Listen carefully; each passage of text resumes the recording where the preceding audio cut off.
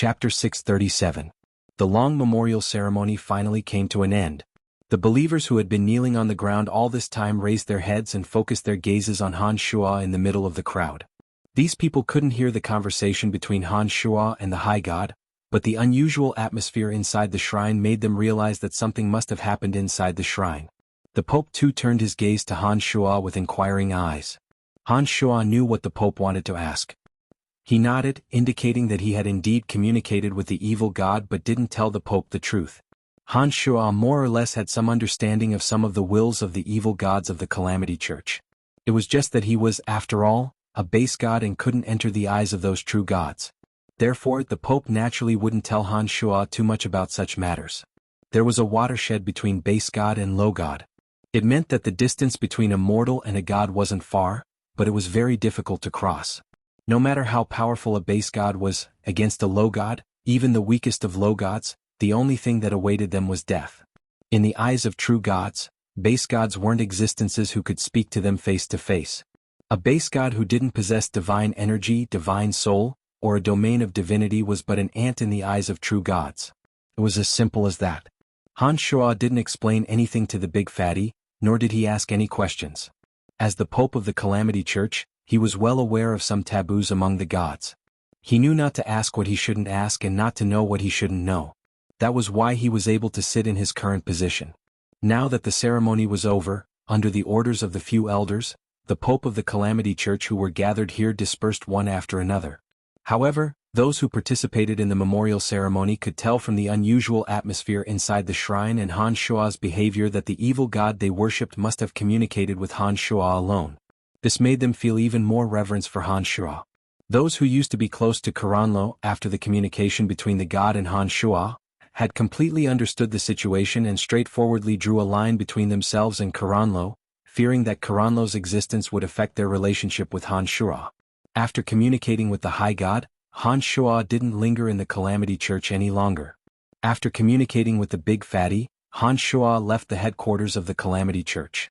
Han Shuo had to walk through a long desert when he arrived. But when he left, he arrived at the secret stronghold of the Calamity Church in Lancelot Empire through a magical transportation matrix. His status in the Calamity Church was no longer the same. Naturally, his treatment was different as well. Wolf and Bert Zeely, who had arrived at the Calamity Church's headquarters with Han Shuo, had always been in charge of such matters. Now, however, they were directly responsible for Han Shuo. The largest secret stronghold of the Calamity Church in Lancelot Empire was located in the Kurlan Gorge near the Valley of Sunshine. The Kurlan Gorge, Tanai, was situated between a group of low peaks. Mist pervaded the air and the environment was intricate and complicated. After exiting the transportation matrix, Han Shuo gave Wolf and Bert Zeely a few instructions and left the gorge. Han Shuo returned to the Cemetery of Death.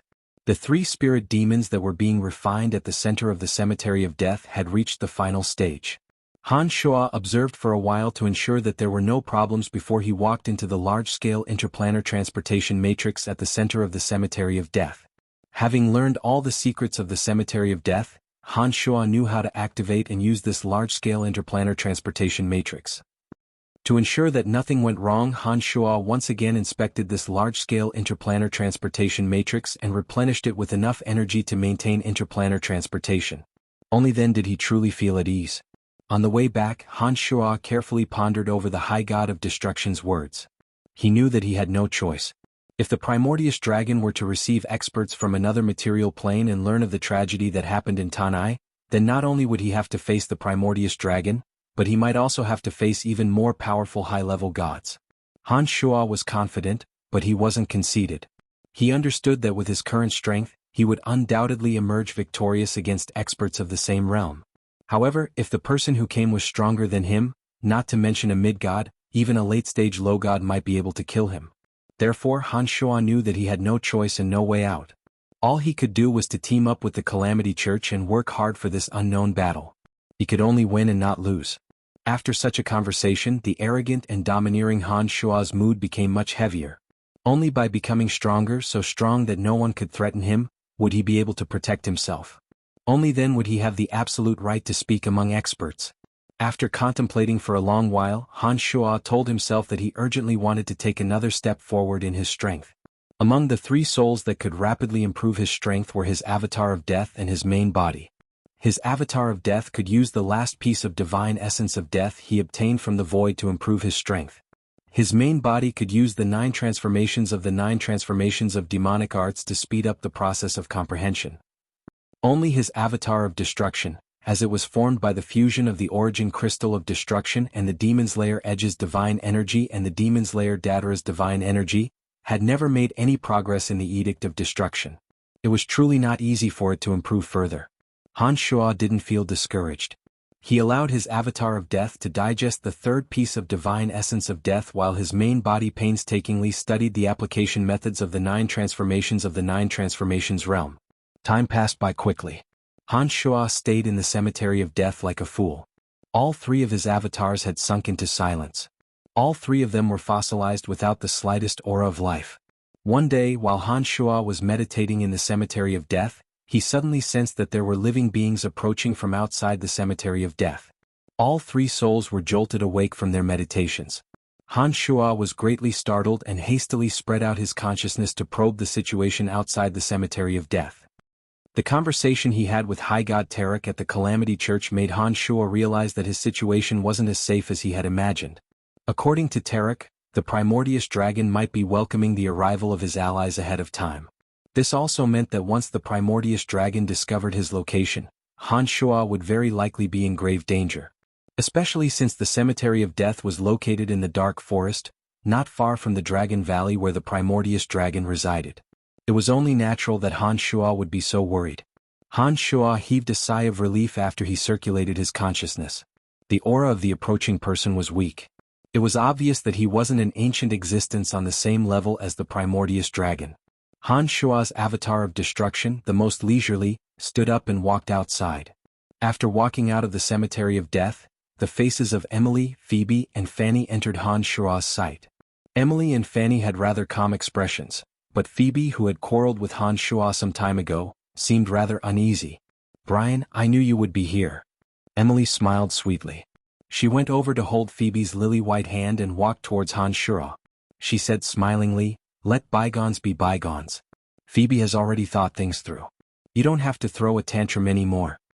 It appeared that after Han Shuo's disappearance for a long time, Phoebe had given in under the persuasion of Emily and Fanny. Perhaps she thought that the reason why Han Shuo had disappeared for so long was because he blamed her for being rude and selfish. After hearing Emily's words, Phoebe looked at Han Shuo with a complicated expression. Tears seemed to be welling up in her eyes.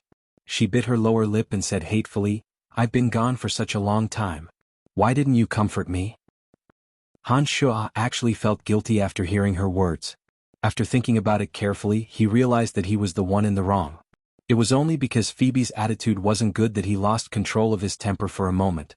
Now that Phoebe was weeping, she was like a completely different person from her usual cold and stubborn self. Her pitiful appearance made Han Shuo's heart ache. The trip to the Calamity Church made Han Shuo realize the crisis he was in. He felt as though he could lose his life at any moment. His mood wasn't as relaxed as it used to be. After hearing Phoebe's words, Han Shuo's mood became even heavier. He forced a smile and went over to wipe away the tears at the corner of Phoebe's eyes. He said, "I was indeed a bit too much that day. Let bygones be bygones. Don't think too much about it." Boo-hoo.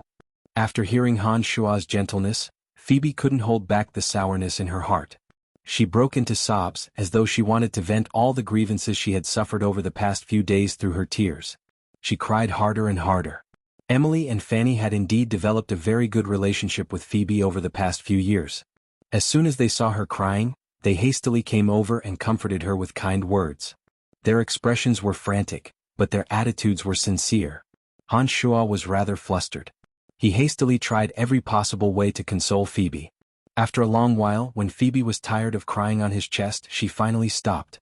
At this moment, Han Shuo sighed softly and thought of the unknown dangers ahead. He couldn't help but say in a low voice, "You guys hurry back in a bit. Don't come here until I tell you. It's too dangerous here during this period of time." "What's wrong?" Fanny was startled. Soon after, she laughed and said, "Brian, are you not welcoming us to your secret place? Although the profound continent is vast, who can hurt you? You must not welcome us to say such words, right?" It was obvious that Fanny thought that Han Shuo was joking with her. She simply didn't believe that there was anyone on the profound continent who could hurt him. Emily and Phoebe were the same. They thought that Han Shuo didn't like them disturbing him and were panting with anger. These three women had always been blindly confident in Han Shuo and couldn't tell the situation at all. This made Han Shuo not know whether he should be proud or laugh bitterly. However, this wasn't the time for jokes. Therefore Han Shuo put on a straight face and solemnly said, "I'm not joking with you. The profound continent is so vast. There are indeed people who can threaten me." "Oh, we don't believe it." Fanny giggled and asked, not the least bit nervous. Han Shuo couldn't help but laugh bitterly in his heart. Just as he was about to reply, his expression suddenly changed. He sighed and said in a heavy voice, "He's here."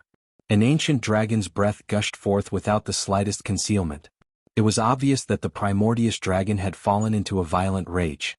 It was charging straight at the boundary of the cemetery of death with unstoppable force. Looking at the three women who were at a loss, Han Shuo knew that the primordious dragon must have found his way here through these three women. Chapter 638. Stay here and don't go anywhere.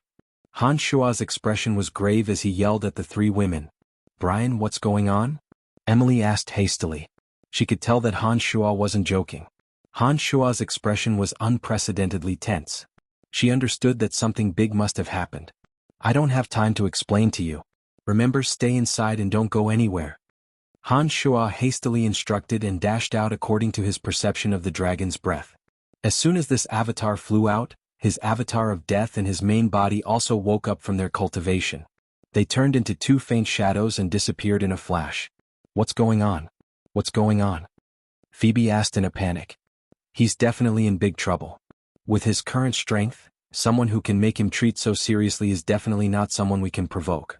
Let's do as he says and stay inside. Don't be a burden to him."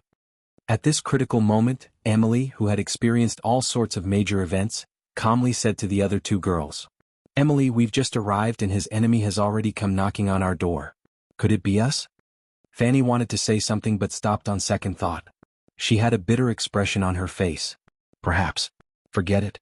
Now is not the time to blame ourselves. If there's someone to blame, it's me. I shouldn't have brought you all here to look for him." Emily sighed. Her delicate face was full of regret. She had said that it was not the time to blame herself, but she had started to blame herself first. "It's not your fault. It's all because of me that this situation has happened." Phoebe also took the blame on herself. All right. Let's not talk about this anymore. Let's go inside and wait patiently. I believe that Brian will definitely be able to get out of this predicament safely. There won't be any problems." Emily forced a smile and pulled the other two women into the center of the cemetery of death. As soon as they walked out of the boundary, Han Shuo saw the primordious dragon carrying a terrifying dragon's breath, his enormous body destroying towering trees as he charged towards them. The primordious dragon unfolded his domain of divinity of earth. Rich element of earth frantically gathered on his enormous body, forming a thick earth armor. This made his already enormous body even more exaggerated. Han Shuo unfurled his consciousness and clearly detected the primordious dragon's path. Seeing that the dragon was about to crash into the boundary of the cemetery of death, with one thought, Han Shuo's two avatars suddenly appeared on either side of him. His avatar of destruction transformed into the demon's lair edge and shot straight at the primordious dragon, leaving a trail of scarlet blood radiance behind it. Han Shuo's avatar of death mobilized the elemental energy of death and activated it with the divine energy in his body. In front of the boundary of the cemetery of death, an enormous white bone shield was formed. The white bone shield looked like a huge cloud that covered the sky.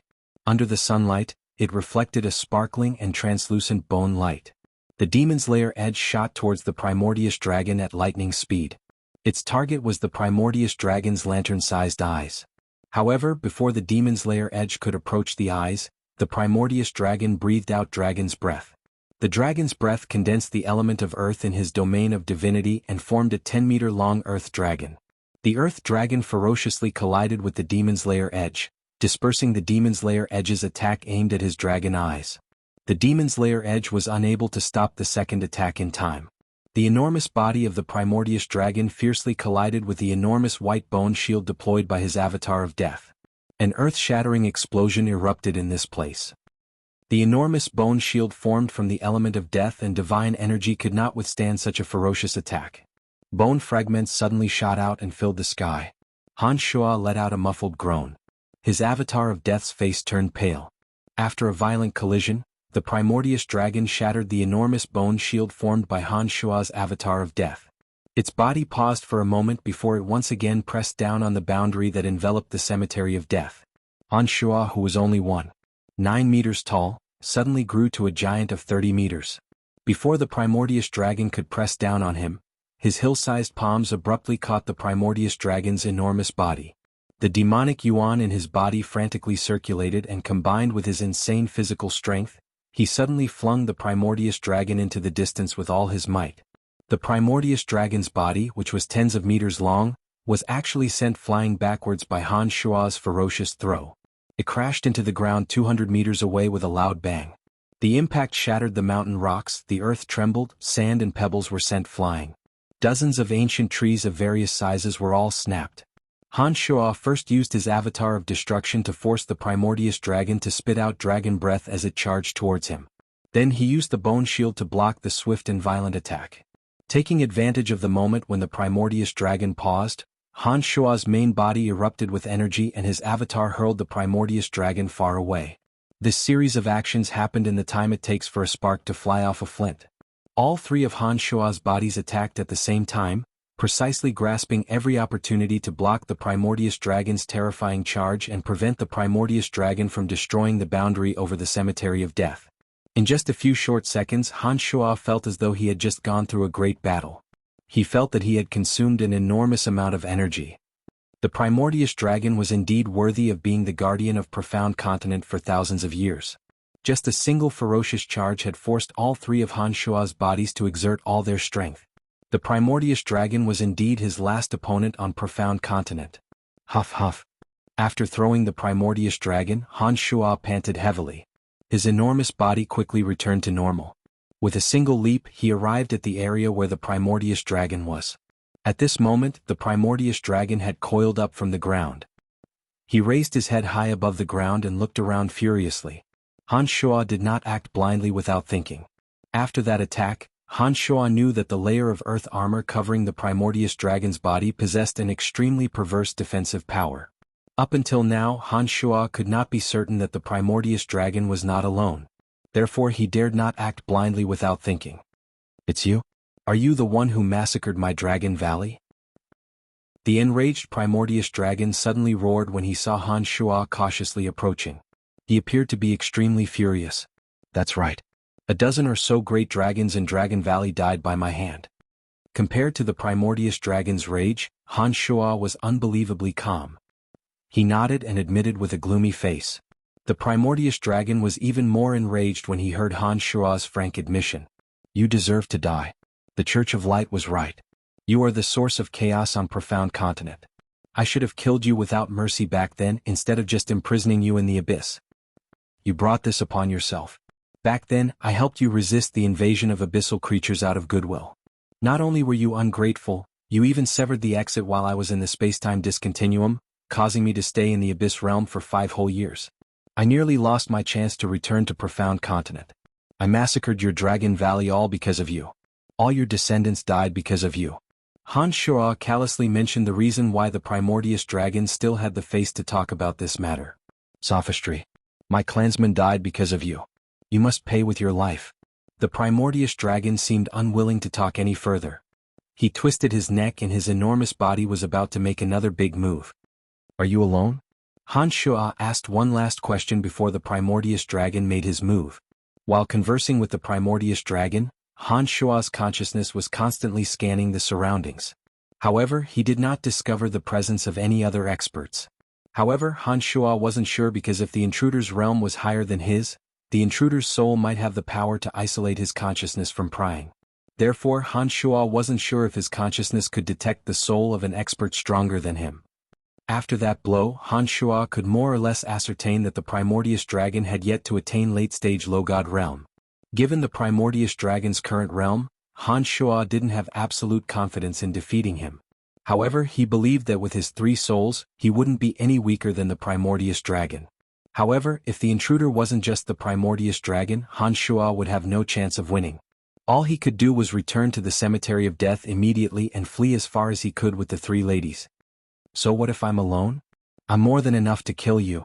The Primordius Dragon stared blankly for a moment after hearing Han Shuo's sudden question. Soon after, as though he felt humiliated, he roared again, "Despicable human, don't think that we, the race of dragons, are as despicable and shameless as you. Oh, it seems that those experts from alien material planes have yet to descend." Han Shuo nodded and muttered to himself as though he didn't hear the Primordius Dragon's roar. "Back then I showed you mercy and spared your life. Today I will not repeat the same mistake. By killing you and destroying the Cemetery of Death, those evil gods will find it difficult to descend. Profound Continent will regain its peace. You are the greatest factor of instability on this continent. Today you must die." It seemed that the Primordius Dragon was aware of the identity Han Shuo played in the Calamity Church. As the masters of two interplanar transportation matrices on Profound Continent, the two of them were destined to be mortal enemies. "The fact that you didn't kill me the last time was the biggest mistake of your life. Because today, it is already an extravagant hope for you to kill me." Han Shuo sneered. From the moment he learned that the Primordius Dragon had come alone, Han Shuo felt at ease. Just now, he had tested the Primordius Dragon's strength and found that it was indeed very strong. However, Han Shuo had confidence in himself. He did not think that he was inferior to the Primordius Dragon. Han Shuo's words provoked a burst of wild laughter from the Primordius Dragon. Amidst the laughter, the Primordius Dragon's enormous body suddenly stopped in midair, blocking the sun's radiance. Its shadow shrouded Han Shuo beneath it. All of a sudden, the ground beneath Han Shuo's feet began to rumble and quake. The magnitude of the quake was very great, and the ground suddenly undulated like the waves of the sea. A frightening force suddenly blasted towards Han Shuo through the earth. The thick surface of the ground set off waves as if to bury Han Shuo within. Once he was buried, Han Shuo knew that the Primordius Dragon would have ways to use the energy of the earth to bombard him. Therefore, as soon as he felt the earth quiver, Han Shuo immediately soared into the sky. Taking advantage of the fact that the wave-like earth had yet to cover him, he had already flown high into the sky. "After killing you, I will be the new guardian of Profound Continent," said Han Shuo as he stood proudly in the air with the Primordius Dragon. Then, his body gradually turned blurry until not even a trace of his aura could be sensed. He then vanished. However, the Primordius Dragon suddenly stopped roaring and strangely quietened down. He could sense that Han Shuo was in the vicinity because an intense threat had locked onto him. Chapter 639. This potential danger made the Primordius Dragon rather uncomfortable. He stopped roaring and suddenly quietened down. Although he appeared to be very disdainful of Han Shuo on the surface, after that strike just now, he realized that Han Shuo indeed possessed the strength to contend against him. In particular, the fact that Han Shuo could simultaneously cultivate in the energy of death and destruction made him even more apprehensive. Right before his eyes, Han Shuo suddenly and bizarrely vanished without a trace. He couldn't even detect the slightest trace of Han Shuo's aura. Such a bizarre situation made the Primordius Dragon pay more attention. After observing the surroundings for a while, he still couldn't sense Han Shuo's location. However, that indescribable energy that shrouded his soul never disappeared. He understood that Han Shuo was somewhere ready to launch a thunderous strike. The lantern-sized dragon eyes sparkled with a brilliant radiance.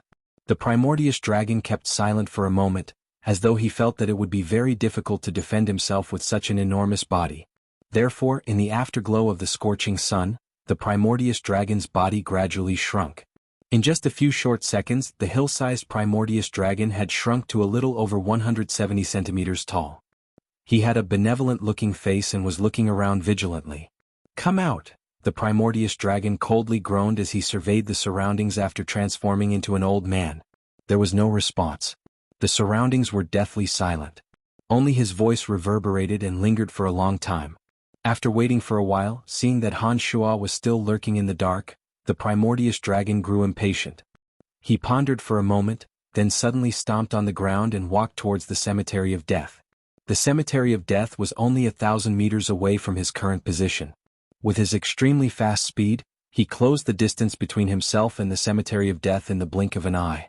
There was an interplanar transportation matrix inside the Cemetery of Death that could connect to other planes of existence.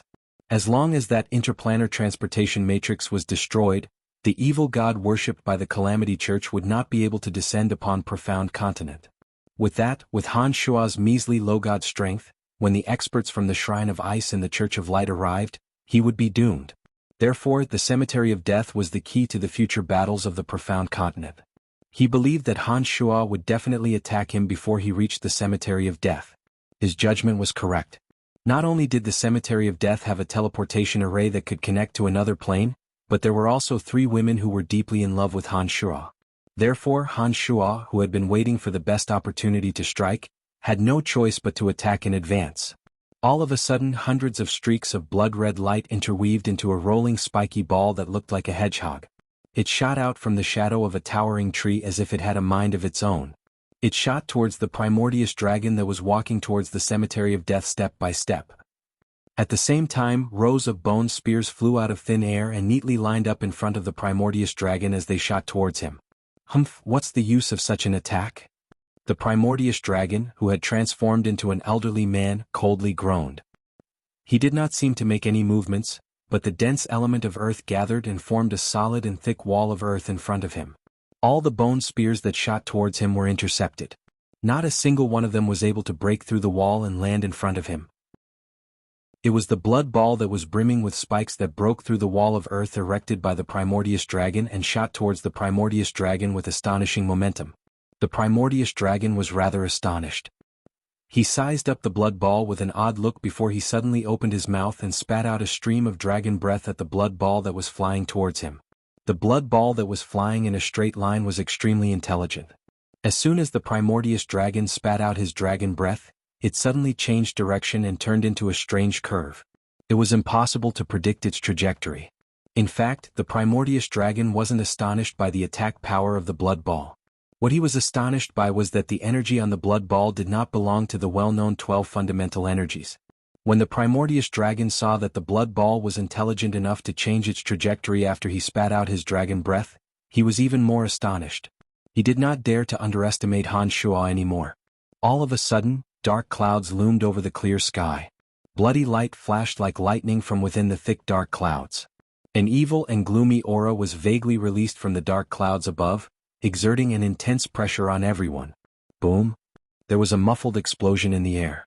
The dark clouds that were pressing down actually condensed rapidly, forming a huge black curtain that directly shrouded the area below.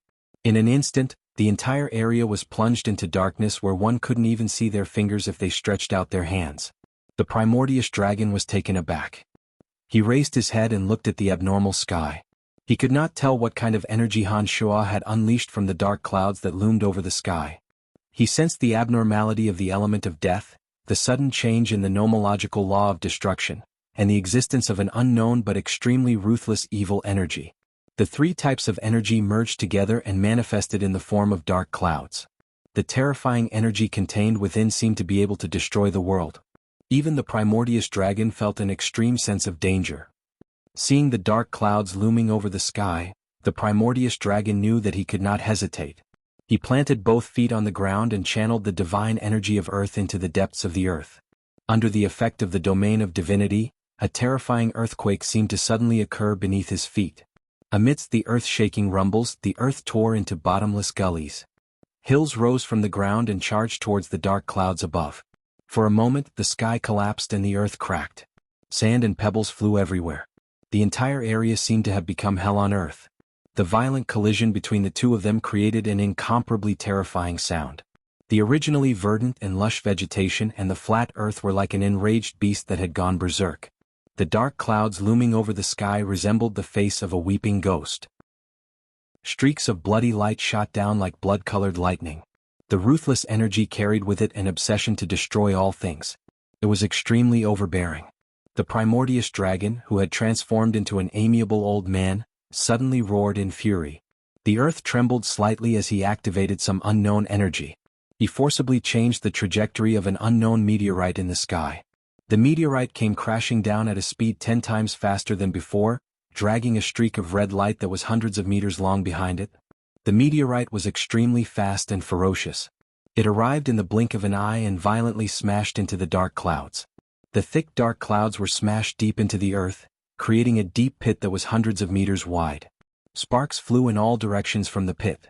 Broken ancient trees that towered into the sky were set ablaze. The boundary that enveloped the cemetery of death, which was only 1,000 meters away from this area, also strangely distorted for a moment, neutralizing the aftermath of the terrifying attack. The dark clouds that should have been floating in the sky were suddenly smashed deep into the earth. Moreover, they did not disperse and were even twisting rapidly like a living demon. "You're dead." The primordious dragon, who had transformed into an old man, suddenly let out a cold snort and shot towards the dark clouds. The moment the meteorite smashed the dark clouds deep into the earth, the primordious dragon, who had been unable to detect Han Shua's aura, suddenly sensed Han Shua's aura from within the dark clouds. He was overjoyed. The primordious dragon was ready to deal a fatal blow to Han Shua. In the blink of an eye, he arrived at the dark clouds. Midway, he suddenly transformed into a dragon and swooped down at the dark clouds. He seemed to want to use brute force to tear the dark clouds apart, pull out the concealed Han Shua, and tear him to pieces. "Haha, let's see where you can run to this time." The primordious dragon's enormous body suddenly pressed down on the dark clouds, his enormous claws viciously tearing at the dark clouds. "I have no intention of running." Han Shua's callous voice really did come from within the dense dark clouds. The primordious dragon laughed maniacally, his laughter shaking the heavens and the earth. It was as though he could already see the scene of Han Shua being torn to pieces. He first blasted the dense dark clouds with earth-shattering mounds. Then he used his divine energy to forcibly change the direction of a meteor and ruthlessly bombarded the dark clouds. He was confident that Han Shua would definitely be severely injured by these two waves of attacks. The primordious dragon was once again enraged at the thought of the dozen or so giant dragon remains in the Dragon Valley. Furthermore, Han Shua's existence was a threat to his transcendent position on this continent, especially since Han Shua had the cemetery of death in his grasp. With all these factors combined, the primordious dragon absolutely would not allow Han Shua to survive today. In his excitement, the primordious dragon did not notice that Han Shua's callous voice was still as calm and unhurried as ever. Just as his dragon claws pierced into the enormous dark clouds like giant anchors and frantically tore at them, the dark clouds suddenly sparkled with strange multicolored lights. Soon after, an extremely frightening energy erupted from the dark clouds and engulfed the primordious dragon's enormous body amidst the terrifying sound waves. Amidst a series of loud explosions, the soul piercers shot into the primordious dragon's soul. Emerald green flames surged out from the dark clouds and engulfed the primordious dragon in an instant. The primordious dragon's abnormally strong earth armor seemed to be unable to withstand the burning of the emerald green flames. Amidst popping sounds, the armor became dry and cracked. All the remaining pearls of annihilation, as well as the cyan demon blaze shuttles refined from various rare materials in the abyss realm, were hidden in the dark clouds by Han Shua. As the primordious dragon recklessly tore at them, these demonic treasures that Han Shua had meticulously refined burst out and engulfed the primordious dragon. The dark clouds that were so thick that they could not disperse also dissipated at this moment. After the dark clouds dispersed, the blood seether flew out and abruptly enveloped the primordious dragon's enormous head. The thick smell of blood assailed everyone's nostrils. Sinister and mournful ghost faces were faintly discernible from within the blood seether. They shrieked noiselessly and struggled to break out. It was an extremely terrifying sight to behold. Having suffered so many chaotic attacks on its body and soul, the primordious dragon was struck dumb. All kinds of pain swarmed over him, causing him to suddenly let out a blood-curdling screech. The sound waves spread far and wide. All the demonic beasts within 100 kilometers of the primordious dragon fled as far as they could when they heard it. Chapter 640. As the protector of Profound Continent, the might of the primordious dragon was irresistible to all living beings on this continent. All the magical beasts in the dark forest instinctively felt fear when they heard the primordious dragon's miserable howls. They hurriedly distanced themselves from the area where the howls came from. Although the explosions of the pearls of annihilation could not blast through the earth armor formed on the primordious dragon's body, the soul piercers shot out from the pearls of annihilation could penetrate soul attacks. That earth armor with astonishing physical defense could not withstand the soul piercer's attack on the soul. The green flames formed by the cyan demon blaze shuttle could burn the flesh and soul through flesh. It was a demonic artifact even more vicious than the soul piercers. Similarly, the blood seether did not just attack the physical body. When it shrouded the primordious dragon, the blood flow in his body began to turn abnormal, as though his blood vessels were about to burst. Han Shuo had hidden the 3 demonic treasures in the dark clouds. Seizing the opportunity, Han Shuo unleashed them all at once. All of them landed on the primordious dragon's body, causing him tremendous damage and suffering. Demonic arts and demonic artifacts were methods of attack that did not belong to this universe. It was the first time that the primordious dragon had encountered such bizarre attacks. When the earth armor was rendered useless, and both his soul and body were under constant attack, the primordious dragon panicked and howled in pain. "I told you, I have no intention of running." When the dark clouds dispersed, the 3 Han Shuas appeared. Under the bombardment of the primordious dragon's earth armor and the meteors, all 3 of them were covered in cuts and bruises. They looked extremely miserable. At this moment, the primordious dragon did not pay any attention to what Han Shuo had to say. He continued to howl and howl. The earth armor covering his enormous dragon body cracked and fell off under the scorching green flames. His body was charred black. His avatar of destruction transformed into the demon's lair edge and suddenly landed on the palm of Han Shuo's main body. Carrying the demon's lair edge, Han Shuo unhurriedly flew towards the frenzied primordious dragon. His avatar of death, on the other hand, hovered in the air, secretly mustering divine energy to prepare for the next wave of attack. Under the 3 great demonic treasures, the primordious dragon's soul and body were under constant attack. Under such circumstances, the primordious dragon was at its weakest to resist Han Shuo. Han Shuo took advantage of this opportunity to deal the primordious dragon a devastating blow. However, as a mid-stage low god, the primordious dragon was indeed much stronger than the 4 demon kings that Han Shuo encountered in the void. Even when faced with the corrosion of the energy of the 3 demonic treasures, the primordious dragon still stood firm. The divine energy and divine soul in its body did not fail to organize a counterattack. The transformation took place in an instant. Just as the demon's lair edge in Han Shuo's hand was about to pierce into the primordious dragon's neck, Han Shuo's consciousness sensed that the primordious dragon's divine soul and divine body suddenly formed a miraculous contract. The domain of divinity of earth that had been shrouding the primordious dragon all along also underwent a sudden transformation. In Han Shuo's eyes, the enormous body of the primordious dragon was rapidly petrifying at a speed visible to the naked eye. The petrification process was so fast that in the time that Han Shuo was stunned, the primordious dragon's mountain-like body was completely petrified. A thick layer of rock covered his entire body. In the blink of an eye, the element of earth was sucked dry. The element of earth filled every cell and every piece of flesh on his body, helping him complete the petrification process. After petrifying, the primordious dragon's divine energy still flowed unimpeded through his body. His divine soul was still as resilient as ever. This made Han Shuo realize that although the primordious dragon had been petrified, his consciousness still existed. The Jade Flame Shuttle and Blood Seether possessed an intense destructive power against the flesh and blood. However, after the primordious dragon's body was petrified, his flesh and blood were filled with a large amount of element of earth, changing their original state. The destructive power of the Jade Flame Shuttle and Blood Seether was no longer effective. On the other hand, as the Soul Piercers only targeted the soul, even though the primordious dragon had been petrified and had avoided the Jade Flame Shuttle and Blood Seether's attack, Han Shuo still had to go all out to eliminate the soul attack of the Soul Piercers. If the primordious dragon were to suddenly make such a move, Han Shuo believed that the primordious dragon, who had guarded Profound Continent for so many years, would perish today under the attack of the 3 demonic treasures and the incisive thrust of the demon's lair edge. However, some things just weren't that flawless. Just as Han Shuo was about to end the battle with a single strike, he did not expect the primordious dragon to suddenly petrify. In the blink of an eye, he was no longer affected by the Jade Flame Shuttle and Blood Seether, and was even using all his might to eliminate the Soul Piercer's attack on his soul. Everything happened so quickly that Han Shuo did not even have the time to unleash his final attack. Seeing that the primordious dragon had completed the petrification process, Han Shuo knew that he had to deliver a fatal blow before the primordious dragon completely eliminated the Soul Piercer's attack. Of the 8 major elemental energies, the energy of earth was renowned for its sturdy defense.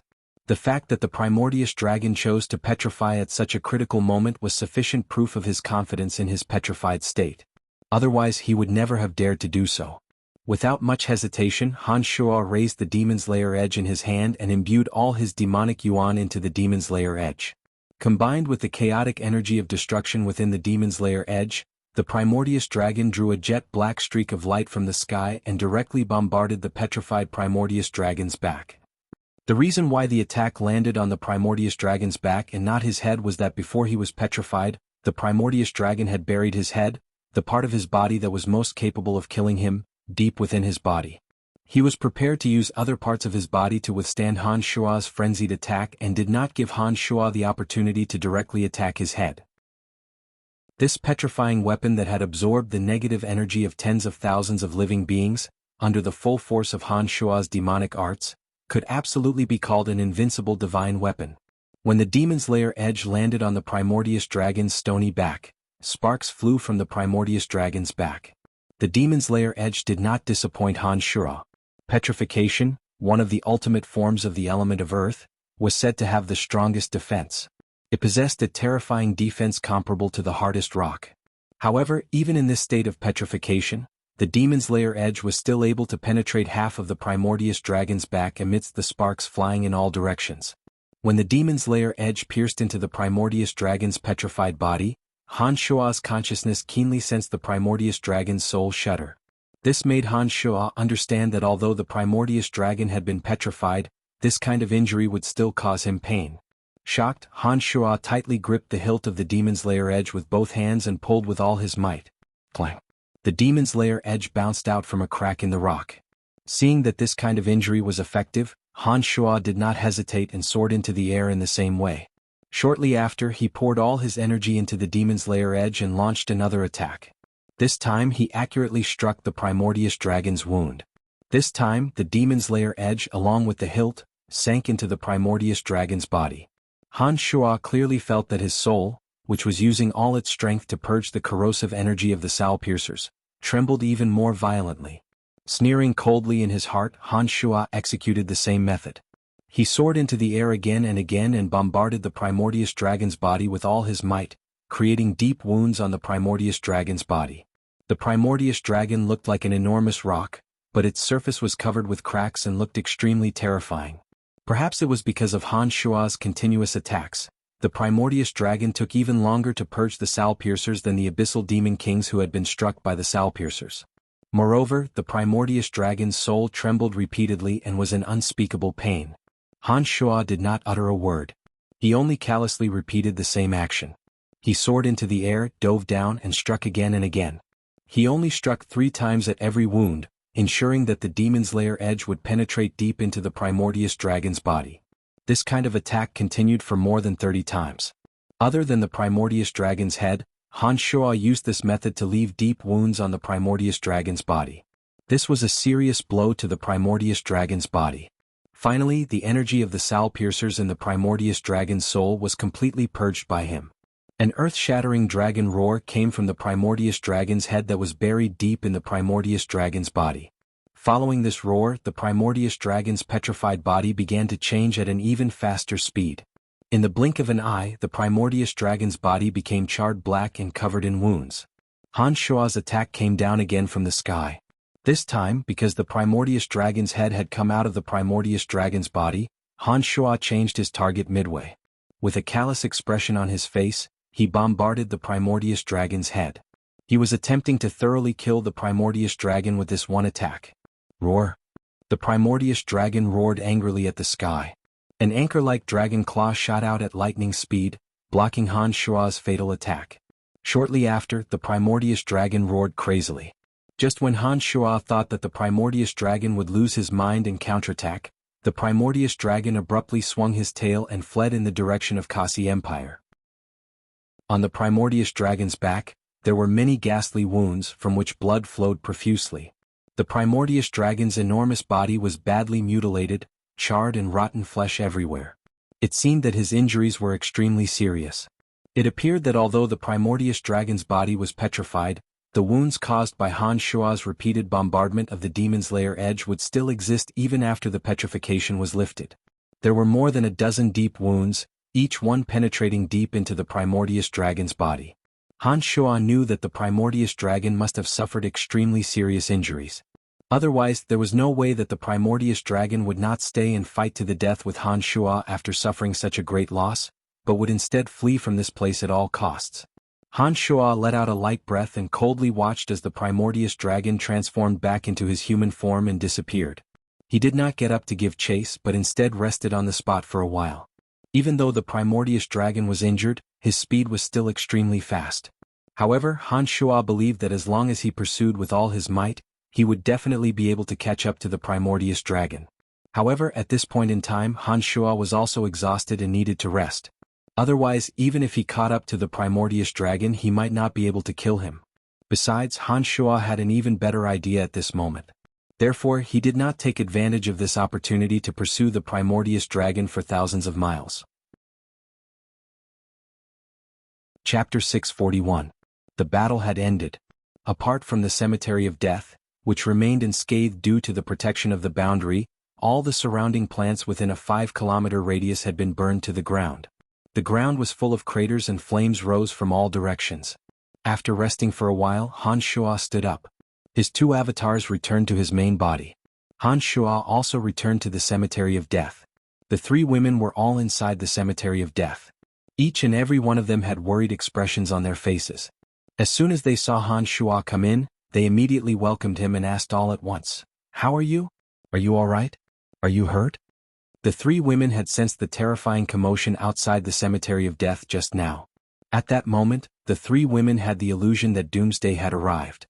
Each and every one of them was flustered, afraid that something might have happened to Han Shuo. Han Shuo walked into the Cemetery of Death. His clothes were tattered and his face was covered with dust from the battle. His entire body looked exhausted. It was obvious that he had gone through a bitter battle. This made the 3 women even more nervous. Seeing the 3 women's flustered appearance, Han Shuo smiled and said in a gentle voice, "Don't worry, I'm fine. Brian, it's all my fault. I shouldn't have come looking for you. If I didn't come, your enemy wouldn't have known where you were." Emily hurriedly blamed herself when she heard Han Shuo's words. "It has nothing to do with you. This matter is all because of me. If I wasn't in a hurry to find him, you definitely wouldn't have come looking for him." Phoebe rushed to take responsibility for herself. Her heart was full of regret. Seeing that the 2 women were blaming themselves, Han Shuo said, all right. I'm fine now, aren't I?" "Brian, who did you fight with just now? Is there anyone on this continent that can make you so nervous?" Fanny appeared to be very surprised. She inquired about Han Shuo's opponent. Fanny had always believed in Han Shuo's extraordinary strength. Especially when she knew that Han Shuo had godlike strength, she was even more surprised by Han Shuo's opponent. Han Shuo didn't know whether to laugh or cry at Fanny's blind trust. He explained in a deep voice, "On the profound continent, there has always been a protector since ancient times. My existence has seriously threatened the position of that protector. Therefore he would disregard everything to get rid of me. That guy is extremely powerful. This time he only retreated with serious injuries because I schemed against him. There are many middle planes in the universe, and there are countless experts in high-grade planes. Don't think that I'm invincible. With my current realm, I'm afraid I can only retreat when facing experts from other planes." The 3 ladies were startled by Han Shuo's words. Before today, the 3 ladies truly believed that Han Shuo was invincible. But when they saw that Han Shuo was being so serious, they understood that what Han Shuo said should be true. "Then, will you be in any danger?" Emily asked worriedly after keeping silent for a moment. "There will always be danger. But I have ways to avoid it." "You don't have to worry about that," Han Shuo comforted the 3 ladies. After thinking for a moment, he sternly said, "But the 3 of you don't look for me for the time being and leave this place at once. The protector of the plane considers himself merciful and benevolent. He shouldn't make things difficult for you. As long as you don't look for me, it won't be easy for them to figure out where I am." "Understood," the 3 ladies replied in unison. Shortly after, Fanny paused and asked puzzledly, "But haven't you already been exposed?" "It doesn't matter. After I send you away, this place will change. After this matter is settled, I will look for you on my own. You don't have to worry about me. In addition, after you return, communicate with Lawrence and tell him not to rush to attack other countries for the time being. Otherwise you might anger some people," Han Shuo instructed. "All right, then we won't disturb you any further."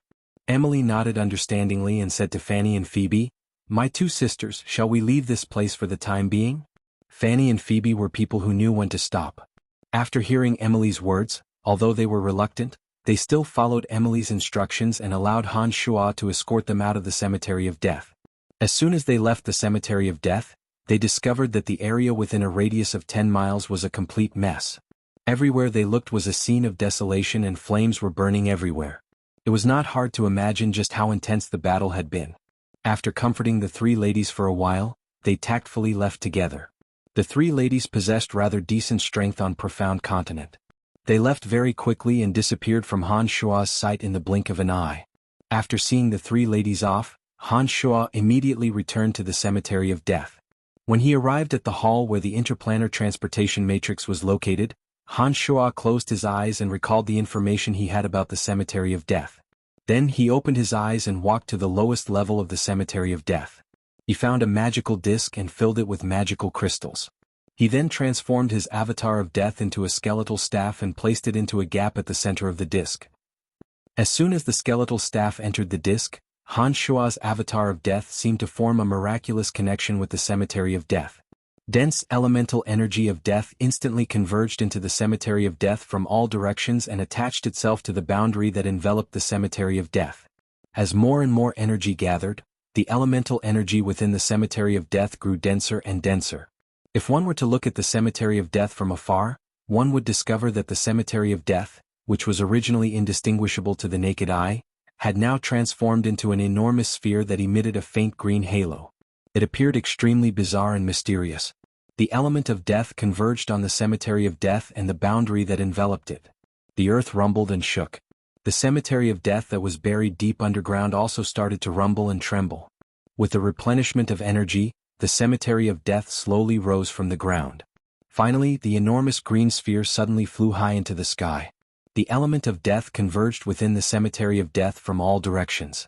Han Shua, who had formed a miraculous connection with the Cemetery of Death, used his consciousness to control the Cemetery of Death to rise high into the sky.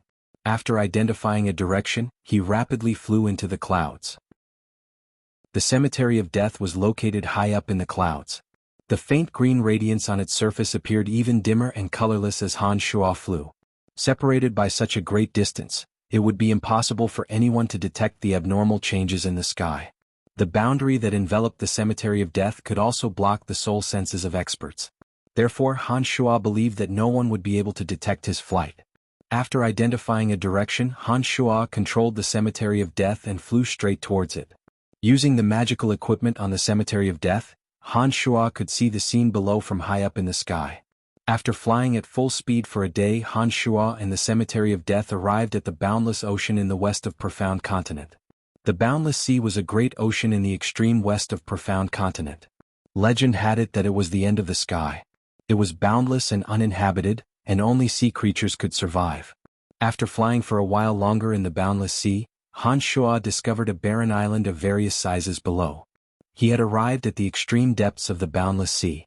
Seeing an island in the shape of a gourd, Han Shua unfolded his consciousness and discovered that there were only a few weak wild beasts on the island. He then controlled the Cemetery of Death and slowly descended from the dark clouds high up in the sky.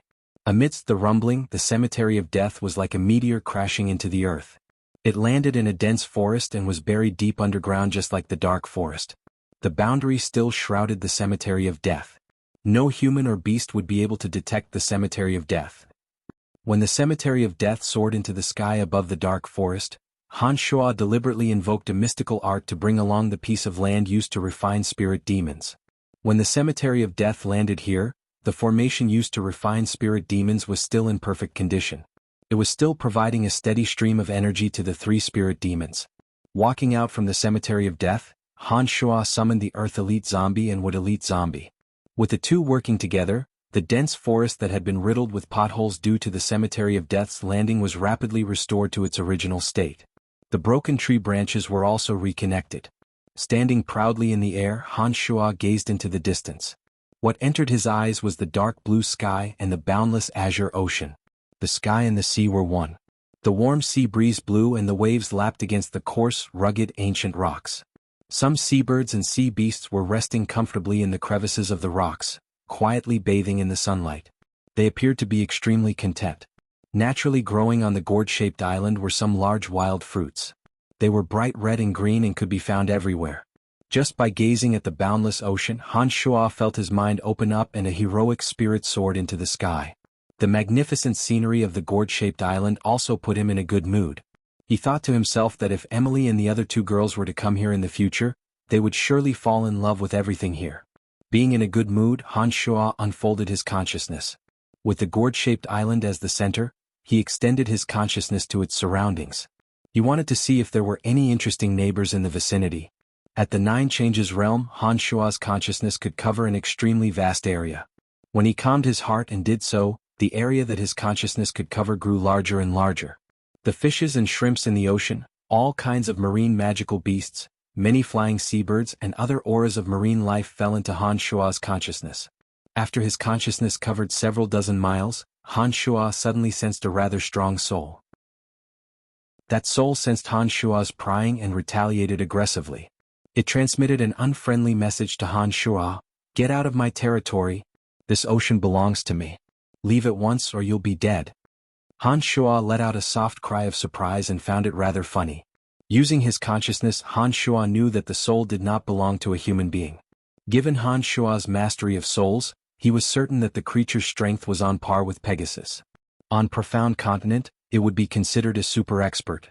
However, in Han Shuo's eyes, it was nothing more than a clown. How dare it be so arrogant? An expert of this level might have never encountered an expert on Profound Continent like Han Shuo. Therefore, it must feel that it was invincible and arrogant to send a soul message. Han Shuo, however, paid no attention to it. He continued to expand his consciousness and extended it further. Han Shuo's consciousness tightened and he let out a soft cry. Han Shuo's consciousness was suddenly obstructed by an isolated island. It seemed that there was a boundary that prevented his consciousness from prying. This made him extremely curious. Chapter 642. The mystery beneath the island had attracted Han Shuo's attention. However, Han Shuo did not head to that area to investigate. On one hand, Han Shuo had important matters to attend to. On the other hand, he had yet to fully recover his strength. He did not want to waste any time at this critical juncture. Contrary to Han Shuo's expectations, when that formidable marine creature that his consciousness had just encountered, seeing that Han Shuo did not show any fear and was still staying in the sea, actually approached Han Shuo from the island he was occupying, the creature howled in rage. A creature of that level of strength could indeed be considered extremely powerful on Profound Continent. However, Han Shuo did not take it to heart. Han Shuo had important matters to attend to and therefore had no time to pay attention to the creature. He walked straight back to the Cemetery of Death. Although the location of the Cemetery of Death had undergone tremendous changes, the interior was still the same. The enormous interplanar transportation matrix at the center of the Cemetery of Death was just as capable of short-distance teleportation. Using the interplanar transportation matrix, Han Shuo returned to the depths of the City Lord's mansion in Bretel City. Shortly after, he teleported to the southern border from the transportation matrix in Bretel City. From there he flew towards the Empire of Orcs. During the battle in the Dark Forest, Han Shuo had gravely injured the Primordius Dragon, leaving behind a trail of blood and flesh on the ground. Using secret demonic arts, Han Shuo was able to determine the Primordius Dragon's location through the blood and flesh left behind by the Primordius Dragon. At this critical juncture, the Primordius Dragon had been gravely injured and must have returned to the safest and most secretive place to recuperate. In Han Shuo's opinion, the Primordius Dragon must have returned to the area where the interplanar transportation matrix was located. The interplanar transportation matrix was the key. If Han Shuo could locate the Primordius Dragon's location and destroy the interplanar transportation matrix, it would be difficult for the Church of Light and Calamity Church to enter Profound Continent. In that case, his side would no longer have any obstructions in the battle of the underground world. It was with this in mind that Han Shuo did not pursue the Primordius Dragon while he was escaping, nor did he follow him. He knew that the Primordius Dragon would have been extremely vigilant and Han Shuo was not confident that he could hide without being discovered by the Primordius Dragon while he was injured. Through the blood and flesh of the Primordius Dragon and the secret demonic arts, Han Shuo determined that the Primordius Dragon was in the barren land inhabited by orcs. Using the convenient transportation matrix in Lancelot Empire, Han Shuo arrived at the southern border and entered the Empire of Orcs from there. Han Shuo, who had attained the Nine Changes realm, could transform his physical body at will. As soon as he entered the interior of the Empire of Orcs, he transformed into an ordinary orc and took some of the more remote paths towards the depths of the Empire of Orcs. The Orc Empire was indeed barren. Along the way, all they could see was dry land and sparse yellow plants. Lush greenery was rarely seen. The earth here was an earthy yellow color, as if it was not suitable for the growth of crops. The weather was extremely hot, and there was no rain all year round. Even the plants that managed to survive would eventually wither. It was no wonder that the orcs had always coveted the fertile land of Lancelot Empire. They would travel thousands of miles to invade whenever possible. It seemed that the land they lived on was just too barren. As he walked deeper into the Empire of Orcs, Han Shua only took some time to observe the land. He did not explore too deeply. After half a day, Han Shua passed through the Empire of Orcs and arrived at an even more desolate yellow plain. This place was slightly better than the desert. There were no plants here, only some ferocious magical beasts that lived in packs. They roamed all over the plain as if waiting for a lone traveler. This plain was extremely vast. It took Han Shua a lot of effort to cross it. After passing through the plain, Han Shua suddenly arrived at a mountain range. He could feel the aura of vitality. Magical beasts roamed the mountain range. It was currently drizzling. The ground was muddy and difficult to walk on. Gray swamps were everywhere. It was completely different from the scenery he had seen in the Empire of Orcs. The environment here was somewhat similar to the dark forest. However, there was too much rainwater. It seemed that all the rainwater that the Empire of Orcs lacked all year round had been gathered here. Along the way, he could see pools of water that were neither deep nor shallow. Many of the magical beasts were extremely powerful. The cruel law of the jungle was played out to the extreme. Han Shua did not know that he would arrive at such a peculiar place after passing through the Empire of Orcs and a vast plain. The Primordius Dragon's location just so happened to be in this region. As soon as he arrived, Han Shua slowed down and concealed the aura of life on his body. He cautiously walked towards the Primordius Dragon's location, fearing that he would attract his attention. After walking for a while and avoiding many powerful magical beasts along the way, Han Shua slowly arrived at the location his consciousness had sensed. In the gray drizzle, a disorderly forest with tangled vines entered Han Shua's eyes. As soon as Han Shua walked into this place, he discovered that the element of earth here was much richer than in other places. He was certain that the Primordius Dragon was nearby. Han Shua flew in the air. His feet did not touch the ground. He was afraid that the Primordius Dragon, who cultivated in the element of earth, would detect his arrival through the earth. Han Shua approached with extreme caution. He did not even push aside the vines that blocked his way. He would rather take a detour and go deeper. After walking like this for about 10 minutes, Han Shua suddenly stopped. Han Shua sensed the existence of a boundary in front of him. The person who had set up the boundary must have cultivated in the element of water. Han Shua could feel the softness of the boundary as well as traces of cold air. Not in a hurry to break the boundary, Han Shua stopped. He spread out his consciousness and carefully observed the movements inside the boundary. The boundary itself had the ability to prevent the soul from sensing it. However, Han Shua had left a mark on the Primordius Dragon's body beforehand. Using the mark on the Primordius Dragon's body, Han Shua's consciousness resonated with the mark. This allowed him to avoid the obstruction of the water element boundary and sense the aura of the living creature inside. The reason why he was so cautious was because he was worried that other experts from other planes had already arrived besides the Primordius Dragon. As long as one of the experts from other planes arrived first, Han Shua would be consigned to eternal damnation if he entered rashly. Just in case, Han Shua had no choice but to be cautious. Using the mark he left on the Primordius Dragon's body, Han Shua's consciousness gradually spread out inside the boundary. Han Shua could sense that the Primordius Dragon should be hiding under the boundary. His soul was calm and serene as though he had fallen into a deep sleep. It seemed that the Primordius Dragon was using this method to recover from the heavy injuries on his body and soul. After carefully exploring every area inside the boundary, Han Shua was pleasantly surprised to find that there were no traces of other souls apart from the Primordius Dragon within the boundary. This made Han Shua feel much more at ease. The corners of his mouth couldn't help but curve into a cruel, cold smile. As long as he could seize this opportunity to break through the boundary, find the interplanar transportation matrix inside, destroy it, and kill the Primordius Dragon, Han Shua would at least be at peace for a good period of time. He wouldn't have to worry about the arrival of hostile experts from other planes. Han Shua calmed down and adjusted his body and consciousness to the optimal state. His avatar transformed into the Demon's Lair Edge and landed on Han Shua's palm. Once his avatar transformed into the peerless weapon known as the Demon's Lair Edge, the ruthless energy on the Demon's Lair Edge was bound to leak wildly. In order to delay the Primordius Dragon's detection, Han Shua had no choice but to double the time. He first used demonic arts to form a protective membrane on the Demon's Lair Edge, temporarily concealing the ruthless aura on the demon's lair edge. The demonic yuan in his body frantically poured into the demon's lair edge, merging with the violent and chaotic negative energy within the demon's lair edge. He seemed to hear the shrill cries of tens of thousands of souls. Evil light burst out, ready to tear apart that layer of protective membrane at any time. As more and more energy gathered, when Han Shuo sensed that the protective membrane had reached its limit, the shrill cries of tens of thousands of souls sounded from within the demon's lair edge.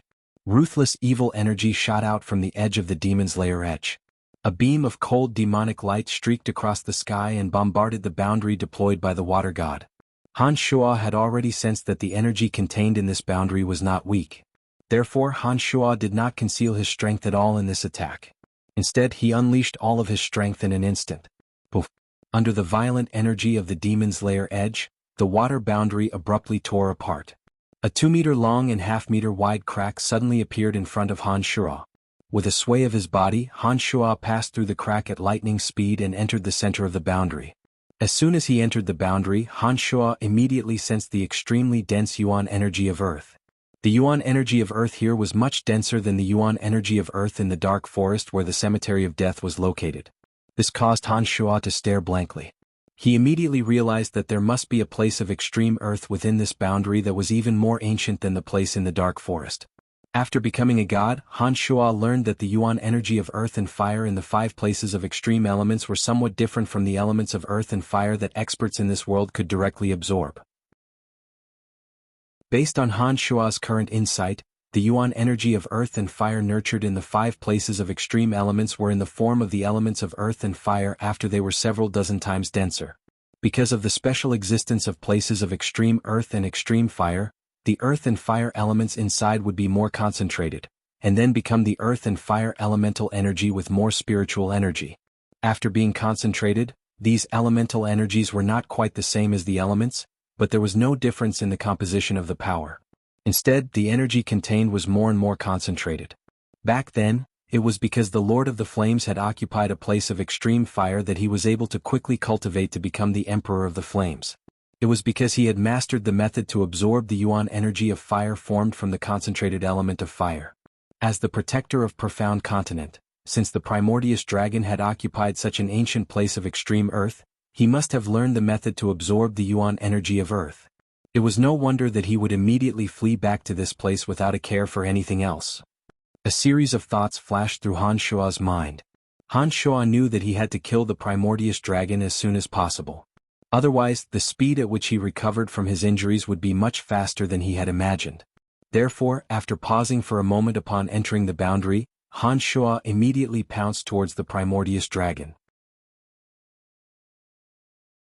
Chapter 643. The place of extreme earth, which took tens of thousands of years to form, was right beneath Han Shuo's feet. The enormous body of the primordial dragon was buried deep in the place of extreme earth. At the center of the boundary was an enormous hexagram magical matrix. At the center of the hexagram was a crack in the earth. Han Shuo dove into the crack at lightning speed. 100 meters deep, he immediately saw the primordial dragon entrenched in the place of extreme earth. The enormous yuan energy of earth in the place of extreme earth converged into the primordial dragon's body from all directions, filling his body with a faint earthy yellow halo. Inside the primordial dragon's head was a source of energy that absorbed the yuan energy of earth. The thick yuan energy of earth within it was very obvious. The primordial dragon knew of Han Shuo's arrival the moment Han Shuo tore open the water boundary. However, in order to better absorb the rich yuan energy of earth in the place of extreme earth, the primordial dragon had entered a dormant state. In order to awaken from this state he needed some time. Although he tried his best to awaken from his dormant state, it still took him a few seconds. In those few seconds Han Shuo had arrived in front of him. Without hesitation or a word of nonsense, as soon as Han Shuo saw the primordial dragon, he launched a torrential barrage of attacks at the primordial dragon that had yet to fully awaken. Han Shuo's avatar of death suddenly split from his main body. The 3 trump card boundaries of weakness, fear and aging were successfully formed in the blink of an eye and enveloped the primordial dragon's enormous body. Using divine energy, the element of death to form, Death Reset, bloomed beneath the primordial dragon's body like a beautiful flower. Death Reset was an attack that Han Shuo mastered through the divine soul of that mid-god after he truly entered the divine realm. Under the effect of death reset, the opponent's body would rapidly decay and the element of death would rapidly occupy the enemy's body, causing rapid destruction to the body. Death's shift was like a beautiful man-eating flower. After it bloomed beneath the Primordius dragon, the evil energy instantly poured into the Primordius dragon's body. In an instant, the Primordius dragon's body that came into contact with the power of Death's withering emitted thick green smoke and a pungent stench. Wielding the demon's lair edge that his avatar had transformed into, Han Shua's main body slashed down at the Primordius dragon's head. The demon's lair edge emitted a ferocious howl of vile spirits and dazzling blood-red light. The demon's lair edge unleashed a power that could destroy the heavens and the earth. The ruthless and evil power was mixed with the negative energy of 10,000 souls and had a strong deterrent effect on the soul. Even the Primordius dragon's powerful will was affected by this attack and was almost unable to muster any strength to counterattack. Roar! Under the effects of the three great boundaries of the necromancy element and the corrosive power of death and wither, the Primordius dragon was in so much pain that it couldn't help but let out a shrill cry. Under the effects of the three boundaries, the Primordius dragon, who was already gravely injured, had both the strength of his body and soul greatly weakened. On top of that, the death fade was continuously rotting his body that had yet to recover. At this moment, the Primordius dragon was struck by all kinds of pain. Even the Primordius dragon was somewhat unable to endure it. After letting out a howl of pain, the Primordius dragon's head swayed back and forth. His divine soul suddenly exerted force. A strange object that converged the Yuan energy of Earth began to frantically absorb the Yuan energy of Earth from the place of extreme Earth. The energy gathered on his head, causing his head to look as though it had suddenly crystallized. Clang! Sparks flew in all directions as the sword slashed down. It was as though the sword had struck the hardest iron and stone in the world. It did not leave a single crack. Roar! The Primordius dragon once again howled in rage. His head buzzed from the strike. He was dizzy and had a splitting headache. Han Shua's expression changed and he was greatly alarmed when his sword failed to sever the Primordius dragon's head. He suddenly realized that the Primordius dragon must have long since obtained the Earth Soul Orb of the Earth attribute in the place of extreme Earth. His soul and the Earth Soul Orb must have fused together. The strange object in his soul that was absorbing the Yuan energy of Earth must be the Earth Soul Orb. Using the Earth Soul Orb, the Primordius dragon's physical defense would reach its peak in the place of extreme Earth. It would definitely not be an easy task to destroy the Primordius dragon's body with a physical attack. This thought rapidly flashed through Han Shua's mind. He immediately gave up on the idea of using the sharpness of the demon's lair edge to directly shatter the Primordius dragon's body. The demon's lair edge suddenly became motionless in the void. The evil and negative energy formed from the devouring of tens of thousands of living beings within the demon's lair edge abruptly condensed into an enormous, malevolent ghost face. Dripping with blood, the ghost face bared its fangs and brandished its claws. It pounced at the Primordius dragon's soul in its incorporeal form. His avatar of death also gave up on using the energy of death to attack Han Shua's body. Instead, he concentrated all his energy and used the soul rend that Han Shua had yet to master to entangle the Primordius dragon's soul slam. Similar to Death's Wither, Soul Rend was a divine-grade attack that Han Shua had only recently mastered. Soul Rend could be viewed as a sublimated version of Soul Tremor. It used divine energy to gather one's own soul energy, entangle the opponent's soul and grind and sever the opponent's soul bit by bit. Han Shua's main body did not remain idle either. He gave up on all physical attacks and instead locked his consciousness on the Primordius dragon's soul. A vortex was formed in the depths of his soul, generating an extremely violent suction force that made every movement of the Primordius dragon's soul extremely difficult. Inside the place of extreme Earth, the Primordius dragon, who was already a mid-stage low god, could borrow the energy of the place of extreme Earth to form an extremely monstrous physical defense. If the Primordius dragon were to face a low god of other elements who did not know how to attack the soul, he would undoubtedly be able to firmly defend his body and even defeat a god of a slightly higher level than him. However, all three of Han Shua's bodies knew how to attack the soul.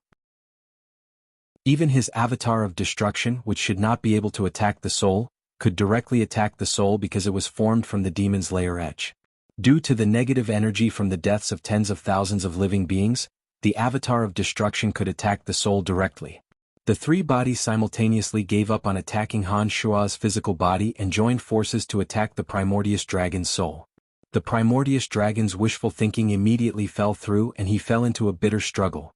Han Shuo was determined to end the primordial dragon right there and then. He unreservedly unleashed all the energy of his soul. The vortex formed by his main body's consciousness entangled the primordial dragon's soul, making it difficult for him to move. The negative energy formed by the demon's lair edge shrouded his soul, making it impossible for him to escape. Meanwhile, Han Shuo's avatar of death, Soul Shredder, seized the opportunity to tear and mince his soul. Under the joint attack of the three bodies, the primordial dragon, whose soul had already been seriously injured by the soul piercers, finally couldn't withstand the attack. No matter how strong his physical defenses were, they couldn't protect his soul. Under the combined attack of the souls of Han Shuo's three bodies, the ancient planar protector of profound continent finally lost the energy of his soul bit by bit. Han Shuo dared not let his guard down. He firmly entangled the primordial dragon's soul and increased the intensity of his soul attacks to the maximum. Gradually, the primordial dragon's divine soul grew weaker and weaker. His aura also grew weaker and weaker. Sensing that the primordial dragon's divine soul was slowly losing consciousness, Han Shuo's consciousness tightened. His marvelous consciousness attacked the consciousness that the primordial dragon had been condensing with all its might, bombarding the remnant consciousness into pieces. Han Shuo's avatar of death took advantage of this opportunity to summon Earth Elite Zombie. After issuing a command, Earth Elite Zombie charged towards the primordial dragon's head like a madman. It burrowed into the primordial dragon's gaping maw and rapidly entered the primordial dragon's head. The divine soul imprint inside the primordial dragon's head gradually dissipated. The Earth Soul Pearl, the ultimate treasure of Earth energy, had become an ownerless object. As the darling of the Earth, Earth Elite Zombie naturally became the new master of the Earth Soul Pearl. Although the consciousness of the primordial dragon's divine soul had dissipated, under Han Shuo's control, it did not completely vanish. The divine soul that had yet to dissipate contained the comprehension of the elemental energy of Earth that the primordial dragon had painstakingly cultivated for tens of thousands of years. This was the best opportunity that Han Shuo had painstakingly fought for Earth Elite Zombie. Naturally, Earth Elite Zombie would not stand on ceremony. Like a ferocious beast that had been starved for 1,000 years, he greedily occupied the divine soul that had no consciousness. Using the energy of the Earth Soul Pearl, he recklessly absorbed the enormous amount of divine energy of Earth from the primordial dragon's body. Seeing that the outcome had been decided, the overjoyed Han Shuo did not relax. His avatar of death and his consciousness firmly locked onto the primordial dragon's soul, fearing that the slightest carelessness could lead to unpredictable consequences. This process lasted for an indeterminate amount of time. It was not until Han Shuo was certain that the primordial dragon's consciousness had been completely erased and that Earth Elite Zombie had taken over the primordial dragon's divine soul that Han Shuo finally heaved a sigh of relief. The three bodies abruptly withdrew their attacks on the souls and started searching for the location of the interplanar transportation matrix. Without the protection of the Earth Soul Pearl and the support of divine energy, the primordial dragon had truly become a body of flesh and blood. It no longer possessed any freakish physical defenses. Han Shuo only observed for a short while before discovering the existence of the interplanar transportation matrix beneath the primordial dragon's enormous body. The primordial dragon's enormous body must have covered the interplanar transportation matrix with his body. If it wasn't for the fact that his consciousness had dissipated and he had lost all of his energy, even if Han Shuo knew the location of the interplanar transportation matrix, he wouldn't be able to destroy it. This was an enormous interplanar transportation matrix similar to the one in the Cemetery of Death. As it was not deployed by the same person, this interplanar transportation matrix was somewhat different from the one in the Cemetery of Death. Han Shuo did not care about that. After forcibly pushing the primordial dragon's body away, he raised the demon's lair edge and unleashed his divine energy to bombard the interplanar transportation matrix with all his might. Under Han Shuo's repeated bombardment, the interplanar transportation matrix was finally reduced to dust. There was no way it could be restored. Let's see how you're going to get over here. I've won this battle. Han Shuo threw his head back and laughed heartily. Chapter 644. That's not necessarily true. You're a step too late. We arrived 2 days ago. I went out to look for you but I couldn't find you. I didn't expect to find you here. Hee little friend, do you still remember my voice?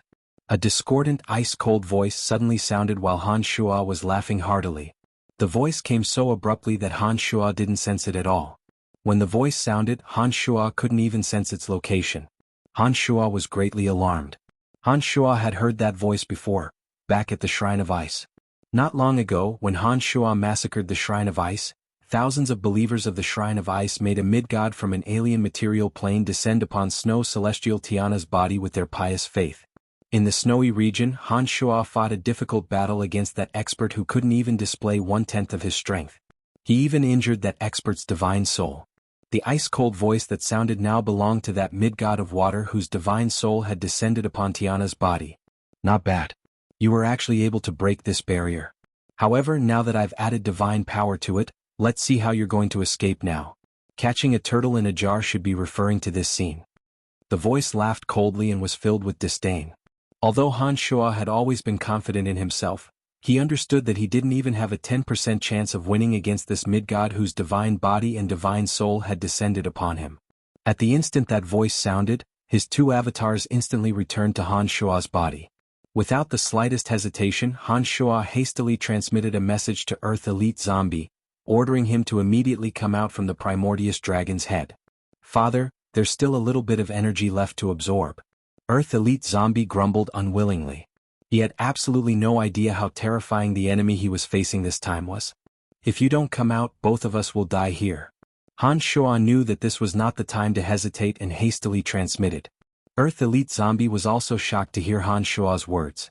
Without asking any questions, he gave up on absorbing the remaining bit of divine energy from the primordious dragon's body and hastily rushed out of the primordious dragon's bloody mouth. Han Shuo's consciousness locked onto Earth Elite Zombie. He discovered that Earth Elite Zombie had taken possession of the primordious dragon's unconscious divine soul and the Earth Soul Pearl. He knew that Earth Elite Zombie had absorbed at least 80% of the primordious dragon's tens of thousands of years of cultivation. The moment Earth Elite Zombie rushed out of the primordious dragon's bloody mouth, Han Shuo successfully cast necromancy magic. A ray of light flashed and disappeared with Earth Elite Zombie. As soon as the Earth Elite Zombie entered the netherworld, Han Shuo immediately sensed an exceedingly terrifying energy within the boundary. The space seemed to be frozen by cold air, and the pressure was so great that Han Shuo felt suffocated. It was at this moment that Han Shuo immediately realized that the person had been outside the boundary the entire time when he spoke. It was only at this moment that he had truly entered the boundary. The person who came was a mid-god. He had imbued the boundary with divine energy beforehand. Han Shuo reckoned that even the Demon's Lair Edge would find it difficult to break the boundary. Han Shuo's mind rapidly raced for a countermeasure. We fought last time in that snowy region. You were very arrogant at that time. Today, my main purpose in crossing over to this world is to slowly dismember you to death. I hope you won't disappoint me. The voice was neither hurried nor slow. He had already imbued the boundary with divine energy. He was confident that with Han Shuo's current realm, there was no way he could break the boundary. Therefore he planned to toy with Han Shuo to death bit by bit. At this moment where he could face death at any moment, Han Shuo remained calm and did not show any signs of panic. His mind rapidly turned and he resolutely came to a decision. Before that mid-god could approach, terrifying bloody light suddenly burst out from Han Shuo's body. Crack, crack, crack. Han Shuo's meridians ruptured and his bones crackled. A dazzling curtain of light enveloped Han Shuo's entire body.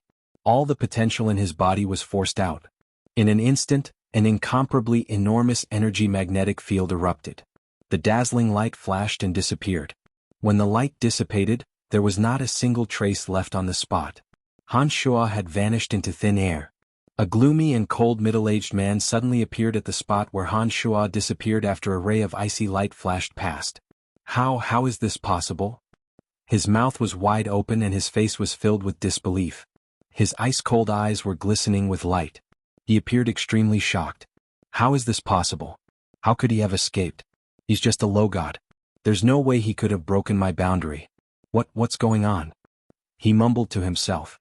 He continuously examined the spot where Han Shuo last stopped, trying to find the reason. After a while, the boundary of water suddenly distorted. A group of 5 people walked over. They were led by a cheerful young man who looked like a white priest of the Church of Light. He smilingly said, "Erickson, what took you so long? What are you doing?"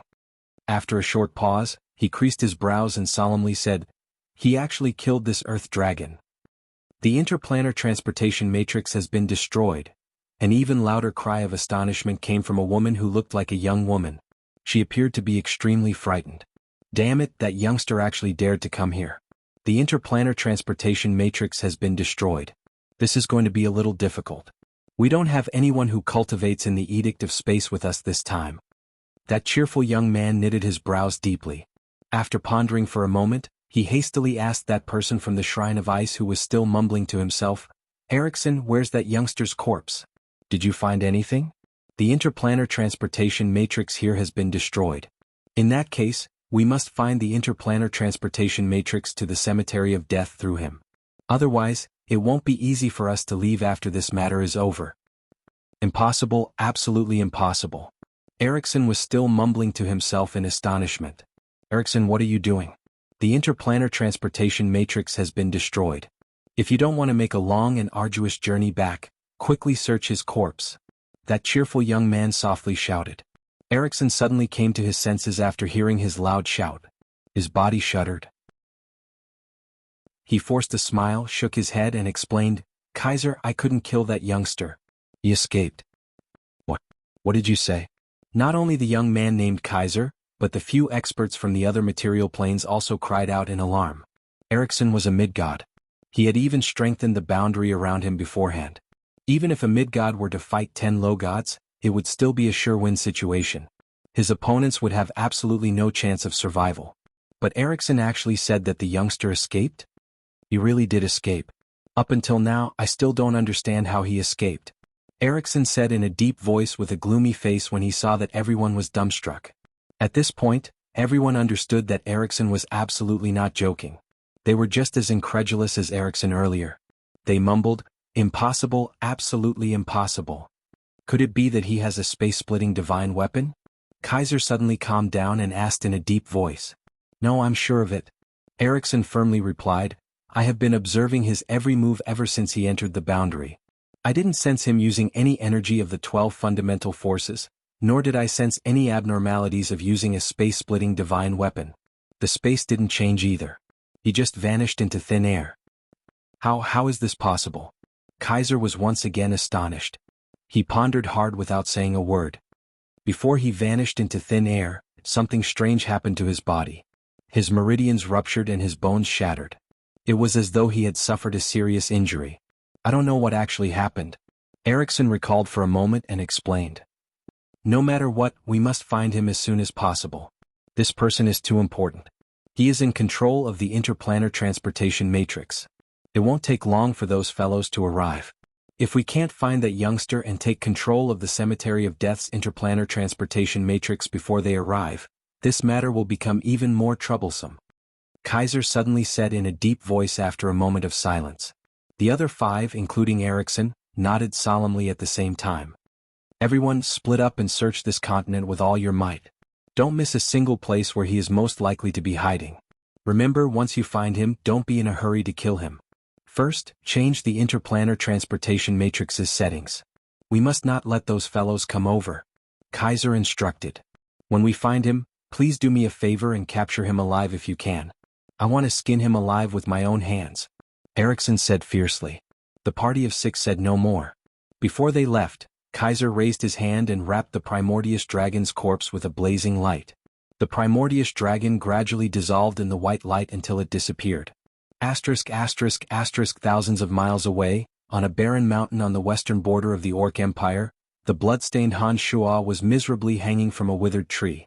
He cut an extremely sorry figure. The demonic blood disassembly had stimulated the latent potential within Han Shua's body. The instant his meridians and bones were shattered, Han Shua had fled thousands of miles away and escaped from Erickson's murderous hands. The demonic blood disassembly was a vicious demonic art used for escaping. Once it was released, it would greatly damage one's vitality and damage one's demonic body. This time Han Shua's meridians and bones were shattered. He had no strength left in his body. Coincidentally, he was hanging from a large tree. This made Han Shua feel extremely unlucky. Within a day's time, Han Shua's meridians and bones were completely destroyed. It was impossible for him to reconnect his meridians and bones to the point where he could move his limbs. Under such circumstances, Han Shuo could not gather the energy within his body, nor could he summon any undead creatures to protect him. He could only continue to waste his energy like this. During the recovery process, Han Shuo would be unable to move for a period of time. If an enemy were to approach during this time, Han Shuo would be as powerless as a lamb waiting to be slaughtered, and would be at the mercy of the enemy. Fortunately, Han Shuo was able to determine the direction when he used the demonic blood disassembly to escape. He happened to arrive at this uninhabited barren mountain. Otherwise, if he were to fall into an orc tribe and be discovered by those barbaric orcs, Han Shuo would be in big trouble. Han Shuo maintained the miserable posture of hanging from the tree from dusk until dawn. Not a single living creature approached him. Han Shuo secretly rejoiced in his heart. He rejoiced that the orc empire was barren and that there were no ferocious magical beasts nearby. Only then could he continue to recover his body. However, Han Shuo's good luck did not last long. Not long after the sky brightened, the sound of footsteps slowly approaching made Han Shuo a little apprehensive. This was Han Shuo's most vulnerable moment. Even a child wielding a sharp weapon would be able to inflict serious damage on him in this state. It was really just a young orc. He was wrapped in a piece of animal skin, barefooted, and carried a large basket on his back. It seemed that he had come to this barren mountain to chop firewood. At first he did not notice Han Shuo on top of the withered tree above him. He only lowered his head and silently chopped the withered tree. It was only when a drop of blood dripped from Han Shuo's body that he was surprised to think that it was going to rain did he naturally raise his head to look at the sky. As soon as he looked, he suddenly pointed at Han Shuo and cried out in alarm. After killing so many orcs, Han Shuo could understand the orc language with just one soul. Therefore, when Han Shuo focused for a moment, he quickly understood the meaning of the gibberish. Why is there a dead person? And it's a human. What bad luck today to encounter something like this so early in the morning. Han Shuo did not know whether to laugh or cry. The root of his tongue was broken and he was currently recovering. He could not speak for the time being. He could only blink his eyes and look down at the young orc in confusion. I haven't eaten breakfast yet, the young orc muttered. Han Shuo's heart trembled. He had not had much contact with orcs. He had long heard that orcs were extremely barbaric and seemed to have a hobby of eating humans. When he heard this young orc say that he had not eaten breakfast yet, Han Shuo's state of mind, which had not been disturbed for many years, really panicked. Could it be, with Han Shuo's physical body at the Nine Changes realm, even if the young orc stabbed him with a sharp weapon, he would be able to recover as long as he was given some time. However, if this young orc were to eat his flesh right in front of him, that would be too disgusting. While Han Shuo was on tenterhooks, the young orc snorted and cursed. What a disgusting scene. How am I going to eat breakfast after seeing it for the entire morning? When he said this, the panicking Han Shuo was overjoyed. It turned out that the young orc didn't want to eat human flesh. It seemed that the rumors about orcs outside were not entirely true. My mother said that people should be buried when they die. This guy is too unlucky. He actually died on a tree. Oh, forget it. It's sad to see him. I'll help him. The young orc muttered a few words. Then he swung a not-so-sharp axe and began to chop down the tree that Han Shuo was hanging on. Not long after, the tree collapsed with a loud bang. Han Shuo fell to the ground, smashing a small pit in the ground. Wow, this human is so heavy, the young orc cried out in surprise. He ran toward Han Shuo with great curiosity. He seemed to be somewhat excited. Han Shuo's body was indeed much heavier than an ordinary person's. When he fell, he broke many branches of the tree and only managed to hang on the largest branches. It was not strange that he was so surprised. The little young orc walked quickly toward Han Shuo. When he arrived at Han Shuo's side, he looked at him in amazement. This young orc didn't seem to be as evil as Han Shuo. He didn't seem to have the hobby of plundering the corpses of the dead. He merely sized up Han Shuo with great curiosity. The heart is still beating. The young orc was startled and cried out involuntarily. He was quite frightened. In the process of physical recovery, the most important parts would be the first to be repaired. The heart was an essential organ of the human body. At this time, it had already been repaired and was beating normally. However, a bloody man dripping with blood, with wounds everywhere, and looking as if he couldn't be more dead still had a tenacious heart beating. To the young orc, this was indeed too unimaginable. Chapter 645. Han Shuo lay on the ground, gradually calming down as he listened to the young orc's shouts. Although the young orc was strong, it was difficult for him to truly harm Han Shuo. With the strength of his body, even if the young orc used his axe to hack at him, Han Shuo would still be able to recover afterwards. Therefore Han Shuo didn't appear to be flustered. He allowed the young orc to shout and wrangle as he silently waited for his body to recover. After a while Han Shuo opened his eyes, his deep pitch-black pupils landing on the little orc. The young orc turned pale with fright when he was stared at by Han Shuo. He abruptly took a dozen steps back and looked at Han Shuo in fright, shouting in panic, "Are you dead or not?" Han Shuo couldn't speak for the time being as his tongue hadn't recovered. He could only look at the little orc, blinking his eyes. The young orc stared at Han Shuo in fright for a while. Seeing that Han Shuo was only looking at him calmly without malice or taking any action, the young orc's courage grew a little. He then walked towards Han Shuo. Is there anything I can help you with?" the young orc asked cautiously as he stared into Han Shuo's eyes after thinking for a while. He was still a kind orc, Han Shuo thought to himself.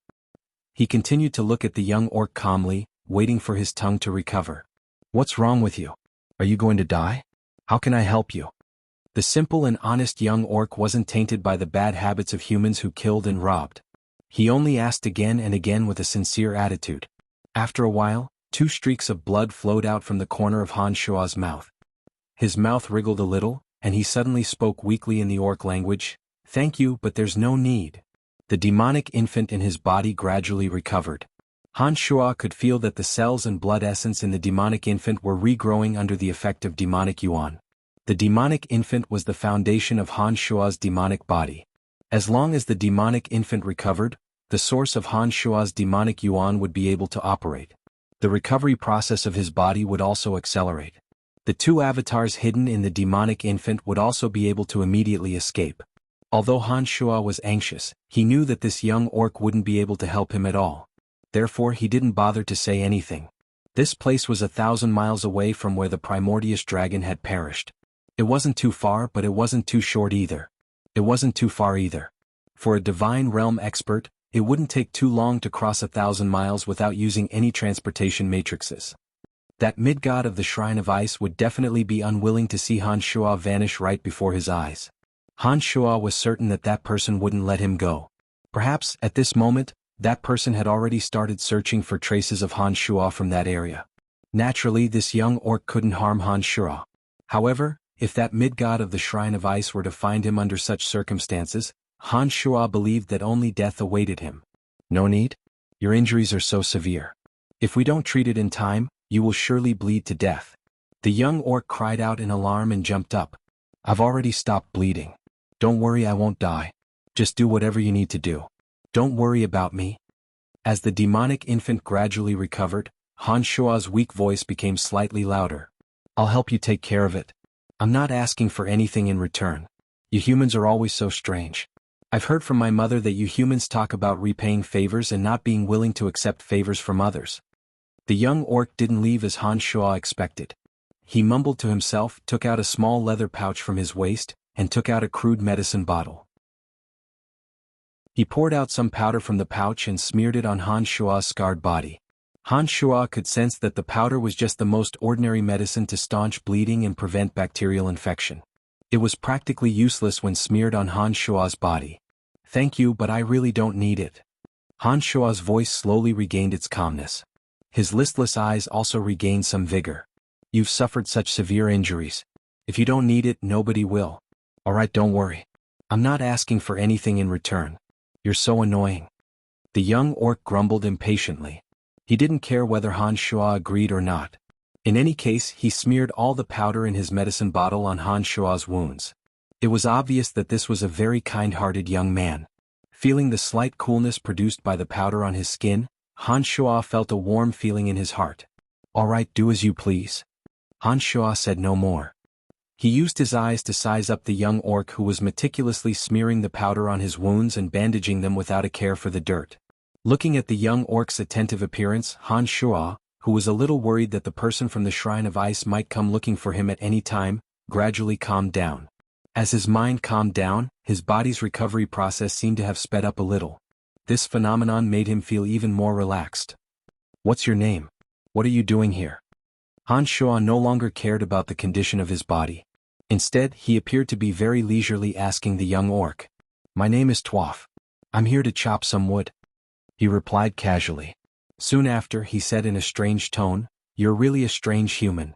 You're on the verge of death, yet you don't have the slightest reaction. You even have the mood to talk to me." As soon as the conversation began, the two gradually loosened their restraints. Through his communication with Twaf, Han Shua learned about his family's circumstances. Through him, Han Shua also learned about the orcs' hardships. As it turned out, because the land was barren and crops could not be cultivated, there were orcs starving to death every day. Those rumors about orcs eating humans were indeed true. Under such circumstances, if the orcs wished to survive, they had no choice but to think of other ways. Plundering the southern border was a helpless action they had to take in order to survive. Over the past 2 years, the Orc Empire had sunk into a predicament that had not been seen in 100 years. A large number of orcs had starved to death. Some of the older orcs were unwilling to waste food and committed suicide in groups so that their descendants could survive. Many orc villages were shrouded in the shadow of death. Under such circumstances, the major orc tribes were unprecedentedly united. They did not hesitate to sacrifice the lives of a large number of orc warriors in order to invade the southern border and occupy a piece of fertile land so that they could alleviate the miserable situation of their own empires that were littered with corpses. Twaf's village was considered to be in a better situation. It was only because there were some wild beasts in the surrounding barren hills that they could barely survive by relying on these wild beasts. However, the wild beasts in the barren hills were limited. Take the place where Han Shua was staying, for example. There used to be many lone wolves, pythons and the like, but they had all been captured and killed. Only withered trees were left to be used as firewood. As he listened to Twaf's description of the current situation in the Orc Empire, Han Shua's heart was filled with mixed emotions. It was the first time he recognized the orcs' hardships. When he recalled that he had personally killed more than 100,000 orc warriors who had no choice but to come to the southern border for survival, he could not help but feel an indescribable sense of guilt. This conversation made Han Shua realize that there were actually kind and upright people among the barbaric orcs. It was also because they had no other choice but to invade the southern border. If one were to look at things from a different perspective, one would sometimes come up with a different point of view. Finally, Han Shua's demonic infant completed its restoration unknowingly while they were talking. With a thought, the avatar of death hidden in the demonic infant suddenly flew out and transformed into another identical Han Shua in front of the young orc. This. The little orc retreated in shock. He pointed at the skeletal staff that had transformed into Han Shua. He was so panic-stricken that he could not even finish his sentence. "You're a pretty good lad. It can be considered fate that we met today. Take this thing and don't let anyone know about it. This thing will be useful to you. As long as you comprehend it with your heart, you might become an amazing great shaman." Han Shua took out a necklace made of animal bones and hung it around the young orc's neck. A cold glint pierced through the young orc's fingertip and a few drops of blood flowed into the necklace made of animal bones. In an instant, the young orc's face turned lifeless as though he had suffered a heavy blow. His body was on the verge of collapsing, as though it had been battered by turbulent waves. This necklace made of animal bones was obtained by Han Shua when he killed the old shaman outside of Asen City. The old shaman was on the verge of breaking through to base god. The necklace made of animal bones was similar to a space ring and contained some kind of miraculous energy inherited from it. Han Shua had no use for it all this time. The energy inherited from the necklace made of animal bones could only be received by an orc without any cultivation foundation. Could also be considered fate that he met Twaf. Although he did not really help Han Shua still appreciated his kind intentions. In addition, Twaf was kind-hearted, honest and straightforward. Therefore, Han Shua decided to let him inherit the energy of the necklace made of animal bones. Of course, Twaf would not be able to reach the sky in a single bound after inheriting the energy. At most, he could only communicate with the powerful magical beasts that Twaf had subdued in the past. As for whether Twaf could subdue those powerful magical beasts or use the energy inherited from him to cultivate the secret shaman arts to the same realm as the old shaman, Han Shua had no idea. Han Shua had only pointed out a bright path to him. Whether he could walk to the end or not would still depend on Twaf himself. The slight trembling of Twaf's body signified the success of the energy inheritance. While he was clenching his teeth and enduring the energy inherited from him, Han Shua's avatar of death had already left with his injured main body. Twaf felt as though he was in a turbulent current. Some strange things were surging into his brain and body, giving him an extremely uncomfortable feeling. After an unknown period of time, Tuaf's body gradually stopped trembling. He felt that his brain was muddle-headed and filled with many things that did not belong to him. Where's that weirdo? Tuaf suddenly cried out in alarm after he regained consciousness. He lowered his head and discovered that the place where Han Shuo had just stood was completely empty. There was not even a trace of him. On the flat yellow ground, someone had used a finger to deeply carve some words. Tuaf, it is fate that brought us together. I don't know if what I did was right or wrong for you, but I feel that the orcs need a leader like you. The profound meaning of shaman has been inherited into your body. If you are willing, you can continue to cultivate in silence and contribute to the orcs. When you can become a great shaman and have a certain level of authority among the orcs, and when you want to find a way out for the orcs, you can come to Lancelot Empire's Bretel City to look for me. I am the city lord of Bretel City, Brian. Remember these words. Inheritance of the profound meaning of shaman? What does that mean? What a strange human. Tuaf muttered to himself as he looked at the words under his feet in a daze. All of a sudden, as though a ray of light had streaked across his mind, the muddle-headed orc teenager seemed to have understood something in an instant. He suddenly jumped up and started laughing like a madman. Haha, I can become a great shaman. This is unbelievable. I must have met the orc god. The orc god is guiding me. Although Han Shuo could predict that the orc teenager would be wild with joy after learning the truth, he did not expect that the orc teenager would become the most respected shaman among the orcs many years later. Not only that, but he had also solved the problem that had been troubling the orcs for a long time. His avatar of death carried Han Shuo's avatar and flew along some remote roads. They finally returned to South Border City at the southern border before the sky turned dark. In South Border City, Han Shuo had become a god that everyone revered. Han Shuo didn't even dare to show his face in public, fearing that he would cause a commotion among the people here. Draped in a pitch-black magical robe, Han Shuo used the transportation matrix and arrived at Bretel City. Without greeting anyone, he used the transportation matrix in Bretel City to return to the Cemetery of Death on the gourd-shaped island in the middle of the boundless sea. Just in case, he even changed the location of the transportation matrix in the depths of the city lord's mansion in Bretel City. He placed it under a filthy and smelly quagmire outside the city, and concealed the magical aura on it with demonic arts. Those people should be very familiar with elemental energy. However, the power of demonic arts was different from any energy they were familiar with. Han Shuo believed that by concealing it with demonic arts, they would not be able to detect its location. Inside the Cemetery of Death on the gourd-shaped island in the boundless sea, Han Shuo's main body immediately resumed his cultivation. His two avatars of destruction stayed in the Cemetery of Death, while his avatar of death walked out. He wanted to see if there were any abnormalities in the surroundings to ensure that nothing would go wrong. Unexpectedly, as soon as Han Shuo's avatar of death walked out of the Cemetery of Death, he sensed a fairly strong soul occupying a deserted island not far away from the gourd-shaped island. That soul immediately sensed Han Shuo's presence. It furiously transmitted, "I finally found you. If you don't scram back to my territory, I'll come and kill you." Han Shuo knew that the soul was the same one he sensed last time, a C super-rank magical beast with strength similar to Pegasus. "You're courting death." Han Shuo was not in a good mood.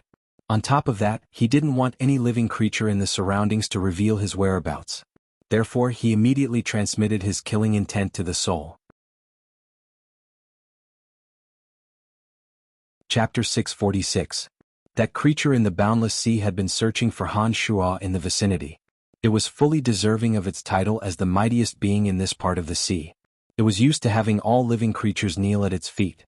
Any creature that dared to oppose it had long been killed by it. Over the years, its habitual victories had made it believe that it was the mightiest being on Profound Continent. If it wasn't for the fact that it couldn't leave the sea for too long, it might have long gone to stir up trouble on land. As soon as the creature received Han Shuo's message, it flew into a rage and charged straight at Han Shuo from the island with monstrous ferocity. Even though Han Shuo was on the gourd-shaped island, he could sense the enormous waves. He could tell that this creature was as large as the primordial dragon. Otherwise, the waves wouldn't have caused such a huge reaction. There was a cemetery of death on the gourd-shaped island. Han Shuo did not want to leave any traces of battle on the island. He immediately flew away from the gourd-shaped island as soon as he sensed the creature approaching. In the sea between the two islands, Han Shuo, who was hovering in the air, encountered the enormous creature in the depths of the sea. Waves rose to the sky like a hurricane.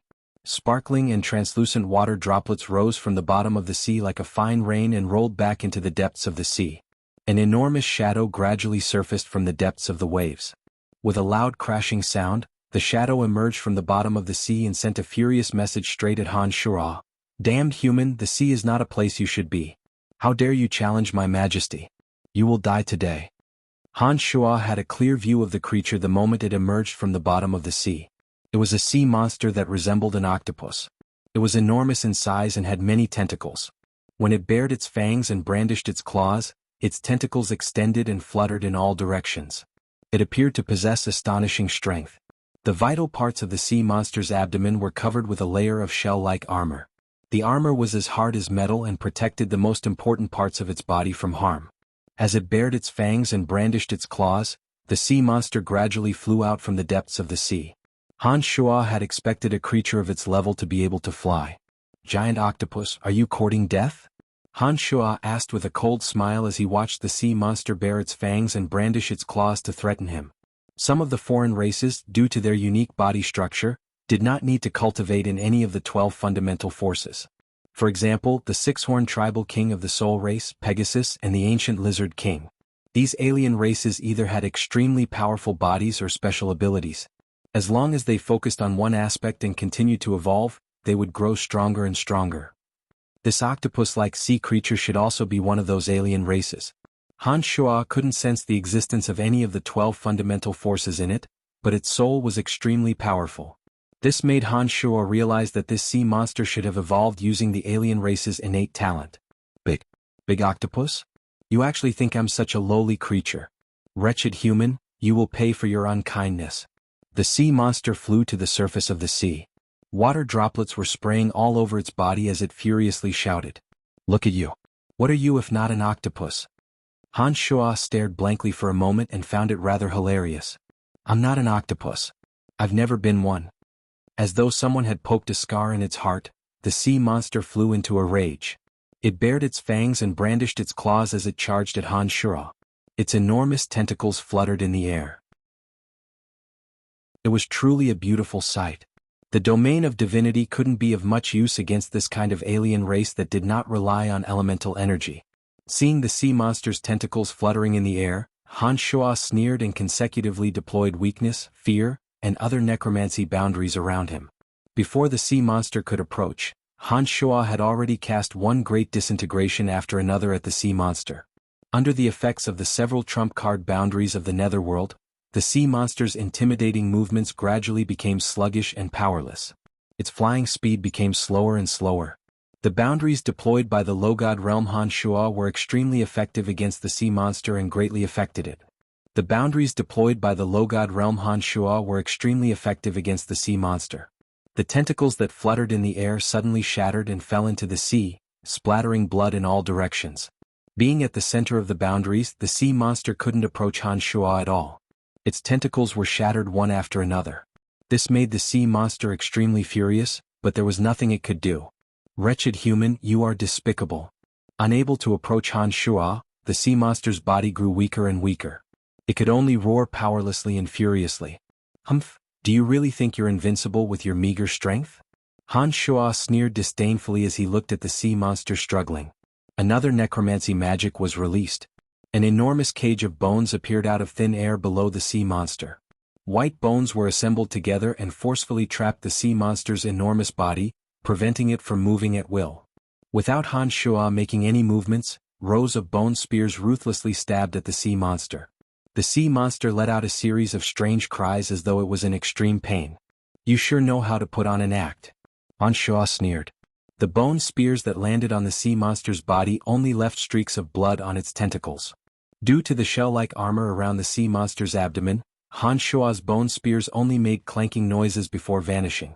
They couldn't cause any direct damage to the sea monster. One could tell that the armor was extremely sturdy and the tentacles weren't the sea monster's vital points. Therefore, it was obvious that the sea monster was faking its cries. Having the experience of dealing with the primordial dragon, Han Shuo was no longer afraid of creatures that possessed astonishing physical defense but lacked the ability to defend or attack with their souls. He didn't even use the soul shatter that he had recently mastered.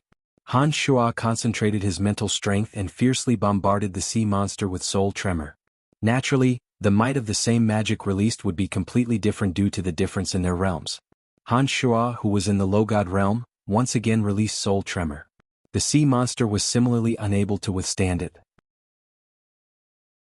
With just one soul tremor, the sea monster's ghastly white fangs let out miserable cries that sounded like ghosts wailing and wolves howling. The cries were extremely rapid and forceful. It was obvious that they weren't faking it.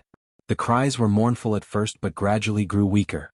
It was obvious that the sea monster had suffered serious injuries. Scream again. Let's see how much longer you can keep screaming. Han Shuo cruelly looked down at the sea monster beneath his feet and prepared to launch another wave of soul attack. Spare me, spare me. The sea monster was very sensible. When it saw that Han Shuo had the strength to kill it, it immediately admitted defeat and hastily begged for mercy. Han Shuo stared blankly. He didn't expect that such a powerful creature would immediately bow and beg for mercy upon encountering an existence stronger than itself. When the sea monster saw that Han Shuo didn't say a word, it thought that Han Shuo was hesitating and hastily shouted, "Spare me, I won't do it again. From today onwards, this sea is your territory. I promise to stay far away from you." Han Shuo was speechless. Looking at the sea monster that was previously enraged but was now begging for mercy, he couldn't help but think of Dark Dragon Gilbert, who had gone to the underground world. The sea monster and Dark Dragon Gilbert were two completely different creatures. However, Han Shuo discovered many similarities between the two. When he thought of Dark Dragon Gilbert, Han Shuo suddenly felt a little worried. The secret to the depths of the underground world was in the hands of the Dark Dragons. At this time, the experts of various material planes seemed to be interested in the depths of the underground world. They would certainly go there and take a look. Han Shuo was worried that Dark Dragon Gilbert would be implicated. "Please spare me. I'm just a lowly and insignificant octopus. You won't gain anything by killing me. You'll just be wasting your energy." Seeing that Han Shuo was silent, the sea monster continued to prattle and beg. It had finally admitted that it was a lowly octopus. "Give me a reason not to kill you." Perhaps because this sea monster was very similar to Gilbert in some aspects, Han Shuo didn't kill it as he usually did. He only asked after a moment of silence. "I know a secret. There might be a great treasure hidden there. I can take you there as long as you don't kill me." The sea monster thought for a moment and hastily shouted after hearing Han Shuo's words. "What treasure?" Han Shuo wasn't particularly interested and casually asked. "I don't know either. That place is very mysterious. Even I can't enter it. But you're so powerful that you should be able to enter. I'm willing to take you there immediately as long as you don't kill me." The sea monster immediately became very anxious when it saw that Han Shuo wasn't particularly interested. "All right then. Lead the way. If that place is really interesting, I'll consider sparing your life." Han Shuo was indifferent as he said indifferently. The sea monster felt as if it had been pardoned. It was as if it had grasped onto a life-saving straw. Just as it was about to lead the way, it immediately sensed the awkwardness of its current situation. It said pitifully, "Can you let me go first?" Han Shuo wasn't afraid that it would escape. Therefore, he withdrew the boundary energy and removed the huge cage of bones that had trapped it. "If you dare escape, I guarantee that you'll die a horrible death," Han Shuo warned with a cold smile. The sea monster was startled and repeatedly said that it wouldn't dare. Its huge body suddenly fell into the sea and its huge shadow rapidly disappeared into the distance. This sea monster truly possessed the characteristics of an octopus.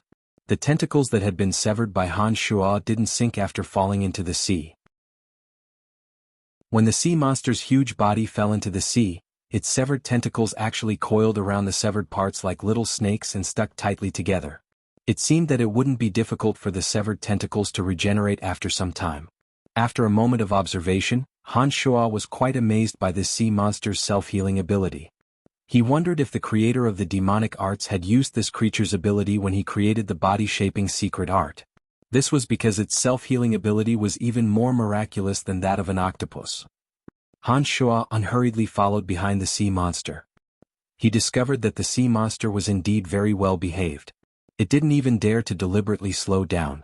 It seemed that it was indeed afraid of Han Shuo's deterrence. They soon arrived at their destination. It wasn't far from the sea monster's original position. It was the area that Han Shuo's consciousness couldn't enter the last time he tried to extend it. "So it's here. I should have known." Han Shuo mumbled to himself when he arrived. How did you know this place? Impossible, you shouldn't know this place. I was the first to discover this place. There's no one more familiar with this place than me. I've never seen you here before. It's impossible for you to know this place. The sea monster suddenly raised its voice when it heard Han Shua's mumbling. Don't talk nonsense. I discovered this place by accident when I sensed your position last time. What's there to make a fuss about? Han Shua snorted impatiently. The sea monster immediately recalled its situation and tactfully shut its mouth. It didn't dare to say anything else. Seeing that the sea monster had shut its mouth, Han Shua dove into the sea and followed the sea monster to the bottom of the island. In the depths of the island, there was a cluster of seaweed. He sensed the existence of the boundary that had blocked his consciousness last time. This is the place, right? Han Shua asked indifferently.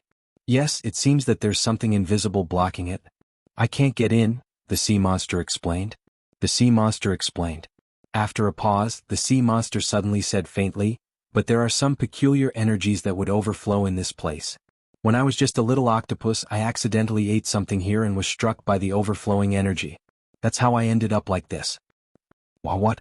Han Shua was taken aback. Looking at the incomparably enormous sea monster, he cried out in disbelief, the energy that overflowed from you made you so powerful? Yes, I'm sure. The sea monster hastily replied. It was rather miraculous. Han Shua was extremely astonished. The energy that flowed out from the boundary had struck a little octopus, and then the little octopus had turned into an overlord of the ocean. This made Han Shua feel that the boundary was inconceivable. Han Shua's heart was in turmoil.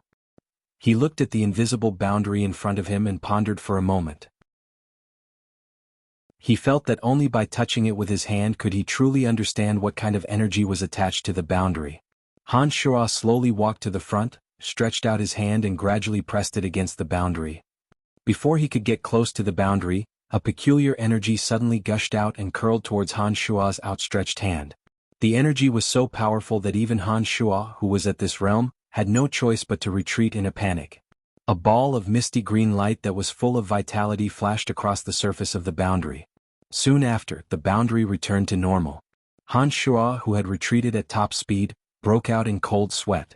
He sensed an extremely powerful attack from the boundary, and it was aimed at him. After carefully thinking for a moment, Han Shua came to a sudden realization. He cried out in surprise, so it's the energy of the Edict of Life. No wonder, no wonder. Only the mysterious Edict of Life could change the life form of the giant octopus and make it so powerful. The Edict of Life and the elemental energy of death had always been mutually exclusive. It was only natural that Han Shua's avatar of death would be attacked by the boundary. After weighing the pros and cons in his mind, Han Shua felt that he didn't have the strength to resist the boundary. He pondered for a moment and suddenly recalled Wood Elite Zombie. He was overjoyed and immediately summoned Wood Elite Zombie.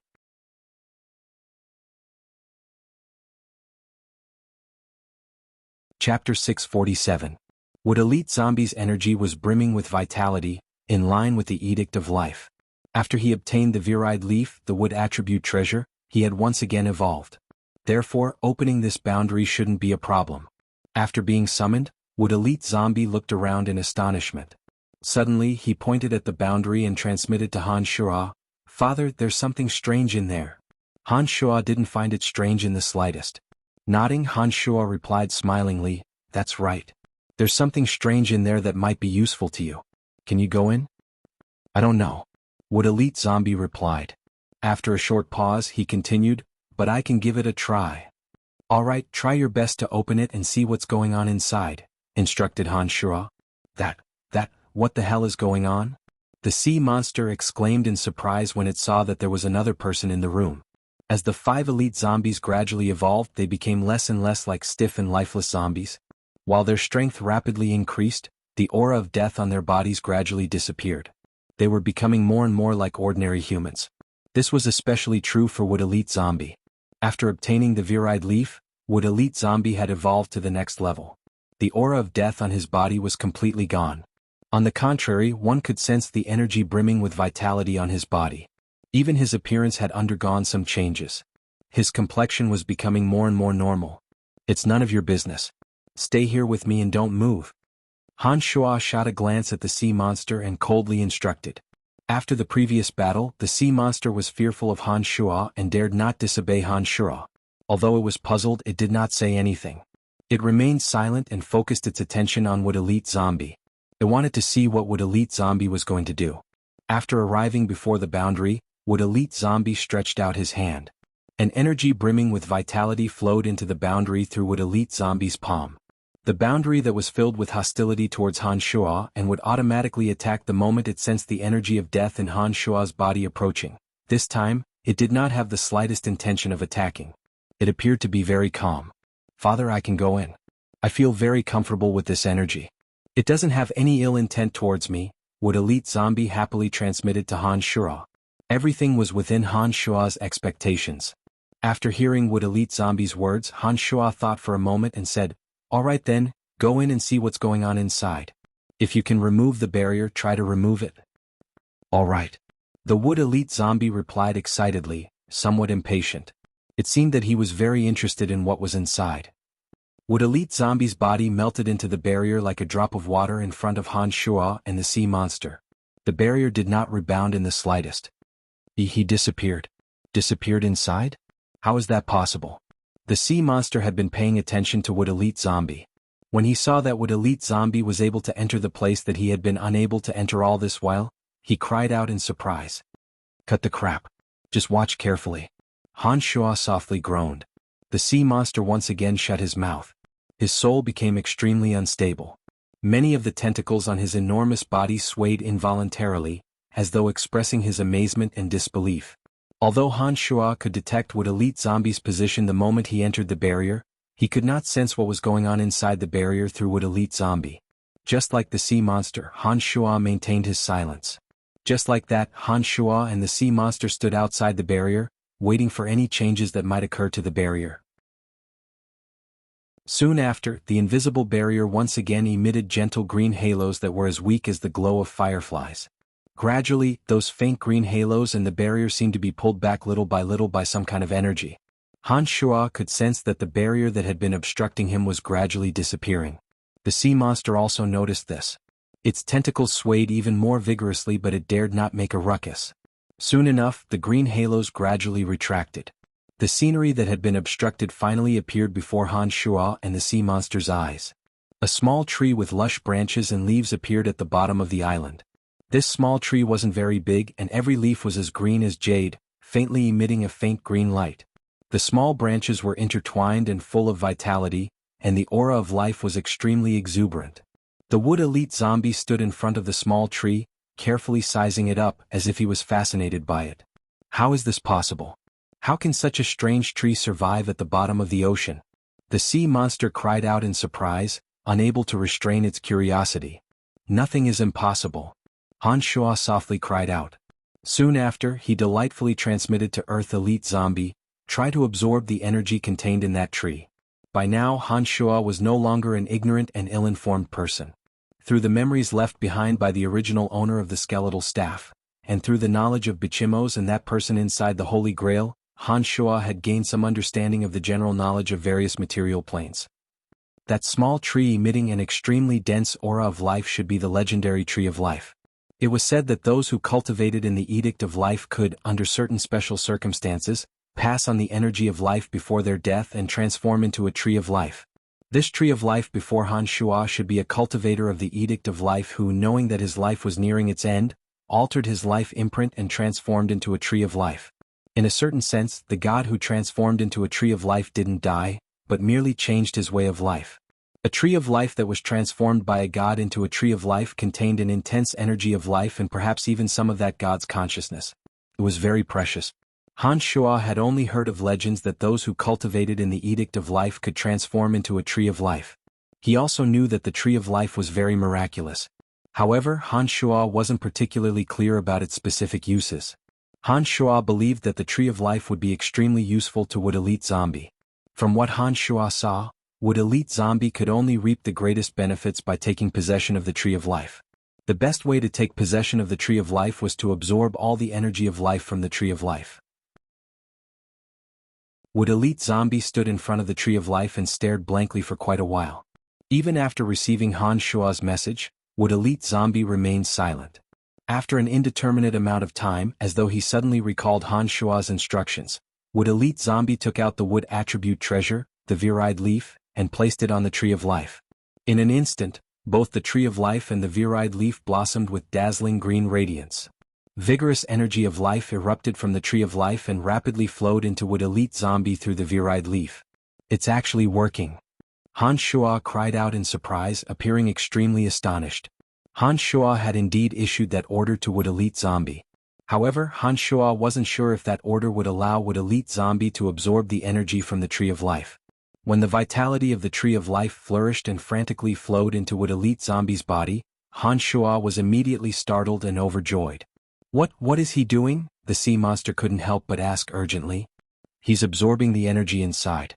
It's the energy that allowed you to evolve from a little octopus to this state. Han Shuo was overjoyed and laughed heartily. I want it too, the sea monster suddenly said after staring blankly for a long while. You are the one who wants to die, aren't you? Han Shuo looked at the sea monster in amusement and said disdainfully, your body simply can't withstand too much of that energy. You'd better give up. Han Shuo was telling the truth. The reason Wood Elite Zombie could absorb the energy from the Tree of Life was that his energy came from the same source as that energy. In addition, Wood Elite Zombie had a unique body structure that allowed him to absorb the energy from the Tree of Life. The sea monster's evolution back then was indeed triggered by the energy of life from the Tree of Life. However, Han Shuo believed that it was something that happened a long time ago. The reason why he could slowly evolve to his current strength was absolutely not just because of that bit of energy of life. The energy of life merely opened a door for him. He should be relying on himself for the subsequent evolution. If one were to forcefully absorb too much energy from a different type of energy, only death would await them. Fortunately, the sea monster had only obtained a little bit of energy of life. If he had been struck by a lot of energy, he would have died. It was absolutely impossible for him to evolve to this stage. Under Han Shuo's attentive gaze, the energy of the Tree of Life rapidly flowed into Wood Elite Zombie. In the process, the radiance of the Tree of Life gradually dimmed. Not long after, the Tree of Life withered. Its leaves dried up and fell off one after another. The energy that was brimming with vitality vanished. On the other hand, Earth Elite Zombie's pale face turned rosy. His complexion was getting better and better. The virile leaf in his hand was lush and verdant. It seemed to be brimming with energy. In the end, the energy of the Tree of Life was completely exhausted. In Han Shuo's eyes, the roots of the Tree of Life had turned into dried bones. There was no trace of wood left. It appeared that after the energy of life was exhausted, the original appearance of the god that had transformed into the Tree of Life was gradually revealed. While Wood Elite Zombie was enjoying the energy that he had suddenly obtained, Han Shuo, on the other hand, was concentrating on observing the surroundings of the bones. However, he did not discover any traces that could reveal his identity. After a long while Han Shuo was still diligently observing the traces of the Tree of Life, Wood Elite Zombie suddenly said, Father, I know you are injured. I can help you. Take me back. Han Shuo, who had sunk into contemplation, was jolted awake. Soon after, he asked in a somewhat stunned manner, Help me? What do you mean? I don't know why, but I think I can use the energy that I have just obtained to speed up the recovery process of your body. Wood Elite Zombie transmitted. Han Shuo stared blankly for a moment. After thinking for a moment, he felt that perhaps the energy of life could really be of help to his physical body. Therefore, he cheerfully nodded, All right, let's go back and give it a try. Upon finishing those words, Han Shuo once again carefully examined the roots of the Tree of Life that had lost the energy of life and had turned into a pile of bones. He discovered that there was not a trace of life energy left in it. With a wave of his large hand, the soil was stirred up. The remains of the god that had died for God knows how long, were buried deep in the ground. So what if one cultivated in the edict of life? One would still die. This was the rule of nature. Who could truly change it? Even if one could change the form of life, could one really be reborn? Han Shuo thought to himself as he headed upwards. When Han Shuo returned to the surface of the ocean, he discovered that the sea monster was following him pitifully. When the sea monster saw that Han Shuo was about to leave, it cautiously asked, Did you spare me? That's right, I have indeed spared you. But for the time being, you will have to stay in one place. Han Shuo thought for a moment and replied in an indifferent tone.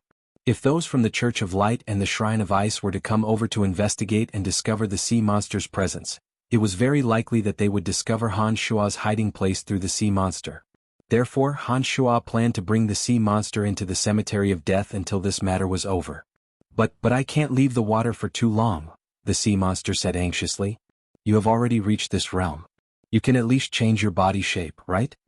Han Shuo asked smilingly after thinking for a moment. That's possible, the sea monster answered honestly. That's good then. Come, shrink yourself a little. I will let you have water, Han Shuo said smilingly. The sea monster had an ominous premonition. However, it was afraid that Han Shuo would kill it. Therefore, it obediently changed its body shape. In the end, it turned into a strange octopus that was slightly smaller than a human and had shell armor. A large glass container suddenly covered it. Han Shuo filled the glass container with water and said with an evil smile, "Isn't this good? You will always have water." "I know. I don't want to become like this. This is too humiliating." The sea monster cried out loudly. It wanted to cry but had no tears. "It's not up to you," Han Shuo said mischievously. He applied a few boundaries on the large glass container and carried it back to the gourd-shaped island. They walked into the cemetery of death. After casually placing the sea monster on the ground, Han Shuo and Wood Elite Zombie arrived at Han Shuo's main body. Han Shuo's main body had suffered extremely serious injuries. Even with Han Shuo's astonishing regenerative ability, it wasn't an easy task for him to recover in a short period of time. After Wood Elite Zombie arrived, he placed the Viride leaf on the chest of Han Shuo's main body. Through the Viride leaf, life energy slowly poured into Han Shuo's body that was riddled with scars. Han Shuo's body didn't have the slightest trace of the elemental energy of death. The vigorous life energy didn't reject his main body.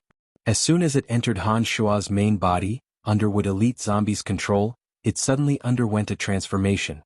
Under the effect of the life energy, the recovery process was accelerated by tens of times. His internal organs, tendons, veins, and bones were rapidly recovering at a speed visible to the naked eye. It was extremely miraculous. It didn't take long before all the important parts of Han Shuo's body returned to normal. Not a single trace of blood could be seen. The demonic yuan could once again flow rapidly and unimpeded through his body. The heavy injuries he suffered from using the demonic blood disassembly were greatly healed. What a miraculous life energy. Han Shuo stood up and laughed heartily. Chapter 648. How is it? Not bad, right? The Wood Elite Zombie smugly asked Han Shuo for credit after he was done with all this. Very good. Han Shuo praised from the bottom of his heart. Hee, this is a lot of energy. I will need some time to digest it. Now I can be as strong as them. Wood Elite Zombie transmitted to Han Shuo. Han Shuo understood Wood Elite Zombie's intention. He nodded and sent Wood Elite Zombie back to the netherworld without saying a word. In the following days, Han Shuo stayed in the cemetery of death. Thanks to Wood Elite Zombie's life energy, his physical body had fully recovered and became even more resilient and powerful than before. Every time the demonic body was damaged and repaired, it would become even stronger than before. This was an extremely frightening characteristic.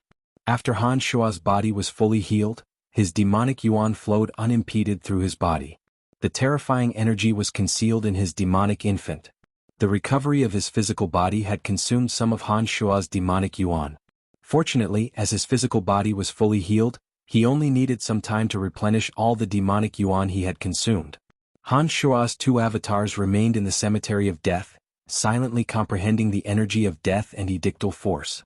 His avatar of death, having obtained the divine soul of a mid-god, had advanced to the mid-stage low-god realm after 2 battles with the primordious dragon and the mid-god's comprehension of the elemental energy of death.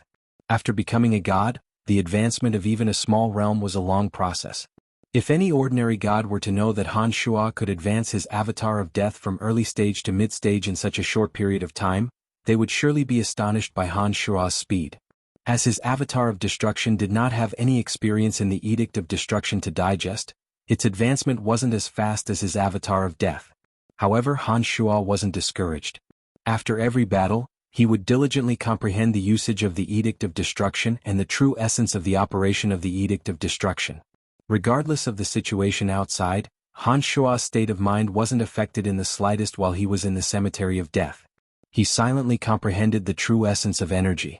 With one thought, Han Shuo suddenly sensed that 3 souls had formed a miraculous connection with him. After a while, Han Shuo's face lit up with joy. His body flashed, and he suddenly landed in the open space in front of the cemetery of death. The spirit demon formation that Han Shuo had moved here no longer had any strange changes. The spirit demons that were placed in a triangular formation did not seem to have any vitality. However, Han Shuo could sense the consciousness of the three spirit demons. As expected, the refinement was successful. Han Shuo smiled and mumbled to himself. He walked to the location of the first spirit demon and reached out his hand. Devil light glowed from his palm and shone on the spirit demon.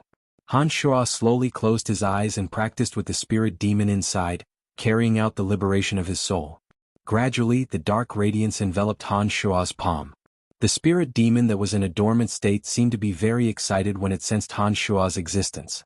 Its soul was very lively.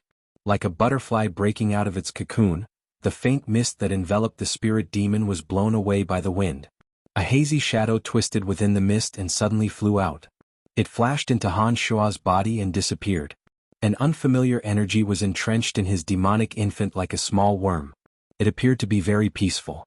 The newly born spirit demon was extremely reliant on Han Shuo. It also needed Han Shuo's energy to replenish its growth. Han Shuo was well aware of this. Han Shuo repeated the same method. The other two spirit demons shrank to the size of a grain of rice and entrenched themselves in Han Shuo's demonic infant. Compared to the mystical demons and Yin demons that he had refined before, the spirit demon was a demon in the truest sense of the word.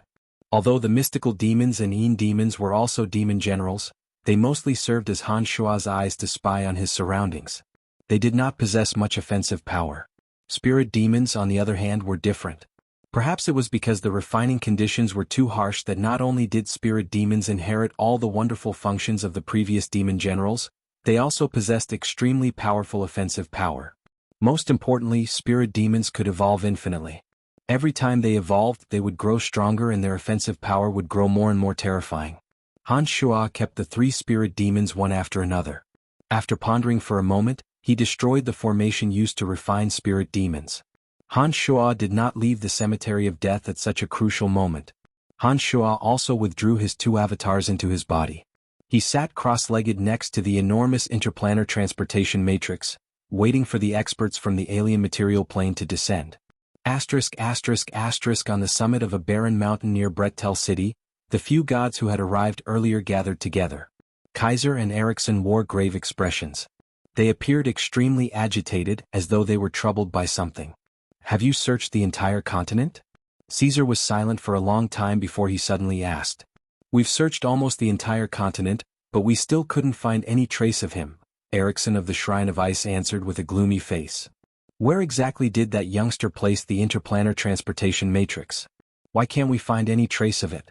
Although that youngster's strength is mediocre, he's still an opponent that we can't afford to ignore. Kaiser scratched his head in annoyance and sighed. Erickson, who had fought against Han Shuo before, nodded and agreed, that's right. I've fought against that youngster before. He's very cunning and has a firm will. He's definitely not someone who gives in easily. If we can't find him, we won't know the location of the interplanar transportation matrix. We don't have much time left. Those guys should be arriving soon. We're in big trouble now. Why don't we capture all of that youngster's friends, release this information and wait for him to take the bait? The woman suggested after thinking for a moment. Kaiser creased his brows and said unhappily, Mary, no matter what, we are gods. There's no need to resort to such a despicable method. Besides, I don't think such a method will work. Forget it. The beautiful woman stared blankly for a moment. She responded respectfully on the surface, but she was cursing inwardly. It's not like the Church of Light hasn't done such things before. Why are you acting so righteous? We can't find that youngster no matter what. Why don't we destroy the Calamity Church first? Erickson suggested. Kaiser shook his head and rejected the idea. The Calamity Church of a mere low-level material plane isn't worth our time. How about this? We haven't figured out the path to the underground world yet. While we still have some time, let's first figure out the path to the deepest part of the underground world. If possible, we'll cut off their path. What do you all think? Entering the deepest part of the underground world was indeed much more important than destroying the Calamity Church. After hearing Kaiser's suggestion, the few of them pondered for a moment and agreed to Kaiser's decision. After making up their minds, the few of them soared into the sky and flew towards the entrance to the underground world from the dark forest. Not far from the barren mountain beneath them, in the depths of a quagmire, there was a small-scale transportation matrix that led to the boundless sea. However, this small-scale interplanar transportation matrix had been concealed by Han Shuo using a demonic secret art. Although these gods from high-level material planes had searched with all their might, they were unable to detect the concealment magic deployed by demonic arts. They were unable to find traces of Han Shuo through the small-scale interplanar transportation matrix not far away. It was a good thing that Han Shuo had meticulously blocked the small transportation matrix with the power of demonic yuan before he'd left. Otherwise, with the strength of these people, they might really have been able to find the small transportation matrix and use it to capture Han Shuo, dealing him a devastating blow. *****, the underground world, the hiding place of the dark dragons. Grandpa, I should go back. Brian must be worried about me after being away for so long. If I don't go find him soon, he'll tear me apart. Gilbert had been staying here for some time. During this time, Gilbert and his grandfather Gilgs had enjoyed the bliss of a family and paid their respects to his deceased father. Gilgs was extremely excited to see his grandson. Previously, Gilbert had exhausted his life force for the sake of the dark dragons, causing the old fellow to be in agony for a long period of time. Although Han Shuo had promised Gilgs that he would definitely return a lively little dark dragon to him, Gilgs had always thought that Han Shuo was merely comforting him. Especially after Han Shuo had entered the Abyss Realm, there had been no news of him for 5 years. Gilgs had indeed believed that Han Shuo had died in the hands of the Church of Light. He had truly despaired. In the saddest days of his life, Dark Dragon Gilbert had suddenly appeared. Moreover, his strength had improved by leaps and bounds. For Gilgs, he had been pleasantly surprised and had repeatedly urged Gilbert to stay and spend some time with him. These days were the happiest for the patriarch of the Dark Dragons, Gilgs. He had dragged the little dark dragon to tell him many old stories of the dark dragons, allowing the little dark dragon to understand many secrets of the dark dragons. The old dark dragon had the intention of letting Gilbert take over the dark dragons. Therefore, he had taken the trouble to tell him the secrets of the dark dragons, as well as the principles of the dark dragons. Although Gilbert wasn't interested in taking over the dark dragons, he couldn't resist the old dark dragon's enthusiasm. Therefore, he had to listen to everything with a bitter face. "Brat, you're always talking about Brian this and Brian that. Even I, your grandpa, am a little jealous." The old dark dragon puffed his beard and glared, pretending to be displeased. In his heart, the old dark dragon was very grateful to Han Shuo. Not only because Han Shuo had resurrected Gilbert, but also because Han Shuo had saved the dark dragons back in the underground world. From Gilbert, the old dark dragon learned that Han Shuo was getting stronger and stronger. Therefore, the old dark dragon was very gratified and relieved that Gilbert was with Han Shuo. "Brian isn't as long-winded as you are. I'm already sick of hearing you talk about the past every day. This place is really a little boring. It's much more interesting when I'm with Blair. You see, if I were by his side, I could have put in some effort to avenge my clansmen when the Shrine of Ice was annihilated," Gilbert said in a frivolous manner. Forget it. I've said all that needs to be said. You can go back and find your Brian. But remember, whenever you're free, come back and visit this old man. Otherwise, I'll rush to the surface world and catch you and give you a good beating," the old dark dragon threatened. Got it. You're so long-winded," Gilbert replied with a headache and flew outside. He was really tired of listening to the old dark dragon's explanation of the secrets of the dark dragons. The old dark dragon smiled bitterly and sighed. He thought to himself, "This kid is really a good-for-nothing. I've raised you up, but all you know is to run outside every day. That kid Brian really has some tricks up his sleeve." Not long after Dark Dragon Gilbert left, Kaiser and his party suddenly arrived. Previously, Erickson had already learned from Ice Celestial Corey that the secret leading to the deepest part of the underground world was held by the race of dark dragons. With their remarkable abilities, it only took them a brief investigation to find the hiding place of the dark dragons. "Who are you people?" The old dark dragon was instinctively afraid of Kaiser's scent and Erickson's icy aura. He hastily shouted and asked. The dark dragons that were entrenched in various directions rushed over upon hearing the news. They looked at the uninvited guests as if they were facing a great enemy. "You're the patriarch of the dark dragons?" Kaiser smiled and asked mildly. "That's right. What do you want? How did you find this place?" The old dark dragon was flustered. He suddenly felt so powerless in front of these people that he couldn't even muster the strength to resist. "That's right." Kaiser chuckled and sternly said to Gilgs, "Little worm, tell me the secret to the deepest part of the underground world that you've been guarding all this time. Maybe if I'm in a good mood, I'll leave some of you alive." Who are you people? What do you want? The old dark dragon was horrified and hastily said, "Everyone run. Run as far as you can." The old dark dragon shrieked. "You're too ignorant of the times." Kaiser frowned and shook his head. He then instructed the few people behind him, "Except for this old one, kill the rest." Ericsson remained motionless. The other gods with weaker strength made their moves one after another. The dark dragons didn't even have the chance to escape. They were like worms in front of them. They didn't even have the strength to resist and quickly died in their hands.